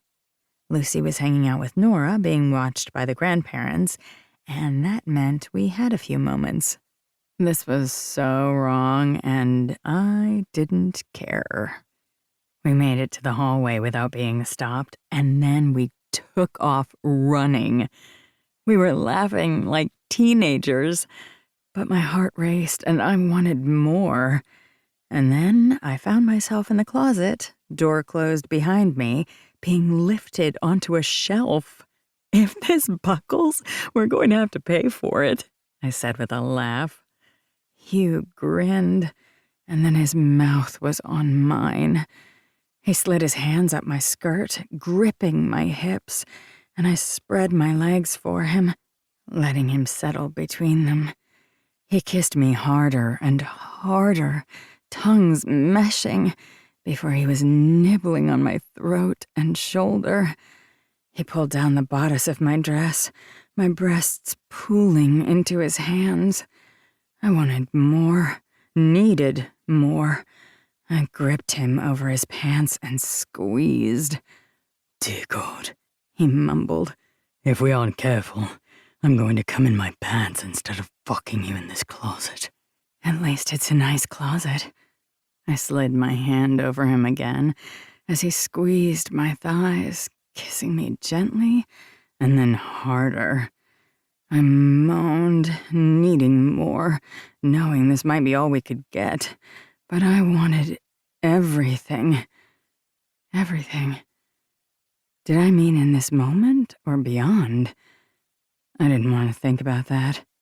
And yet I couldn't help but remember how we had met. He caught the garter. I caught the bouquet. But it was just a superstition. It was fake. It led to this, though. And I'd be damn happy if I could keep it. But I wasn't going to say that out loud. But then, he was kissing me harder, and I forgot everything else. Until the door opened. Are you kidding me right now? We froze. And I was grateful that Hugh's back was to the door. I knew that voice, as well as the growl beside it. Daisy Montgomery Knight. Dad? I squeaked, and Hugh cursed. Hugh was completely dressed, and I quickly adjusted my dress so I was decent. But he was standing between my thighs, and this couldn't get more awkward. I'm going to go dance with your mother, and we are never going to talk about this. I heard my dad walk away as Kane cleared his throat. Well, I would let you two continue, but they wanted us for some more candid photos. I guess you should probably get ready. But congratulations, you're the first Montgomery at this wedding to get caught in a closet. Remember what happened at Leaf's? He asked. But before we could answer, he closed the door behind him, though I could still hear his laughter. Oh my God. That was my dad and my cousin. I'm going to go die now. Hugh pressed his forehead to mine, his breaths coming in pants. Do you think your dad is going to kill me now? Or wait until I'm not expecting it? He would never do that to Lucy, I said honestly, and Hugh looked at me before he burst out laughing. Not the impression I wanted to have with him. Well, it's fine. I am steeped in mortification. I'm going to need so much therapy. Hugh pulled me off the shelf, and then we were laughing while fixing each other's clothes. I'm going to need a minute, Hugh said, as I looked down at his crotch and the very hard erection pressing through his pants. Oh my. Pretty much. You do this to me, and I cannot believe I just left my kid out there dancing with her best friend while I'm making out with you in a closet. I saw the annoyance in his gaze. Was it at me or the situation? I'm sorry. We just lost our minds for a bit. Yeah, seems like we did. He didn't say anything else. He just let out a deep breath, and then we left the closet, thankfully, to an empty hallway. He didn't hold my hand, just walked side by side as we went back to the reception, and for some reason, fear settled into my belly. I had done the unthinkable. I had fallen for Hugh. Chapter 15. Hugh. You're at another Montgomery event. Soon you're going to end up with the tattoo we all have. I looked at Kane and raised a brow. Excuse me? I asked, feeling awkward. Lucy was hanging out with Nora in the kids' area, as I found myself at yet another Montgomery event. Just last week, we were at a wedding, and now we were at an engagement party. The triad of Noah, Greer, and Ford had put off the engagement party for a few months, so the wedding could be the main event of the season. But now that all of Greer's brothers were in town, as well as Ford's siblings, they decided to have it. I still wasn't sure how I had gotten the invite, because it had nothing to do with Lucy. Wait, you all have the same tattoo? Kane just raised a brow, and I thought about the tattoos on Daisy's body. Of course, now I was thinking about Daisy naked, and I needed to rein that back in, or this was going to get quite uncomfortable very quickly. Oh, the iris. Daisy's was on her outer thigh, mixed in a bouquet of roses with thorns. It was beautiful, and I had licked every inch of it. Not that I was going to let anybody know that. It's not mandatory when you join the family or are born into it, but all of us who want ink have it. It started with Uncle Austin, and it's sort of just spread out. It's nice. It's our little logo. So will Greer and Ford get one, even though they have big families of their own? Not sure. Ford probably will. He's been one of us forever, even if his brothers won't let us actually keep him. That made my lips twitch. How many brothers does he have? I asked. He has 6 brothers, but did you hear about the other set? My eyes widened. What do you mean, other set? Oh, yes. Apparently the Cage family has secrets, including a whole separate family that nobody knew about. I nearly dropped my drink. Are you fucking kidding me? Nope. And I know we gossip between family, but I don't know if it's really well known yet. And considering the Cage family business interests, it's going to make waves soon. I wondered how the hell someone could do that. So, wait, the dad had a whole secret family, and no one knew? So I hear. I don't know how Ford's dealing with it. I don't even know how many there are. But they're not here tonight. Just the main siblings. It's going to be awkward at family dinners. What a betrayal. I mean, my ex left her own daughter to start her own second family, but at least she had the courtesy not to hide it. I winced. That's setting the bar really low. Tell me about it. Kane downed the rest of his drink and shook his head. And the thing about it is, I'm not even surprised. People are assholes. They hide things, and they pretend that they have your best interests at heart. And then everything blows up, and you don't know what you're supposed to do about it. What are you talking about? I asked. What's wrong, Kane? That sounded pointed at something else. He looked at me and snorted. Just be grateful Daisy doesn't keep secrets from you. I mean, there was that whole note thing that we still haven't figured out who is behind it. But you're here at a family event again. I don't know how serious the two of you are, but I like that you're here. For her. And you won't even have to get the tattoo if it gets serious. Well, I wasn't sure what I was supposed to say to that, and just let my voice trail off. You're not going to hurt Daisy, are you? He asked, his voice low. No, I said, then frowned. We work together. We're friends. And I have Lucy to think about. Kane gave me a disappointed look and reached for water. You better come up with a different answer if her dad asks, or anyone else. Hell, come up with a different answer when you talk to Daisy. We are taking it slow. We're friends. Friends don't do what I walked in on last week, he said, referencing that lovely closet. I still hadn't faced Daisy's father, and I didn't have any plans to. Call me chicken shit. I was married. I got divorced. Even though I'm married for the wrong reasons, I got Lucy out of the deal, and she's everything to me. I don't want to hurt her. Daisy or Lucy? I shook my head. Both. I realized that we just had a wedding, an engagement party, but hell, Daisy and I have only been seeing each other for a few weeks. Can't we just let that be? Because Lucy's first.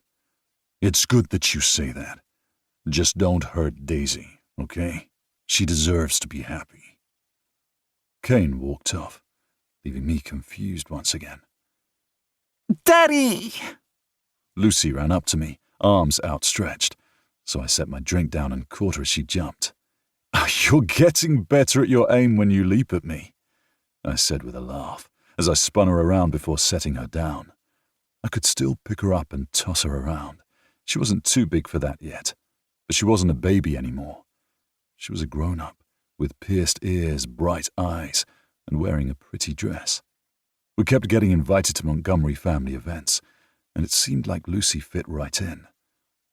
What would happen if Daisy and I broke up, or if things got too serious?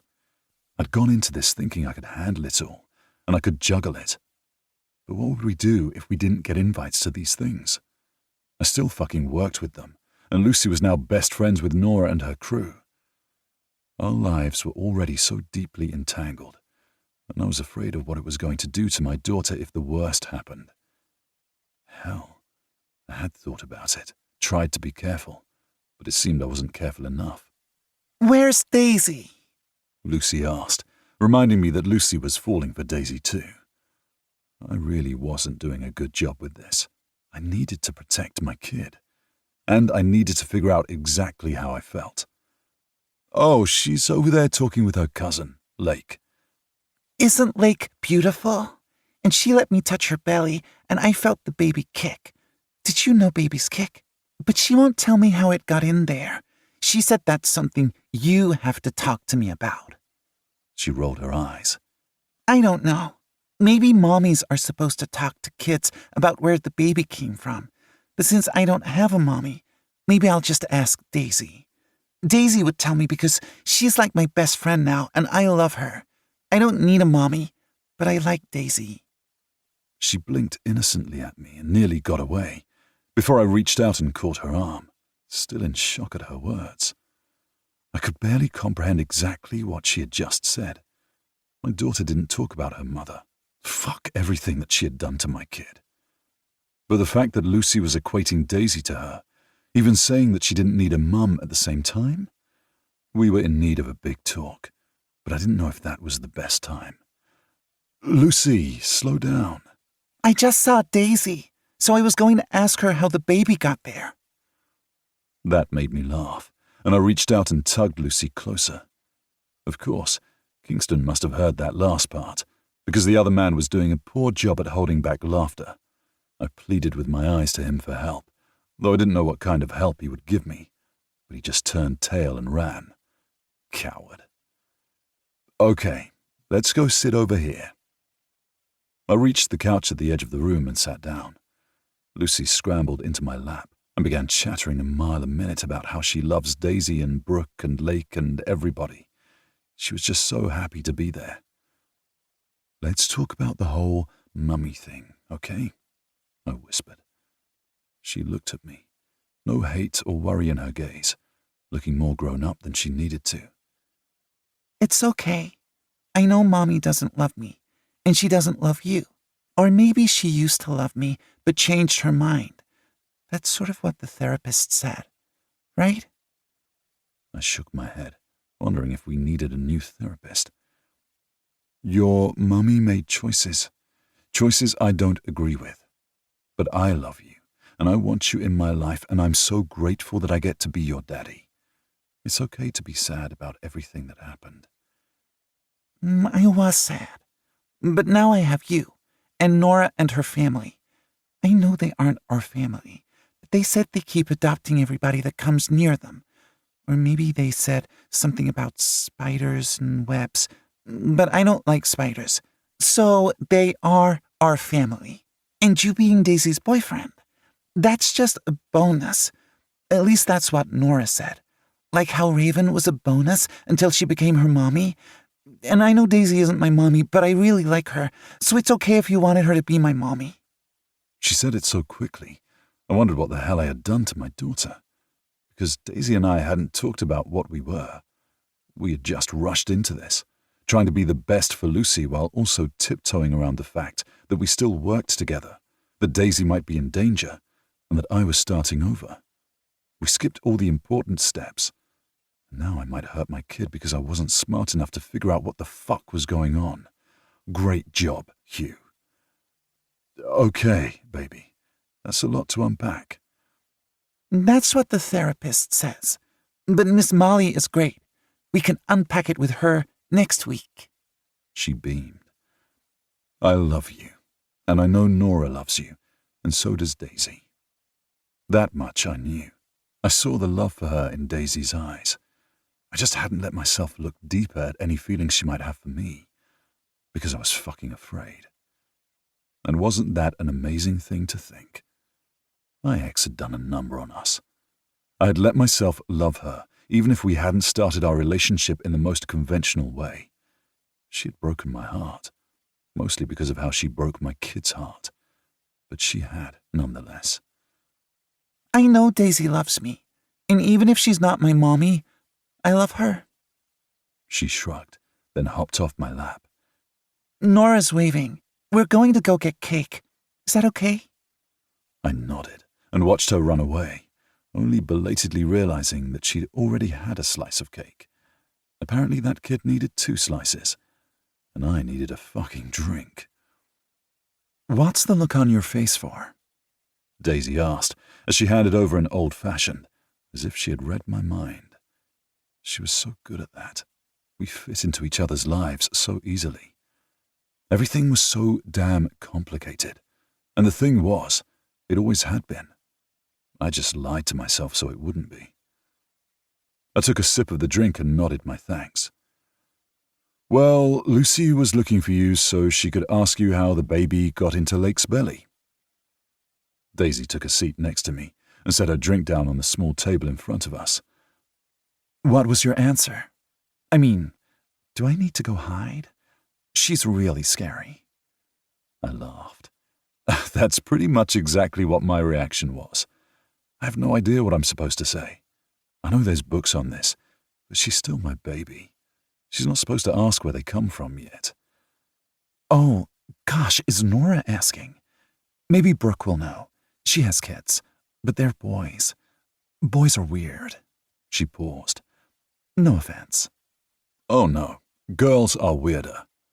I don't know about that, she said with a laugh. I tried to relax, only it was hard when she was at my side. Thanks for coming tonight. I know you don't get many Saturday nights off. Neither do I. Well, I don't schedule them off for either one of us, she said with a laugh.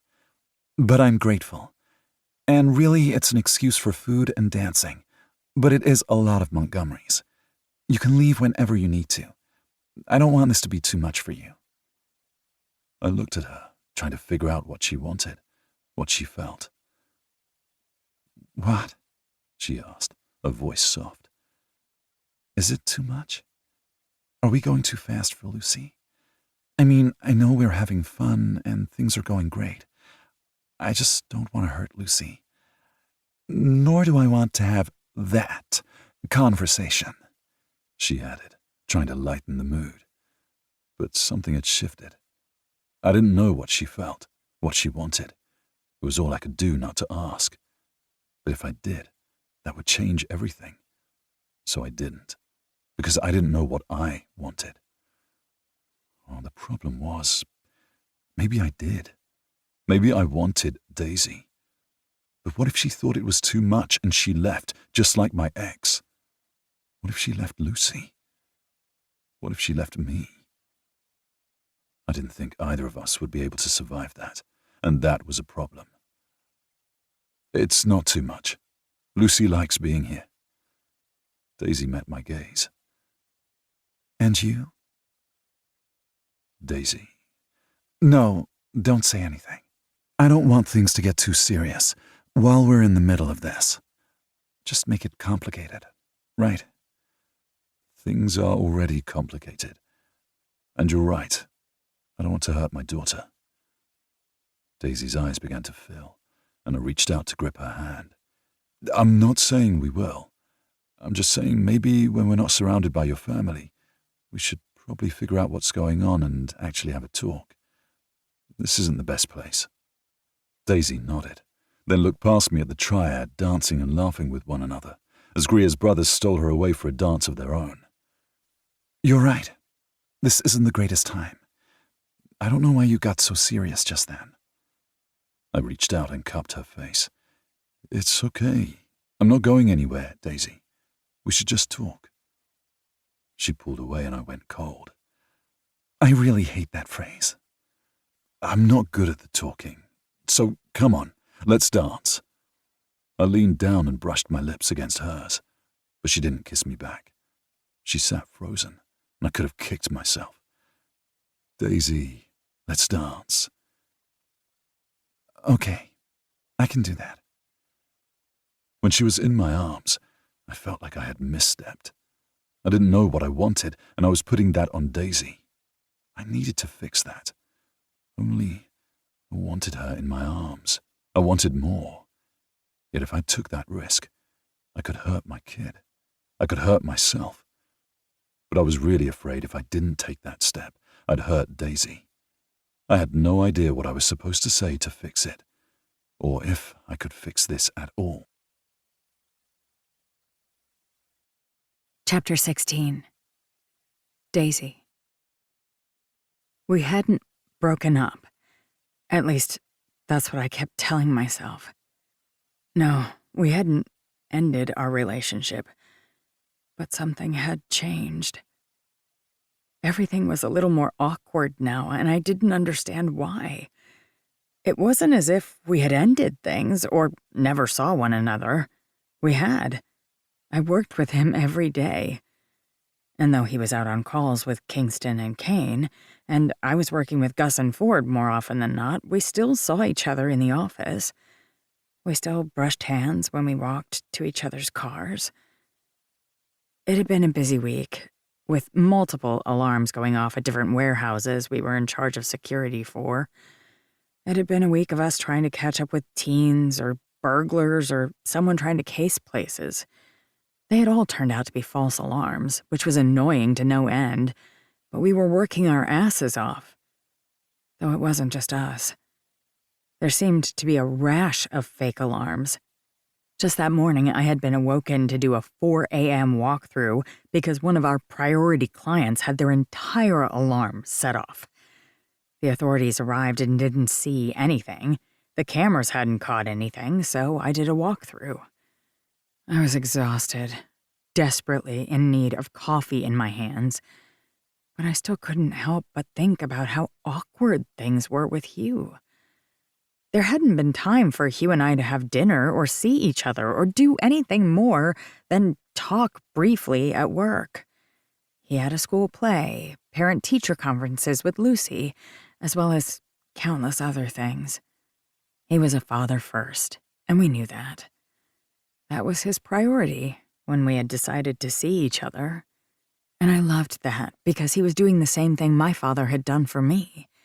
He had put his all into protecting his child, to being there for his child. So of course, I was going to make sure that Hugh always did that for Lucy. But we still hadn't had the talk about what we wanted from each other. What would happen? I hadn't told him I loved him. Maybe if I had, things would have been different, but it still felt so weird. You're in your head. Do you want to talk about it? I looked up as Aria sipped her coffee and stared at me. Sebastian's twin had the Montgomery blue eyes and a beautiful smile. I missed working with her every day, but she was so much better where she was now than she had been with us. I hated not seeing her every day, but she was working too many hours in a job she loved. That meant we didn't get to catch up as much as we wanted. I'm fine. Just drinking coffee. Early morning, as I told you. It wasn't quite a lie. I was exhausted, but I hadn't told anyone about my feelings for Hugh. I had barely even admitted those feelings to myself. I wasn't sure I was ready to put it out into the universe like that. But knowing Aria, I wasn't sure I had a choice. I am headed next door to the art shop to talk with another one of our cousins, but before I do that, I'm going to get the truth out of you. What truth?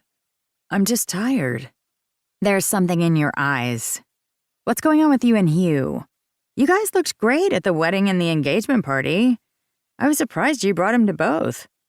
I winced and sipped my lifeline. The coffee cool, but exactly what I needed in this moment. I know you don't want to talk about him, but he's not here right now, and all the customers in here are paying attention to their phones and aren't related to us or the companies. Greer and Raven aren't even behind the counter, as one of them is on their honeymoon and the other has the day off. It's just us. Nobody can hear but me. Talk to me. I pressed my lips together before I sighed. I'm afraid he wants to break up with me because it's too complicated. I set the cup down, which I wouldn't blame him for. We are complicated. I'm his boss, and yet not his boss at the same time. He's slowly ingraining himself into our friends and family, and because he's new here, I'm not sure he even has friends outside of our group. So if he breaks up with me, he's going to lose that as well. And Lucy? Her and Nora are best friends. We're never going to be able to separate them. So no matter what I do, he will always be there. If he wants to end it, if he needs to end it, it's not an actual ending.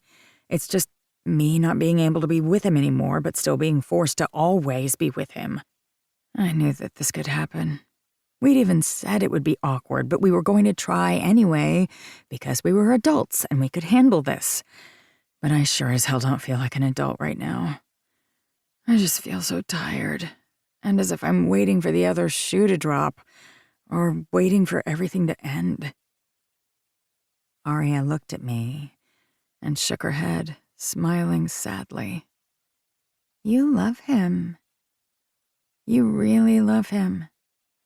It's not just an attraction, you're in love with him. Big Al and everything. I looked around as if someone were listening in, but they weren't. Yes, okay, I'm in love with him. I have no idea how it happened because I was telling myself we were good at just being with each other and not letting things get too crazy, and suddenly I'm thinking about him far too much, and we're working well together. We hang out well together. I love hanging out with his kid. Seriously, Lucy is such a delight, and I know that I'm not her mom. She does not need me like that. Are you sure about that? Aria interrupted, and I shook my head. I can't even let myself think things like that, because if I do, it hurts my stomach. I don't know anything other than I'm nervous. I don't want to lose him.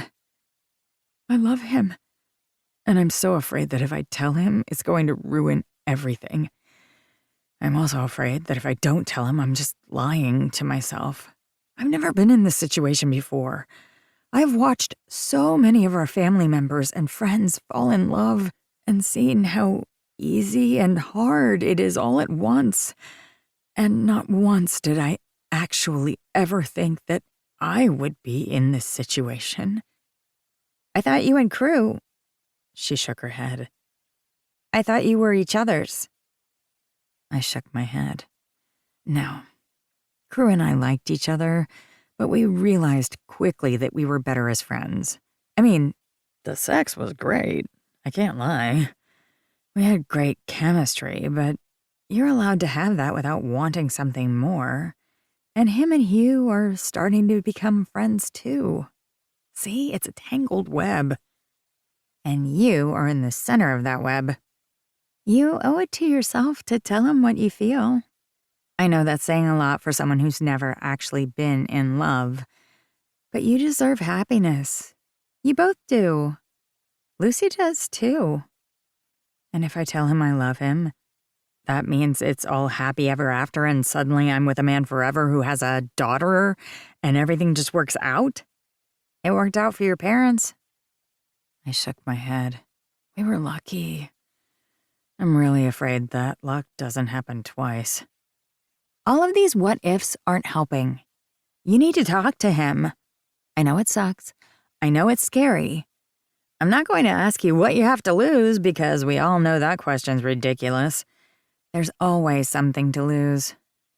But you're right. If I don't tell him, then he doesn't have all the information.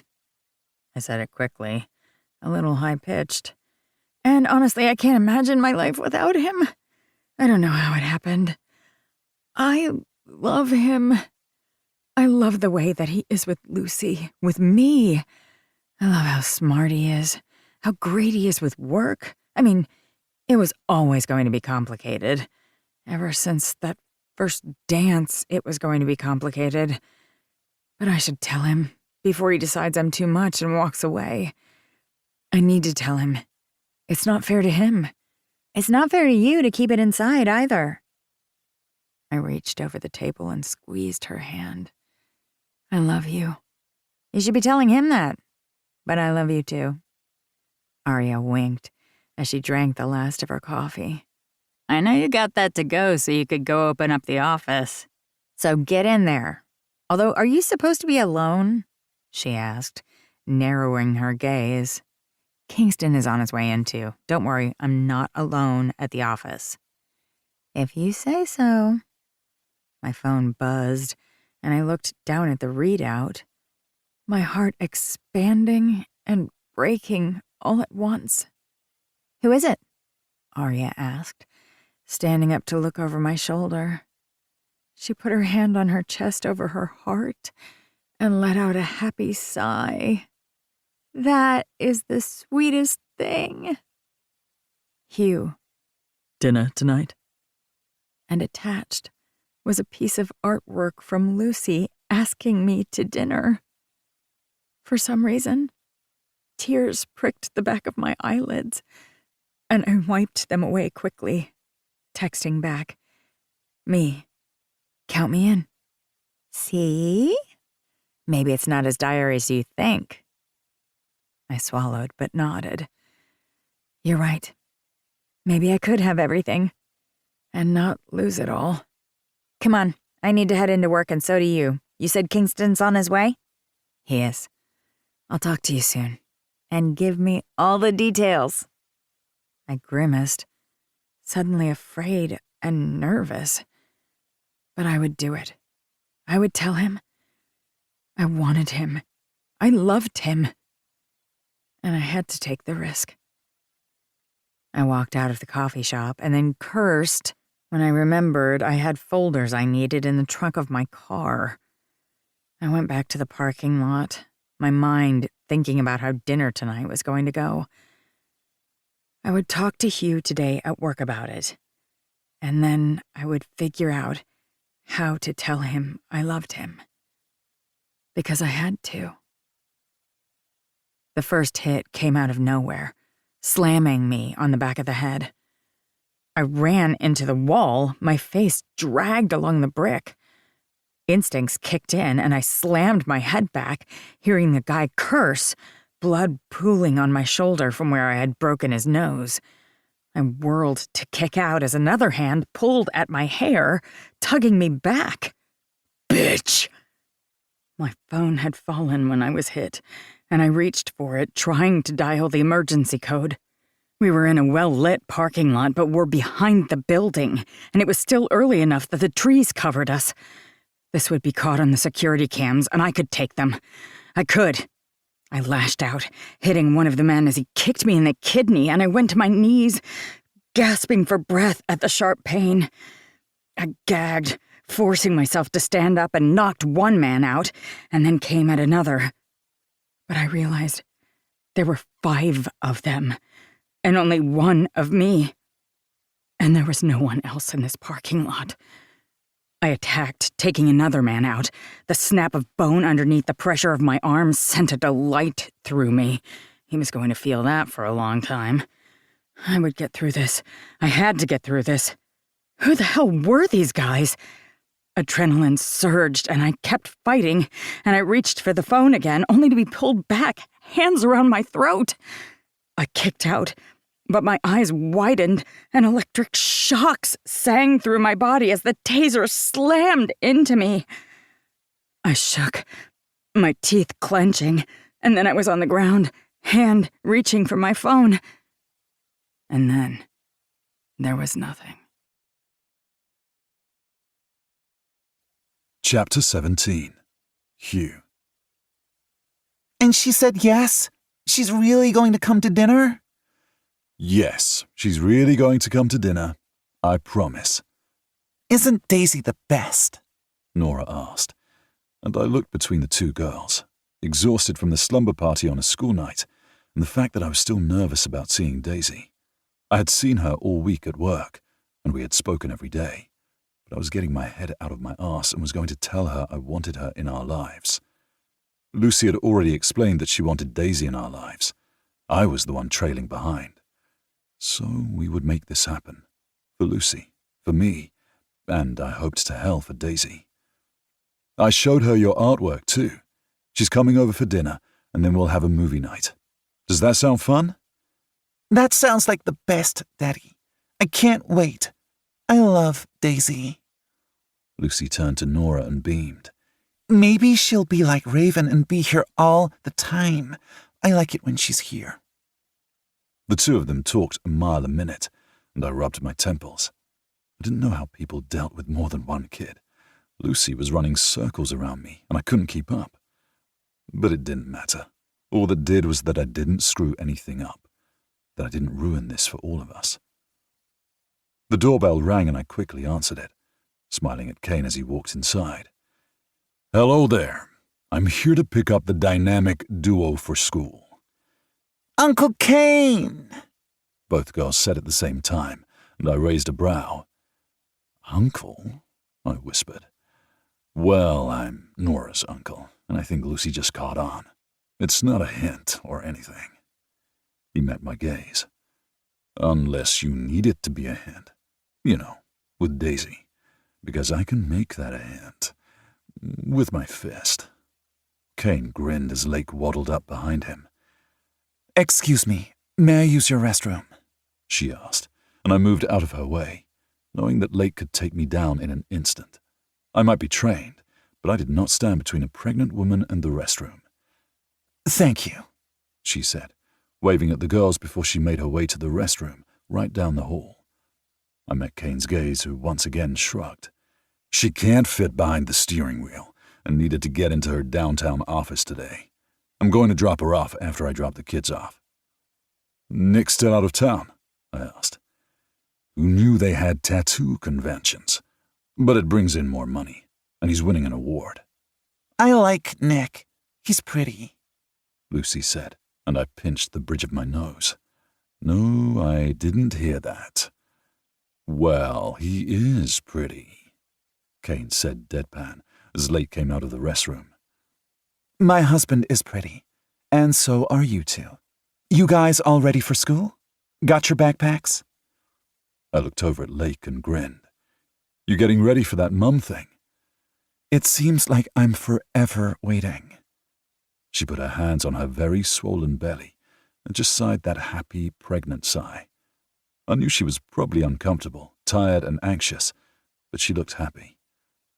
My ex and I had never been like that. Everything had been awkward. Now, though, I couldn't help but wonder what Daisy would look like pregnant. And that was moving things a little too fast. I needed to tell her what I felt first. And I would, as soon as I got all of these people out of my house. Oh, we need to get one more thing, Lucy said, before she grabbed Nora's hand and they ran off to the back. Do not be late, I called out. We won't, Lucy answered. They're seriously the cutest, Lake said. Don't worry, I'll get them there on time, Kane added. Just don't drive like a bat out of hell to get there, I grumbled. Lucy and Nora are safe with me, I promise. With the seriousness in his tone, I nodded right back. I know. You wouldn't be here picking up my kid if I didn't trust you. My phone rang again, and I looked down at the readout, smiling at Daisy's face. Hey, look who's calling. Oh, tell her hi for me, and I need all the tea, Lake said, and I rolled my eyes as I answered. Hey, babe, I'm headed into the office soon. You there now? Only Daisy didn't answer. There was a shout, a scuffle, the sound of flesh against flesh, and then a scream. Daisy? Daisy! I looked at Kane, whose face had hardened as he pulled out his phone. Then I looked over at Lake, my hands fisting. Can you take care of the girls? Keep them here. They don't need to go to school. I don't know. Fuck! Lake had her phone out, and I didn't know who she was calling, but I had a feeling it had to do with the Montgomery phone tree. You have the same security system as my house? She asked, and I looked at Kane, who nodded as he spoke rapidly to Ford on the other line. Lock them in. Keep them safe. I looked up the stairs to where my daughter was, but I had to go. Daisy was hurt. She called and she was hurt, and we needed to find her. I'll keep them safe. Ford's on his way over, Kane said, as he ended the call and started another. Stay here, Lake. Keep the kids safe. We're going to go get Daisy. And then I was running out the door and into Kane's car, leaving mine behind. I had the keys on the front table, so if Lake needed to get out of there, she could. But all I could think about was getting Daisy. My daughter was safe, locked behind the security system and at home. Lake would keep her calm until I could talk to her. I needed to find Daisy. Kane drove like a bat out of hell, going far past the speed limit, and I prayed we didn't get pulled over. Daisy! I growled into the phone as I called again, but it kept going straight to voicemail. Somebody turned her fucking phone off, I spat. Noah's on the line, Kane said, his voice so cool that I knew that he was in the zone. He couldn't panic, just like I couldn't. Kane wanted to kick ass, just like I did. They turned off her phone. Location services are off. Kingston's at the place now, and we called the cops. There's blood in the back, but there's not a lot, just some splatter. Kingston thinks it's from whoever attacked her, and maybe a little of hers as well. Her phone's still there, so is her purse, in her car. Fuck. Whatever device they used scrambled our cameras. I fisted my hand on the oh shit bar, holding on tight as Kane skidded around a corner. Just like the cameras were scrambled at the warehouse and at those other 2 places this week.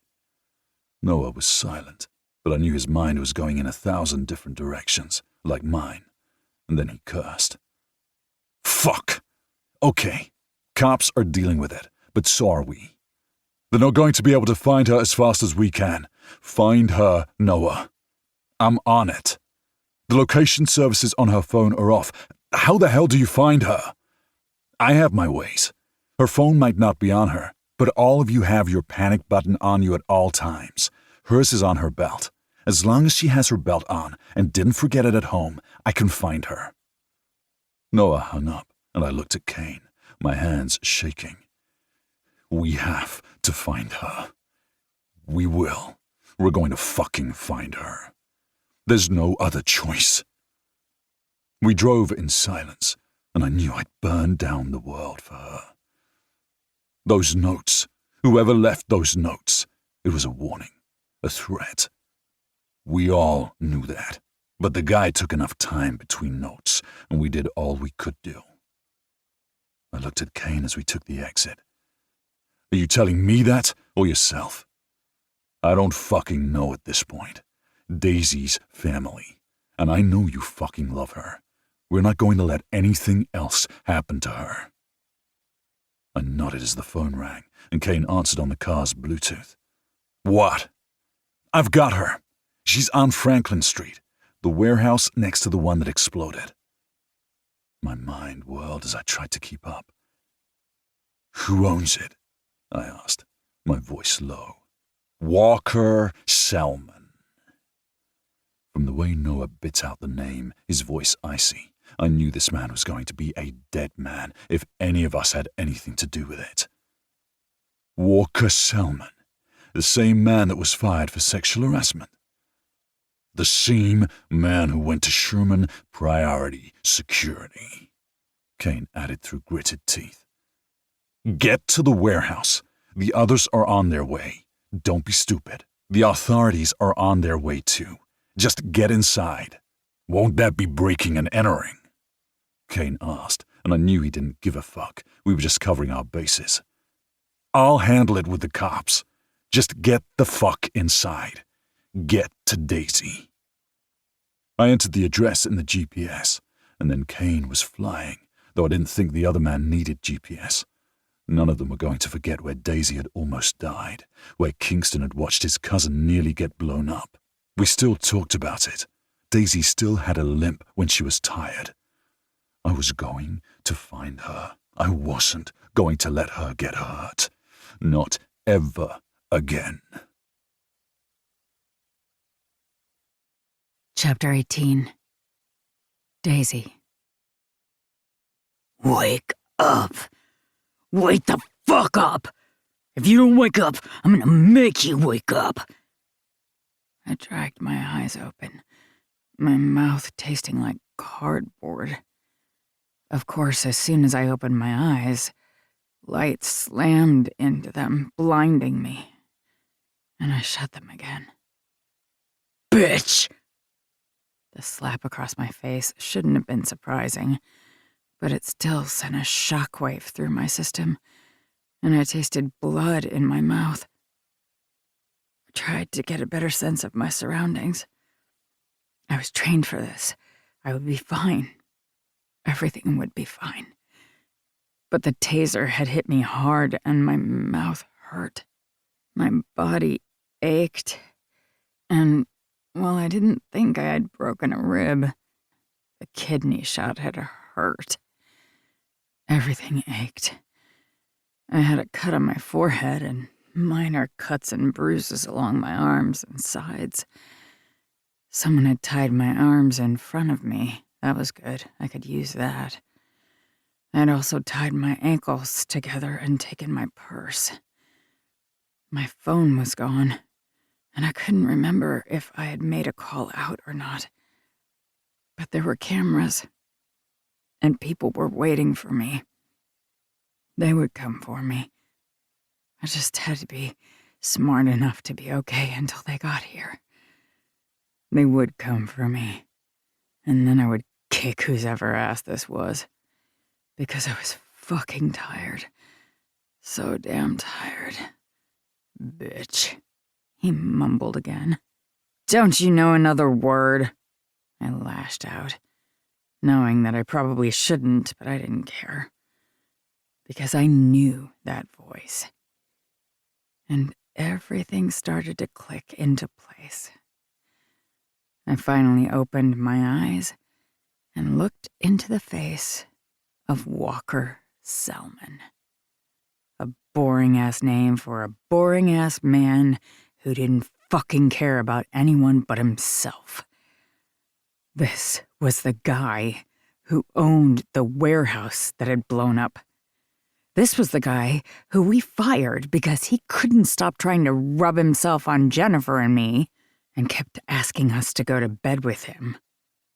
I hated him with everything that I was. Post-its? You threatened me with Post-its.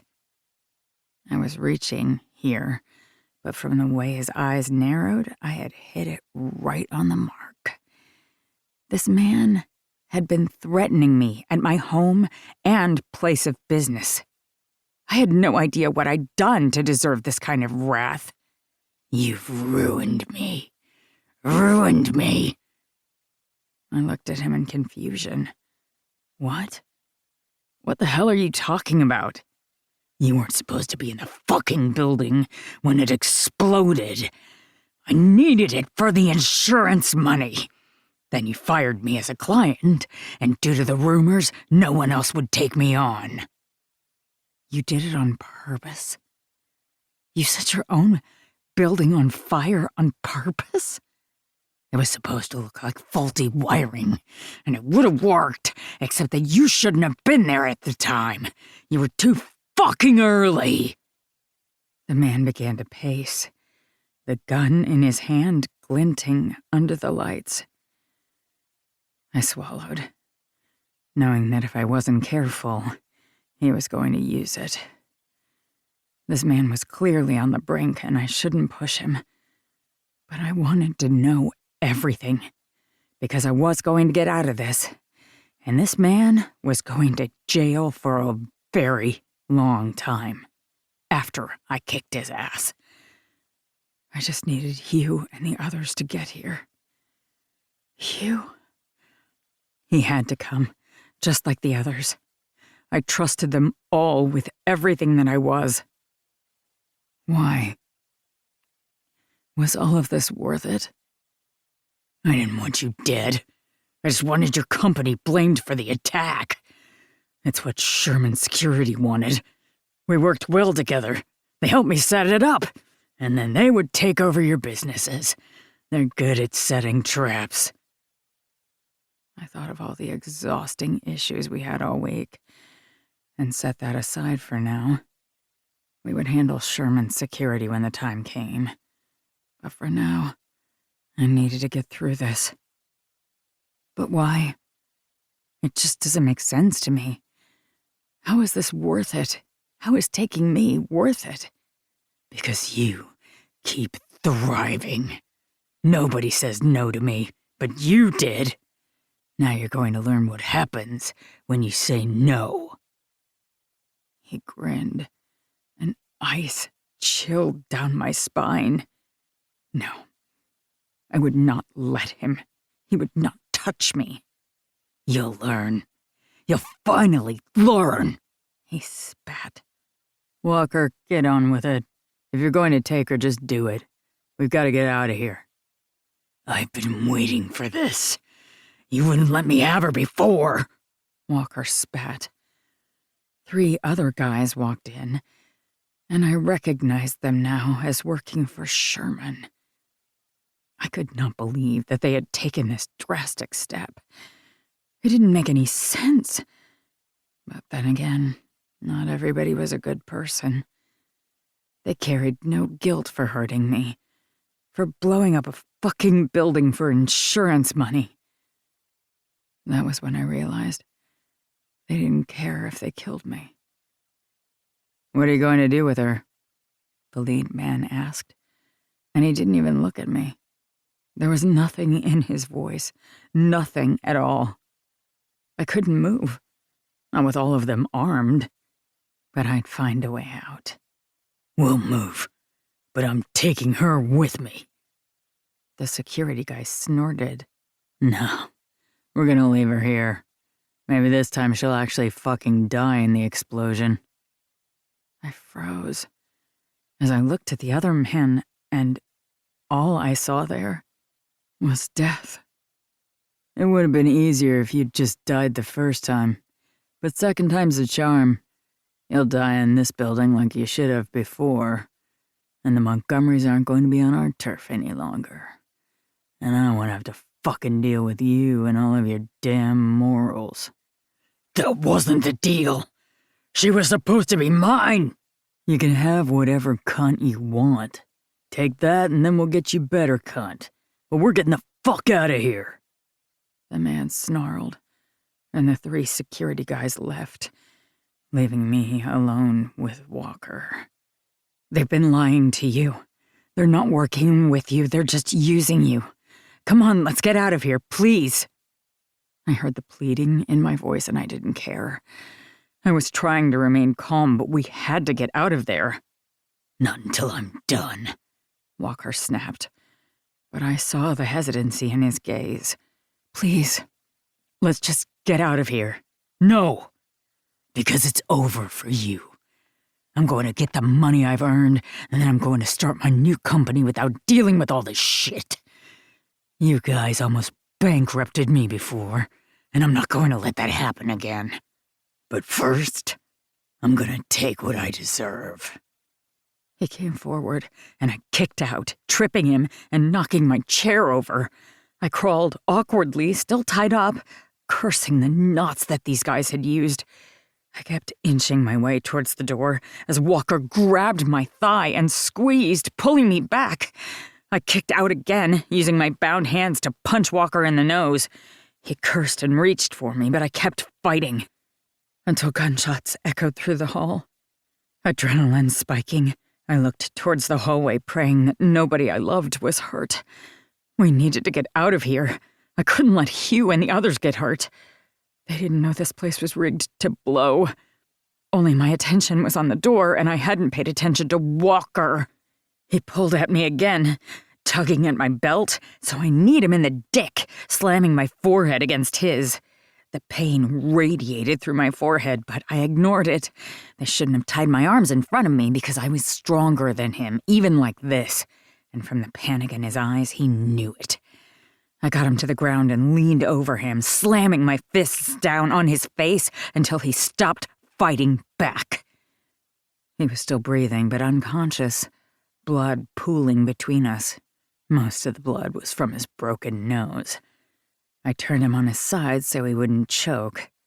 I heard the shouts come closer, but I had no idea who was coming, if they were an enemy or someone I cared about, so I kept inching my way towards the door, tears and blood dripping down my face. I just needed to get out of here. And then he was there, running through the doorway. I heard my family calling out orders behind him. My body began to shake as he untied me.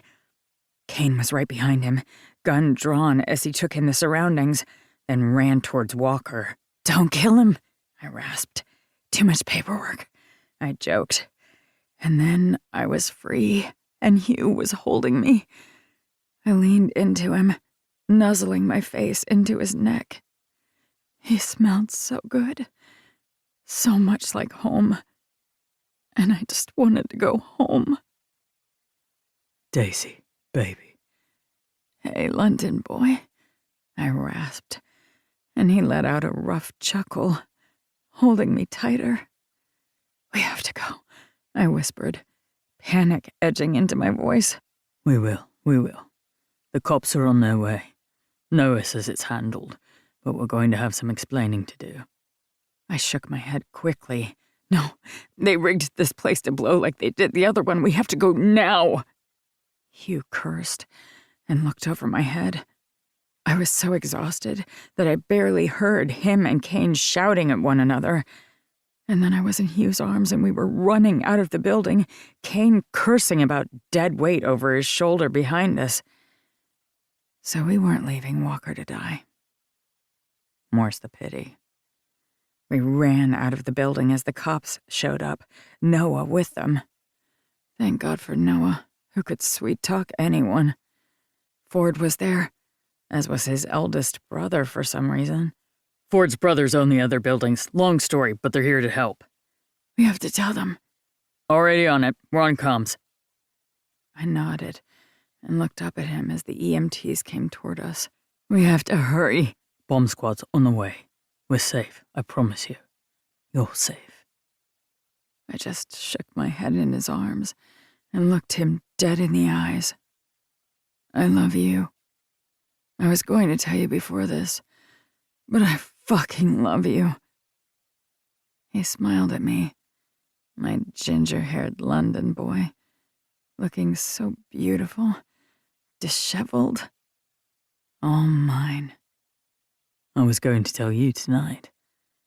I love you, baby. We're going to make this work. You and me. But I swear to God, no more buildings like this.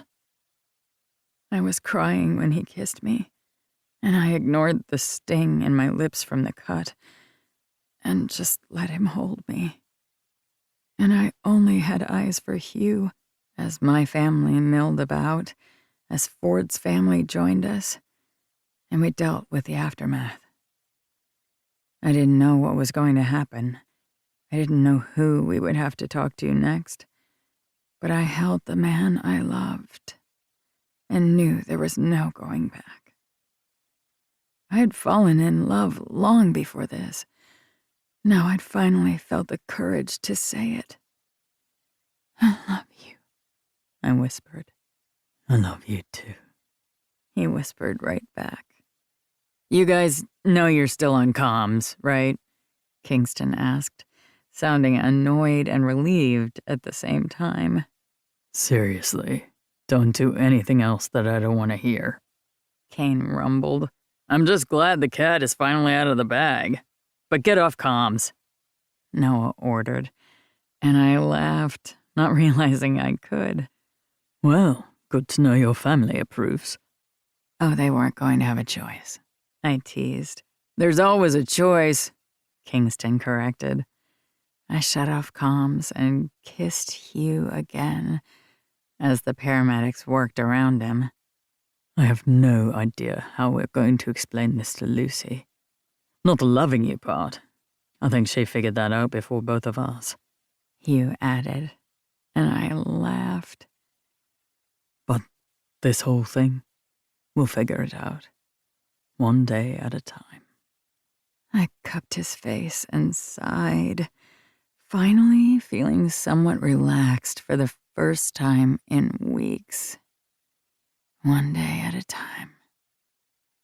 He kissed me again, and I sighed, ignoring the looks from my family as they all groaned, because we might not be on comms, but they all knew anyway. Exactly how I wanted it. Chapter 19. Daisy. What part of immediate family only for this dinner did you not understand? I asked, only teasing. And because they knew I was teasing, both Kane and Kingston hugged me tight and kissed my cheeks. We might not be part of this nuclear family, but we are still family. We heard there would be food. I mean, really, we're here for the food. Kingston winked at me, but Kane looked shadowed, sad. Frankly, I didn't blame him. I wasn't okay. Physically, I would be, but it was going to take a while for us to be okay again. Kane? I asked, my voice low. I'm fine, really. But you really think we're going to let you out of our sight right now? I mean, come on. You know the rules. You don't get to leave us anytime soon. You got me? I held up my hands in surrender. Fine, I understand. But you get to explain to my mother. Explain to your mother what? Mom asked as she came over, a bright smile on her face. Probably a little too bright. Of course I didn't blame her. I had been beyond scared. Even though I knew I could handle myself, even though I knew my team and the love of my life would be there, I had been scared. My mom had almost lost her daughter. So no, I wasn't going to blame her for not wanting me out of her sight anytime soon. Just like Kane and Kingston. They're just here for free food. My mom narrowed her gaze at them before she winked. Of course you're welcome here, boys. Free food all around. I'm just surprised the rest of your crew isn't here. I know the entire Montgomery Inc. security branch likes to hang out. It's funny. Our generation liked to be split up by cousins because we all lived in different cities. But because we've blended so much, you guys tend to hang out by teams. I never really thought about it that way. I shrugged, leaning against my mom. It makes sense. We work together, and though we all live in different neighborhoods, we hang out. Noah and Sebastian would be here, but they're at Greer's brother's house for her family dinner. Apparently there are other families out there. You say that as if you don't hang out with your dad's side of the family often, I teased. Just like I do. Kane smiled then, his eyes warming just a little. That is true. Plus, you know Greer has 3 hot brothers. Wonder if they're single. He tapped his chin and Kingston rolled his eyes. Really? Because we both know you're not going to be looking towards that set of friends of the family. You have another one on your mind. Confused, I looked between them. What? What did I miss? Nothing. Kane grumbled. No, I have questions. A lot of questions. You're seeing someone? Why didn't I know? I should be the first one to know these things. And you call yourself a security specialist, Kingston teased. I need to know these things. No, you don't. Let them have some privacy, just like they gave you and Hugh some privacy. I scowled at my mother. They did not. None of you did. You all are just as curious and invasive with my relationships as I am with theirs. It's what we do as a family. Be a good girl and go sit down. I don't want you standing up, especially when you're still bruised. Listen to your mother, Kingston said solemnly, and I shoved at his shoulder. Jerk. It's like you have 30 brothers rather than just one sister. I like it, but I swear, keep your hands to yourself, children, my mom warned. And I sighed. Yes, Mom. Yes, Aunt Adrian, Kingston grumbled. My mom laughed and went to talk to my dad, who was in the kitchen cooking with Amy. My sister looked up from the kitchen island and gave me a soft smile. I waved. She wasn't great at seeing me hurt. Hell, nobody was. But I had scared my family, something I tried not to do, but I tended to keep doing it. I loved my job. I loved keeping people safe. But the company had nearly broken us. I still couldn't believe that Sherman Priority Security decided that they were going to take out their revenge on me personally. And Walker Selman, the owner of that building, hated me. and wanted me, and it turned into this twisted and sadistic obsession. He hadn't liked that we fired him, hadn't liked that when he sexually harassed us, Jennifer and I pushed him away. And for some reason, I had been his target. So he had done his best to find me, to hurt me, and to scare me. Well, it had worked. Scared me to the point that I tried not to think about it. And I was scared. So damn scared. I had almost lost everything important to me. We weren't done yet. There were still loose ends when it came to Sherman priority security. But the authorities were working on it, and honestly, I had to trust them. I had to trust my team. Because I had more important things to focus on. It was as if I had summoned them with my mind. Daisy! Lucy called out as she walked into the house. I hadn't heard the front door open or the doorbell, but my mother came behind them, her arm hooked with Hugh as they spoke quietly. I opened my arms as Lucy ran towards me and skidded to a stop in front of me. Will I hurt you? I don't want to hurt you. The fear in that little girl's voice nearly sent me over the edge, and I beckoned her towards me. Maybe don't jump on me, but snuggle with me? I'm really okay, I promise. Lucy scrambled on the couch and sat next to me, pressing her cheek to my neck and holding me tight. I loved this little girl. I loved her, and I wanted to be in her life.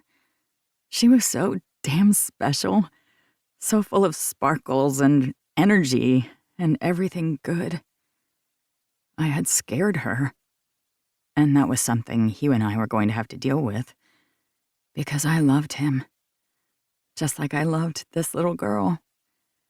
I wanted to be part of their lives, and while we were still taking our time, figuring out who we were and making sure we didn't move too quickly, I felt good with her in my arms, and Hugh looking at us as if we were his whole world. And perhaps we were. How was dance rehearsal? I asked, sliding my hands through Lucy's hair. She pulled back and grinned. So much fun. Nora is teaching me everything she knows. I'm so glad she's one of my best friends, and I can have more best friends, and not just her, but she's special. Plus, I like that she's part of your family. So it's like I am too. She ducked her head, blushing as she said it, and I swallowed the lump in my throat before hugging her close and kissing the top of her head. That is the sweetest thing. And you're right, she is part of my family. And you are too. I looked up at Hugh, who still had his arm around my mom. He smiled at me, the love in his eyes not surprising, but it still felt so new. I never expected this life of mine. I knew what it was like to be loved, to be chosen. My family had chosen me. They showed me in every moment of every day what it felt like to be loved. So I believed in love. I believed in happy ever afters and happiness and choice and romance and all of that. But it also felt as if I was never going to find it, that I would always be standing behind and watching as those I loved found love. I could never hate them for it. I just wanted it as well. I had gone on date after date, had met man after man who I thought had truly seen me, but they had only seen what they wanted to see. They saw a woman they thought they could handle, but they couldn't handle my strength, my tenacity, my bullheadedness. They couldn't handle the fact that I was the boss, that I could kick their ass and save the day if I needed to. And then Hugh had come along. The man I could save, just like he could save me. He would be there to help me stand on my own. I didn't have to ask, he was just there. And I was fine with how I fit into his life, because he was it. He was the answer to the question I never let myself ask. He was my last first kiss. And wasn't that something to think about? My mom said something, but I was listening to Lucy tell me about her day, while Kane and Kingston went into the kitchen to help. Hugh came to sit next to me, and I looked at him over my shoulder and grinned. Sorry I couldn't make it to dance. I'm glad you were resting.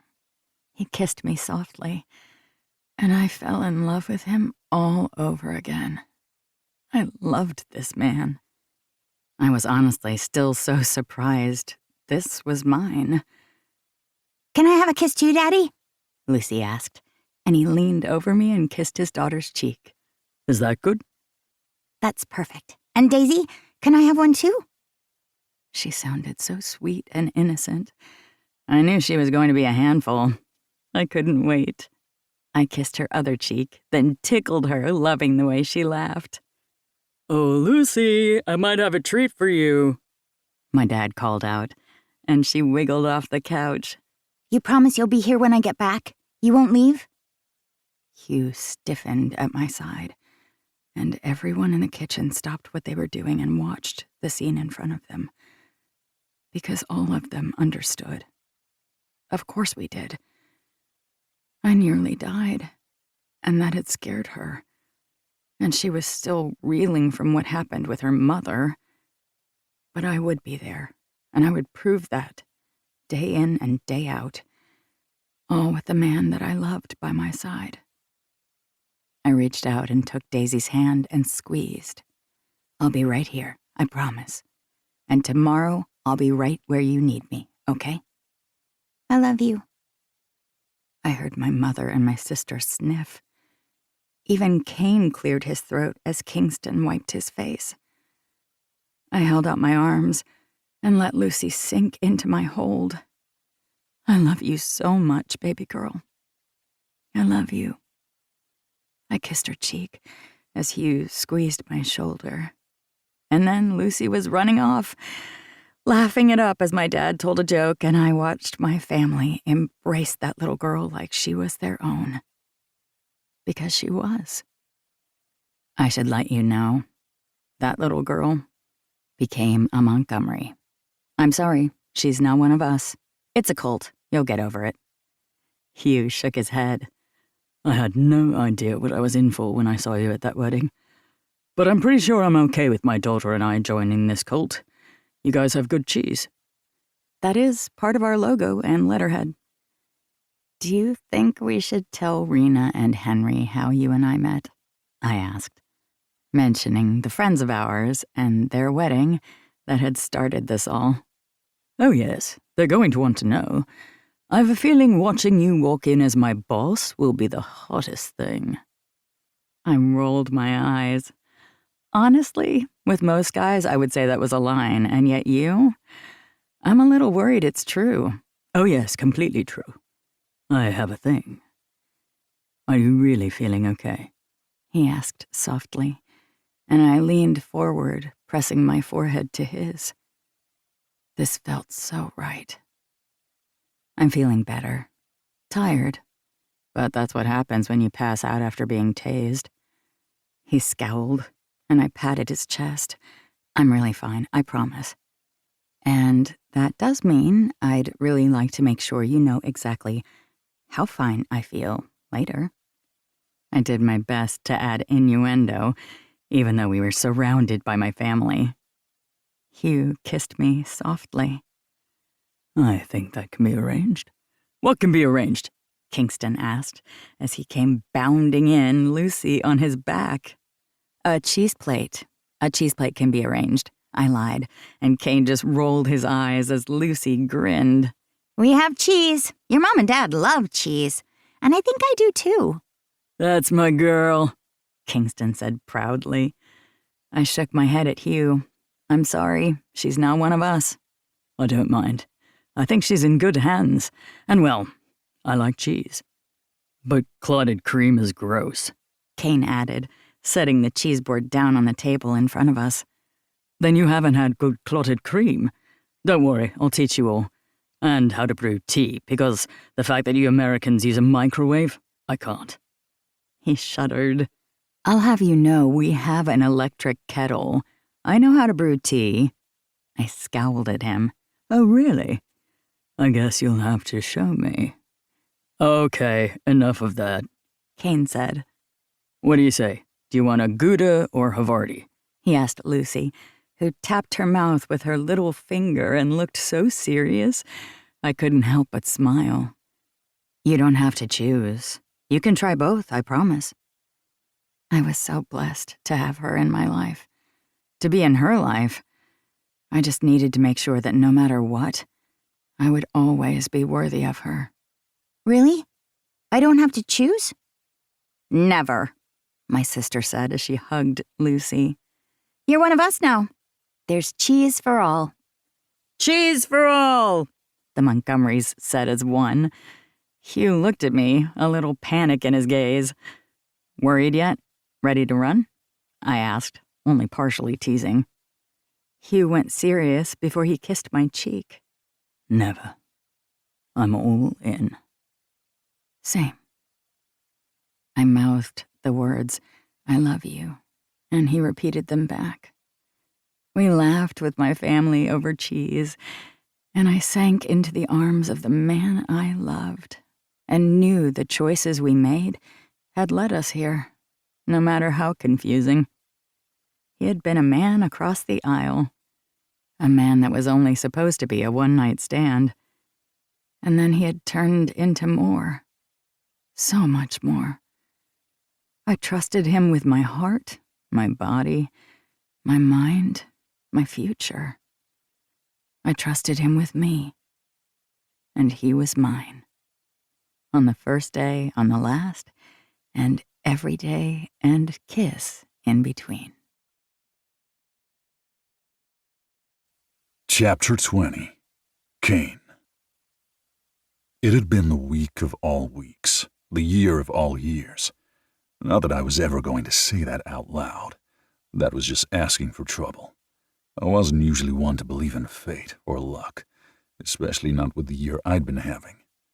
However, maybe there was a way to get through the next few weeks and forget about the fact that things kept getting in my way and making things even more difficult.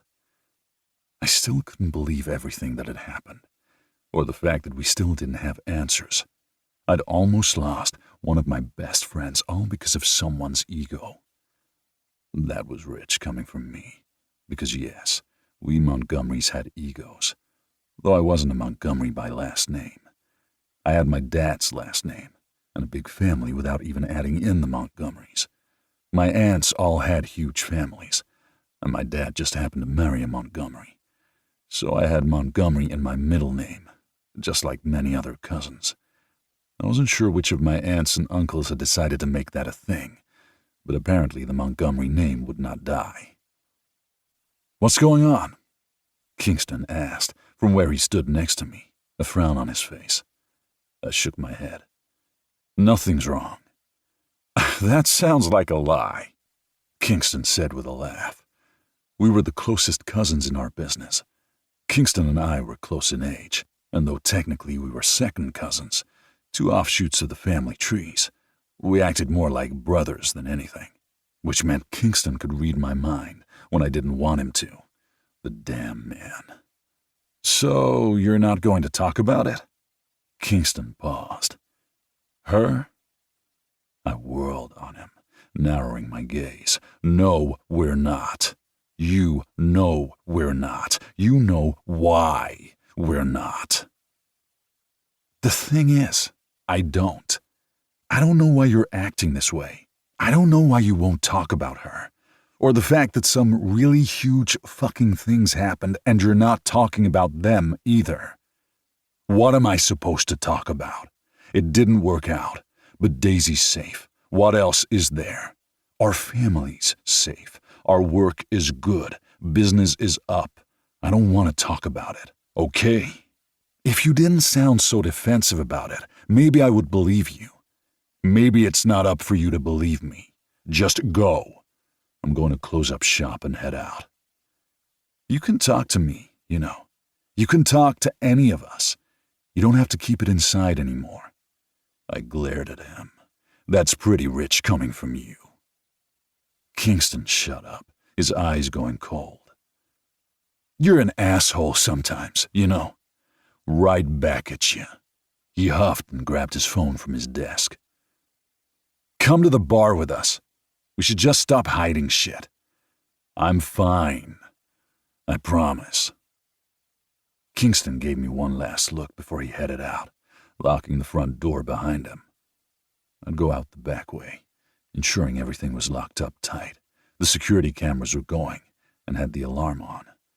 We were all set to go. So, why did I have a tingle on the back of my neck? Maybe because we still hadn't found one last guy. The cops were looking for him, but he was long gone. He took his money and ran off. We all knew that. But I still had an uneasy feeling. I grabbed my things, did one last check around the building, and made my way out to the back parking lot where the employees parked. It was dark outside, but we had enough lights going so there were no shadows to hide in. Considering we not only owned the building, but each of the businesses inside were owned by our family, why the hell would we risk their safety? After all, we'd had enough happen to us recently, enough horror and terror, that we amped up our own security. It was our job to protect our family, and we had failed more often than not. But never again. Montgomery! I froze at the familiar voice, even though it wasn't my name, and turned. I knew that face, knew that voice, and hadn't expected to see it here. What do you think you're going to accomplish here? I asked, my hands still in my pockets. I did my best to try to dial my phone without making it look like I was, but the man's gaze narrowed, his finger tightening on the trigger. Fuck. Hands out of your fucking pockets. I slowly did as he asked, cursing under my breath for letting Kingston go by himself. But at least he wasn't here for this. I'd talked my way out of this, just like I talked my way out of everything.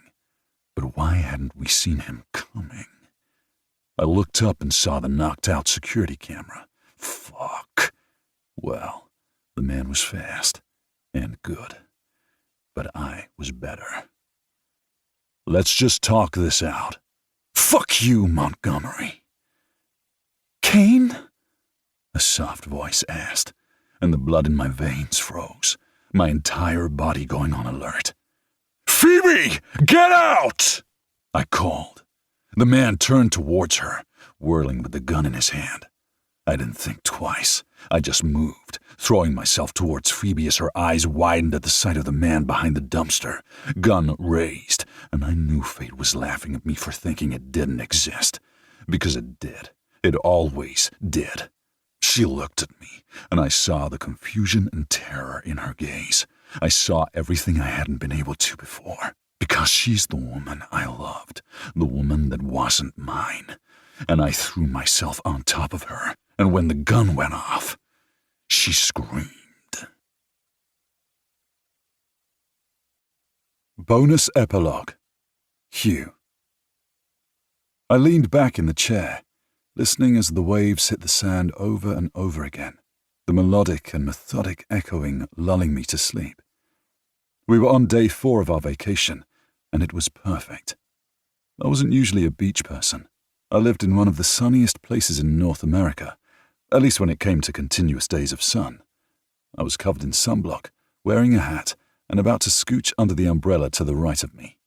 You look so adorable covered in sunscreen. I'm wearing the reef-safe stuff and about to go hide under the shade. I looked at Daisy as she walked towards me, the black bikini making my mouth water. I like that you're protecting your skin. You tan nicely, even with the amount of sunscreen and shirts that you wear to keep yourself protected. Me? I look like a tomato, a crispy one. Daisy bent down and slid her lips over mine. We were in a private cabana, so I slid my hand down her thigh and squeezed. My eyes were open, so all I could do was look down at her beautiful breasts that were just begging for my attention. Come over here and sit on me. Protect me from the sun. Daisy laughed before shaking her head at me. Well, that's a line if I've ever heard one. What? I don't want to get sunburn. You could protect me. Really? You're afraid your dick is going to get sunburned? I winced. Dear God, that sounds extremely painful. You're right. That does sound painful. Don't worry. I'll protect you. She bent down again, kissed me, and, to my disappointment, took my hand to pull me up off the chair. Come on. There's a bed with our name on it. You're no fun, I growled, but I followed her to the bed on the side of the beach. We weren't going to our bedroom, one where we had made love countless times since we arrived. No, this one was underneath the canopy and still private. This was one of the exclusive resorts owned by a friend of her family. Seriously, the number of connections the Montgomerys had were a little insane. But I did not mind those connections, because now I could have sex with the woman that I loved right on the beach, and no one was going to say a thing. That made me grin as we toppled onto the bed, safe under the shade. Show me where you're sunburned, she teased as she slid over me. We were still in our bathing suits, and I slid my hands up and down her thighs. Kiss and make it better? I moved one hand to the back of her neck and pulled her down to me. She sank over me, the warmth of her pussy pressed against my cock.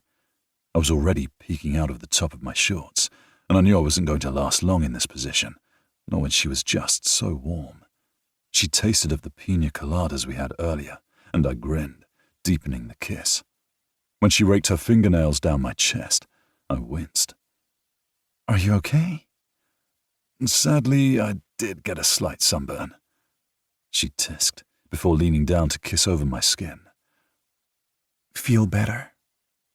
I slid my hands into her hair, gesturing her for a kiss lower. She rolled her eyes but moved down. She slid my cock out of my swim trunks, and I groaned as she slowly began to lick up and down the shaft. Oh, I think that helps. She laughed against my dick, humming along the length. I laid back, enjoying the attention, knowing this was one of the best ways to enjoy our afternoon. I still couldn't believe that this was my fate, that I was so damn lucky to have this woman as mine.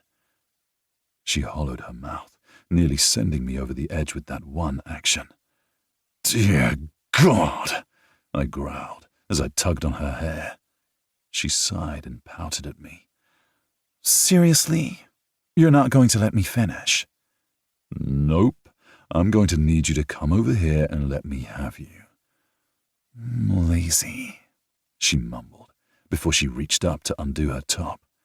Her breasts fell heavy into my hands. I rolled her nipples between my fingers and she closed her eyes, sliding her hips up and down my body. Oh, witch, I growled, forcing myself not to come on my stomach with that motion. She was so damn beautiful, so damn hot. It was hard to think when I was around her, but that had always been the case. From that first dance until this moment, she had been on my mind and would be until the end of our days. I was so damn lucky she was mine, and I was never going to forget this. She was mine, and I was hers, and I wanted her. We rolled so she was beneath me, and I sucked and licked at her nipples until they were bright cherries. So beautiful. I love that your nipples are so sensitive. She rubbed her legs together beneath me before I slid my body between her legs, not letting her move, not letting her come without me. Tease. I smiled against her lips, kissing her softly. You're so beautiful, I whispered, before I undid the ties of her suit, tossing it over my shoulder. She spread her legs for me as I bent between them, having my fill. Her hands were on her breasts as she rocked her hips on my face. I licked and sucked. She tasted of sweet honey. I loved eating her out, loved tasting every inch of her. Her skin was so soft, so delicate, and it reddened from my touch. I wanted her, loved her, and she was all mine. When she came, her honey flowing on my tongue, I lapped up every morsel, every ounce, because she was mine. I finally leaned back as she lay spent beneath me and tugged off my shorts. I hovered over her, and she pulled me down to her. I entered her swift and hard, You... she whispered. Daisy, my Daisy. And we made love as the breeze slid over our skin and did our best to keep quiet, knowing that while others couldn't see us, our voices could echo over the waves. She arched for me, her pussy clamping around my cock, her orgasm so beautiful. I rolled to my back, letting her ride me, my hands on her breasts. It was all I could do not to come right away, but I told myself to hold back, to breathe. And then she was on all fours, crawling to the headboard and holding on, and I was pounding into her from behind, my hands on her breasts. When I finally came, filling her up, we shook, collapsing in a heap on the tangled linen. Our breaths coming in pants, we both ached, shaking. What round was that? She asked, clearly out of breath. I laughed, still hard inside her as I kissed her bare shoulder. I quit counting a couple of days ago. Her body shook as she laughed, and I held her close, pulling the sheets over us. We should probably get dressed. I know our lunch should be arriving soon, and while they knock, we don't need to show anyone my ass. But it's a beautiful ass. And I'm a ginger, I don't need it sunburned. We slid out of bed, laughing, covered ourselves in sheets, and made our way to the shower. We made love again, and we took our time, enjoying each other. After, I got dressed in board shorts, while she wore a sundress, neither of us bothering with underwear. We'd touch each other again soon. It was so odd, this feeling, this need, but it was all I could do not to want more. Are you ready to call Lucy? She asked, and I nodded, pulling out my phone. Lunch had been delivered, and while we were snacking on a charcuterie board, because my Montgomery loved her cheese, and a few other local delights from the island, I looked at the time. I'm glad your parents are watching her. While I want to take Lucy with us on as many trips as possible, I am going to sometimes be selfish with you. She sat next to me on the oversized chair and snuggled into my side. Same. I love Lucy. I'm so grateful that she's in our lives, but I'm also really excited that we had this trip. You're right. I fucking love you. I kissed the top of her head as I pressed call. Daisy's mom answered with a bright laugh as Lucy jumped into her new grandmother's lap and waved. Daisy! Dad! There's my little girl, I said, my heart feeling 2 sizes too big. Hey, Lucy girl, Daisy said, waving back. The relationship between my daughter and Daisy was nothing I had ever expected. Lucy's mother had yet to call or reach out at all. She had cut off all ties, and I knew the next step would be to get the paperwork signed for her to permanently sever off all parental ties. It was what Lucy's birth mum wanted, and now, after seeing the way Daisy was around Lucy, I knew it would be for the best. My ex had offered, had wanted it, and I initially denied it, wanting to hope for my kid. But I was delusional.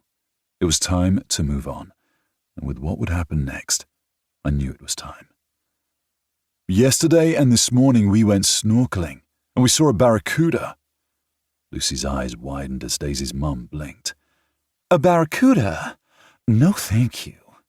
Is that the one with all the teeth? Lucy asked, chomping her teeth together. I snorted and nodded. Yes, but we were a safe distance away. Don't worry, we're having fun. I'm having fun too. Grandma and Grandpa are showing me how to use my new drawing pad. I'm going to be a tattoo artist like them. I saw the look on Adrienne Montgomery Knight's face as Lucy called her Grandma, and I nearly teared up. It hadn't been a sudden thing, and we hadn't pushed it, but Lucy had found her family just like I had, and I knew to the end of my days I would remember this moment. The way Daisy and Lucy chatted a mile a minute, and the way Daisy's mother looked as if she had the whole world in her arms. This was her first grandbaby, and just like Adrienne had been brought into Daisy's life later on, Daisy was brought into Lucy's. And you're coming home soon, 'cause I miss you.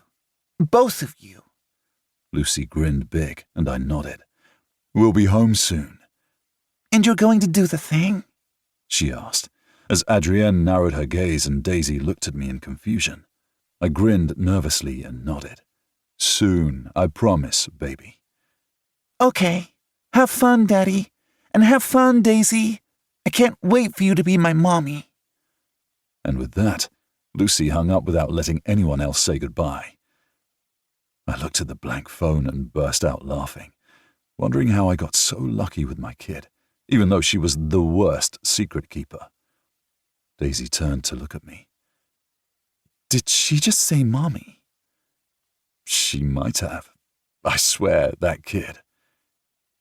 Hugh, she said, and I cleared my throat. I knew the perfectly laid out dinner I had planned for later wasn't going to work. No, this was better. I reached into my pants pocket and pulled out the ring. It was a simple princess-cut diamond with black stones all around it. I had to ask Lucy if she was okay with this first, and if she wanted to be here for it. But she said she wanted you to have the perfect princess proposal. She's been watching too many movies with happy ever afters. Hugh, Daisy said, tears filling her eyes. Daisy Montgomery Knight. There's always been a connection from the first moment I saw you, and I knew in that moment my life would change. I just didn't realize it would be like this. I love you more than anything I thought possible. You are my everything. Everything. You are a light in my daughter's life, just like you are in mine. When I asked Lucy if it was okay if I asked you to marry me and to be in her life, she was so excited she burst out crying, begging for you to be her mum. We wanted to keep it a surprise. She wanted this princess time for you, as she put it. So, be my princess. Marry me. Make me so damn happy and complete our family. What do you say, Daisy? Will you marry me? I was rambling, my words coming quick. Daisy just looked at me, then down at the ring, before she threw her arms around me. I nearly dropped the ring before I clutched it in my fist and held her close. I take it that's a yes? I asked. Yes, always. Oh my God, yes. I kissed her and slid the ring on her finger. Perfect fit. You're so strong. The strongest, most capable woman I know. And I know that I'm safe, that my daughter's safe, that my family's safe in your arms. But I'm so grateful that I can be your protector too. I kissed her again. Look at you, with the words to make me cry. You know I hate crying. Well, I had to make sure that when we recount this to Lucy, she would approve. And really, that's all that matters, she said. I love you, Daisy. I love you too, Hugh. And I love Lucy too. And I'm so grateful that I get to help you with that baby girl. She called me Mommy. I wiped tears from her cheeks again and pressed my lips to her forehead. Our daughter. She's so loved. And with the number of family members she's about to have in her life, she's never going to question it again. I held Daisy close and knew that we were going to have to call Lucy back and let her know that Daisy would be part of our lives forever. I loved Daisy Montgomery Knight, and I always would. She was ours, our family, and I couldn't wait to take our next step. Together. This has been Last First Kiss, a Montgomery Inc. Legacy series novel. Written by Carrie Ryan. Narrated by Kit Swan and Shane East. Produced by Wilder Audiobooks. Post-production by Chrissy Farrell. Text and production copyright 2024 by Carrie Ryan. Thanks for listening, and keep an eye out for His Second Chance, the next book in the Montgomery Inc. Legacy series.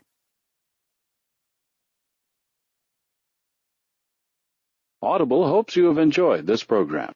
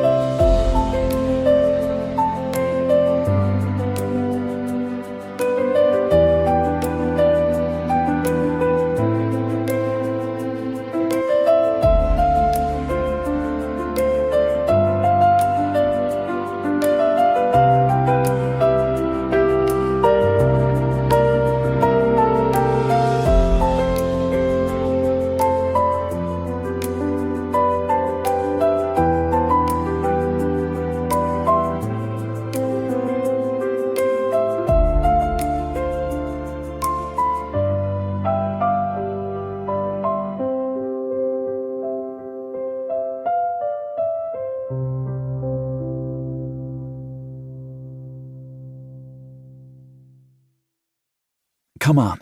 There's a bed with our name on it. You're no fun, I growled, but I followed her to the bed on the side of the beach. We weren't going to our bedroom, one where we had made love countless times since we arrived. No, this one was underneath the canopy and still private. This was one of the exclusive resorts owned by a friend of her family. Seriously, the number of connections the Montgomerys had were a little insane. But I did not mind those connections, because now I could have sex with the woman that I loved right on the beach, and no one was going to say a thing. That made me grin as we toppled onto the bed, safe under the shade. Show me where you're sunburned, she teased as she slid over me. We were still in our bathing suits, and I slid my hands up and down her thighs. Kiss and make it better? I moved one hand to the back of her neck and pulled her down to me. She sank over me, the warmth of her pussy pressed against my cock. I was already peeking out of the top of my shorts, and I knew I wasn't going to last long in this position, nor when she was just so warm. She tasted of the pina coladas we had earlier, and I grinned, deepening the kiss. When she raked her fingernails down my chest, I winced. Are you okay? Sadly, I did get a slight sunburn, she tisked, before leaning down to kiss over my skin. Feel better? I slid my hands into her hair, gesturing her for a kiss lower. She rolled her eyes but moved down. She slid my cock out of my swim trunks, and I groaned as she slowly began to lick up and down the shaft. Oh, I think that helps. She laughed against my dick, humming along the length. I laid back, enjoying the attention, knowing this was one of the best ways to enjoy our afternoon. I still couldn't believe that this was my fate, that I was so damn lucky to have this woman as mine. She hollowed her mouth, nearly sending me over the edge with that one action. Dear God, I growled as I tugged on her hair. She sighed and pouted at me. Seriously? You're not going to let me finish? Nope. I'm going to need you to come over here and let me have you. Lazy, she mumbled, before she reached up to undo her top. Her breasts fell heavy into my hands. I rolled her nipples between my fingers and she closed her eyes, sliding her hips up and down my body. Oh, witch, I growled, forcing myself not to come on my stomach with that motion. She was so damn beautiful, so damn hot. It was hard to think when I was around her, but that had always been the case. From that first dance until this moment, she had been on my mind and would be until the end of our days. I was so damn lucky she was mine, and I was never going to forget this. She was mine, and I was hers, and I wanted her. We rolled so she was beneath me, and I sucked and licked at her nipples until they were bright cherries. So beautiful. I love that your nipples are so sensitive. She rubbed her legs together beneath me before I slid my body between her legs, not letting her move, not letting her come without me. Tease. I smiled against her lips, kissing her softly. You're so beautiful, I whispered, before I undid the ties of her suit, tossing it over my shoulder. She spread her legs for me as I bent between them, having my fill. Her hands were on her breasts as she rocked her hips on my face. I licked and sucked. She tasted of sweet honey. I loved eating her out, loved tasting every inch of her. Her skin was so soft, so delicate, and it reddened from my touch. I wanted her, loved her, and she was all mine. When she came, her honey flowing on my tongue, I lapped up every morsel, every ounce, because she was mine. I finally leaned back as she lay spent beneath me and tugged off my shorts. I hovered over her, and she pulled me down to her. I entered her swift and hard. You, she whispered, Daisy, my Daisy. And we made love as the breeze slid over our skin and did our best to keep quiet, knowing that while others couldn't see us, our voices could echo over the waves. She arched for me, her pussy clamping around my cock, her orgasm so beautiful. I rolled to my back, letting her ride me, my hands on her breasts. It was all I could do not to come right away, but I told myself to hold back, to breathe. And then she was on all fours, crawling to the headboard and holding on, and I was pounding into her from behind, my hands on her breasts. When I finally came, filling her up, we shook, collapsing in a heap on the tangled linen. Our breaths coming in pants, we both ached, shaking. What round was that? She asked, clearly out of breath. I laughed, still hard inside her as I kissed her bare shoulder. I quit counting a couple of days ago. Her body shook as she laughed, and I held her close, pulling the sheets over us. We should probably get dressed. I know our lunch should be arriving soon, and while they knock, we don't need to show anyone my ass. But it's a beautiful ass. And I'm a ginger, I don't need it sunburned. We slid out of bed, laughing, covered ourselves in sheets, and made our way to the shower. We made love again, and we took our time, enjoying each other. After, I got dressed in board shorts, while she wore a sundress, neither of us bothering with underwear. We'd touch each other again soon. It was so odd, this feeling, this need, but it was all I could do not to want more. Are you ready to call Lucy? She asked, and I nodded, pulling out my phone. Lunch had been delivered, and while we were snacking on a charcuterie board, because my Montgomery loved her cheese, and a few other local delights from the island, I looked at the time. I'm glad your parents are watching her. While I want to take Lucy with us on as many trips as possible, I am going to sometimes be selfish with you. She sat next to me on the oversized chair and snuggled into my side. Same. I love Lucy. I'm so grateful that she's in our lives, but I'm also really excited that we had this trip. You're right. I fucking love you. I kissed the top of her head as I pressed call. Daisy's mom answered with a bright laugh as Lucy jumped into her new grandmother's lap and waved. Daisy! Dad! There's my little girl, I said, my heart feeling 2 sizes too big. Hey, Lucy girl, Daisy said, waving back. The relationship between my daughter and Daisy was nothing I had ever expected. Lucy's mother had yet to call or reach out at all. She had cut off all ties, and I knew the next step would be to get the paperwork signed for her to permanently sever off all parental ties. It was what Lucy's birth mum wanted, and now, after seeing the way Daisy was around Lucy, I knew it would be for the best. My ex had offered, had wanted it, and I initially denied it, wanting to hope for my kid. But I was delusional. It was time to move on, and with what would happen next, I knew it was time. Yesterday and this morning we went snorkeling, and we saw a barracuda. Lucy's eyes widened as Daisy's mum blinked. A barracuda? No thank you. Is that the one with all the teeth? Lucy asked, chomping her teeth together. I snorted and nodded. Yes, but we were a safe distance away. Don't worry, we're having fun. I'm having fun too.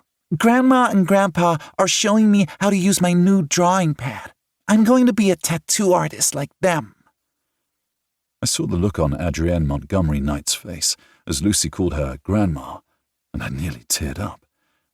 It hadn't been a sudden thing, and we hadn't pushed it, but Lucy had found her family just like I had, and I knew to the end of my days I would remember this moment. The way Daisy and Lucy chatted a mile a minute, and the way Daisy's mother looked as if she had the whole world in her arms. This was her first grandbaby, and just like Adrienne had been brought into Daisy's life later on, Daisy was brought into Lucy's. And you're coming home soon, 'cause I miss you. Both of you. Lucy grinned big, and I nodded. We'll be home soon. And you're going to do the thing? She asked, as Adrienne narrowed her gaze and Daisy looked at me in confusion. I grinned nervously and nodded. Soon, I promise, baby. Okay. Have fun, Daddy. And have fun, Daisy. I can't wait for you to be my mommy. And with that, Lucy hung up without letting anyone else say goodbye. I looked at the blank phone and burst out laughing, wondering how I got so lucky with my kid, even though she was the worst secret keeper. Daisy turned to look at me. Did she just say Mommy? She might have. I swear, that kid. Hugh, she said, and I cleared my throat. I knew the perfectly laid out dinner I had planned for later wasn't going to work. No, this was better. I reached into my pants pocket and pulled out the ring. It was a simple princess-cut diamond with black stones all around it. I had to ask Lucy if she was okay with this first, and if she wanted to be here for it. But she said she wanted you to have the perfect princess proposal. She's been watching too many movies with happy ever afters.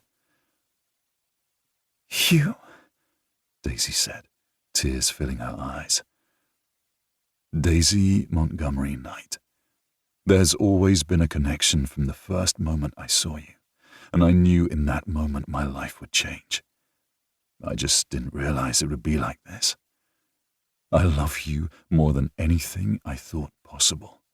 You are my everything. Everything. You are a light in my daughter's life, just like you are in mine.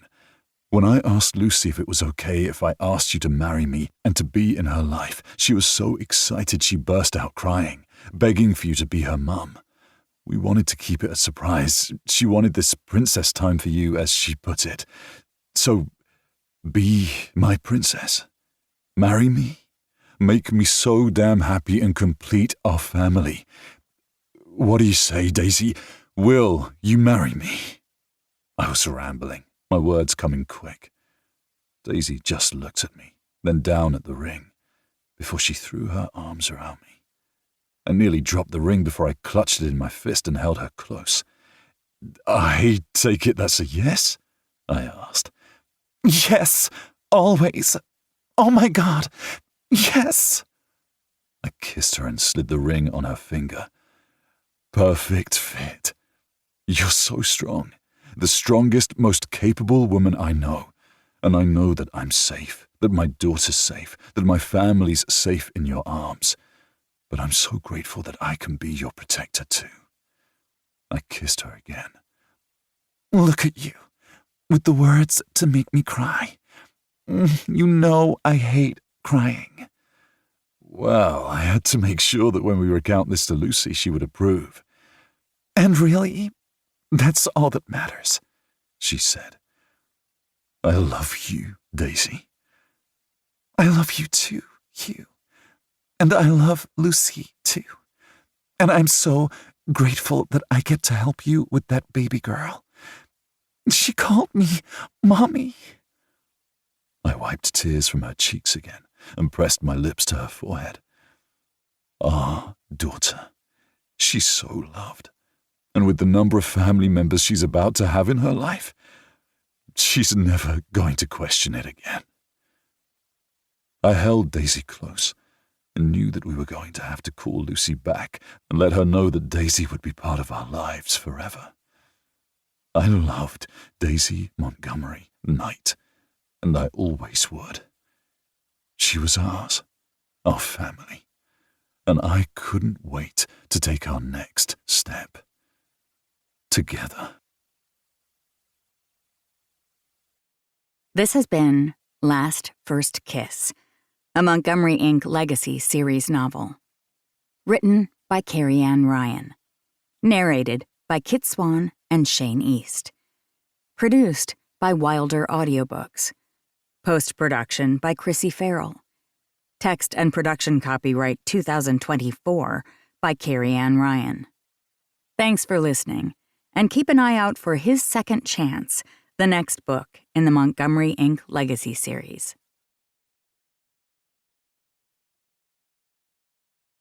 Audible hopes you have enjoyed this program.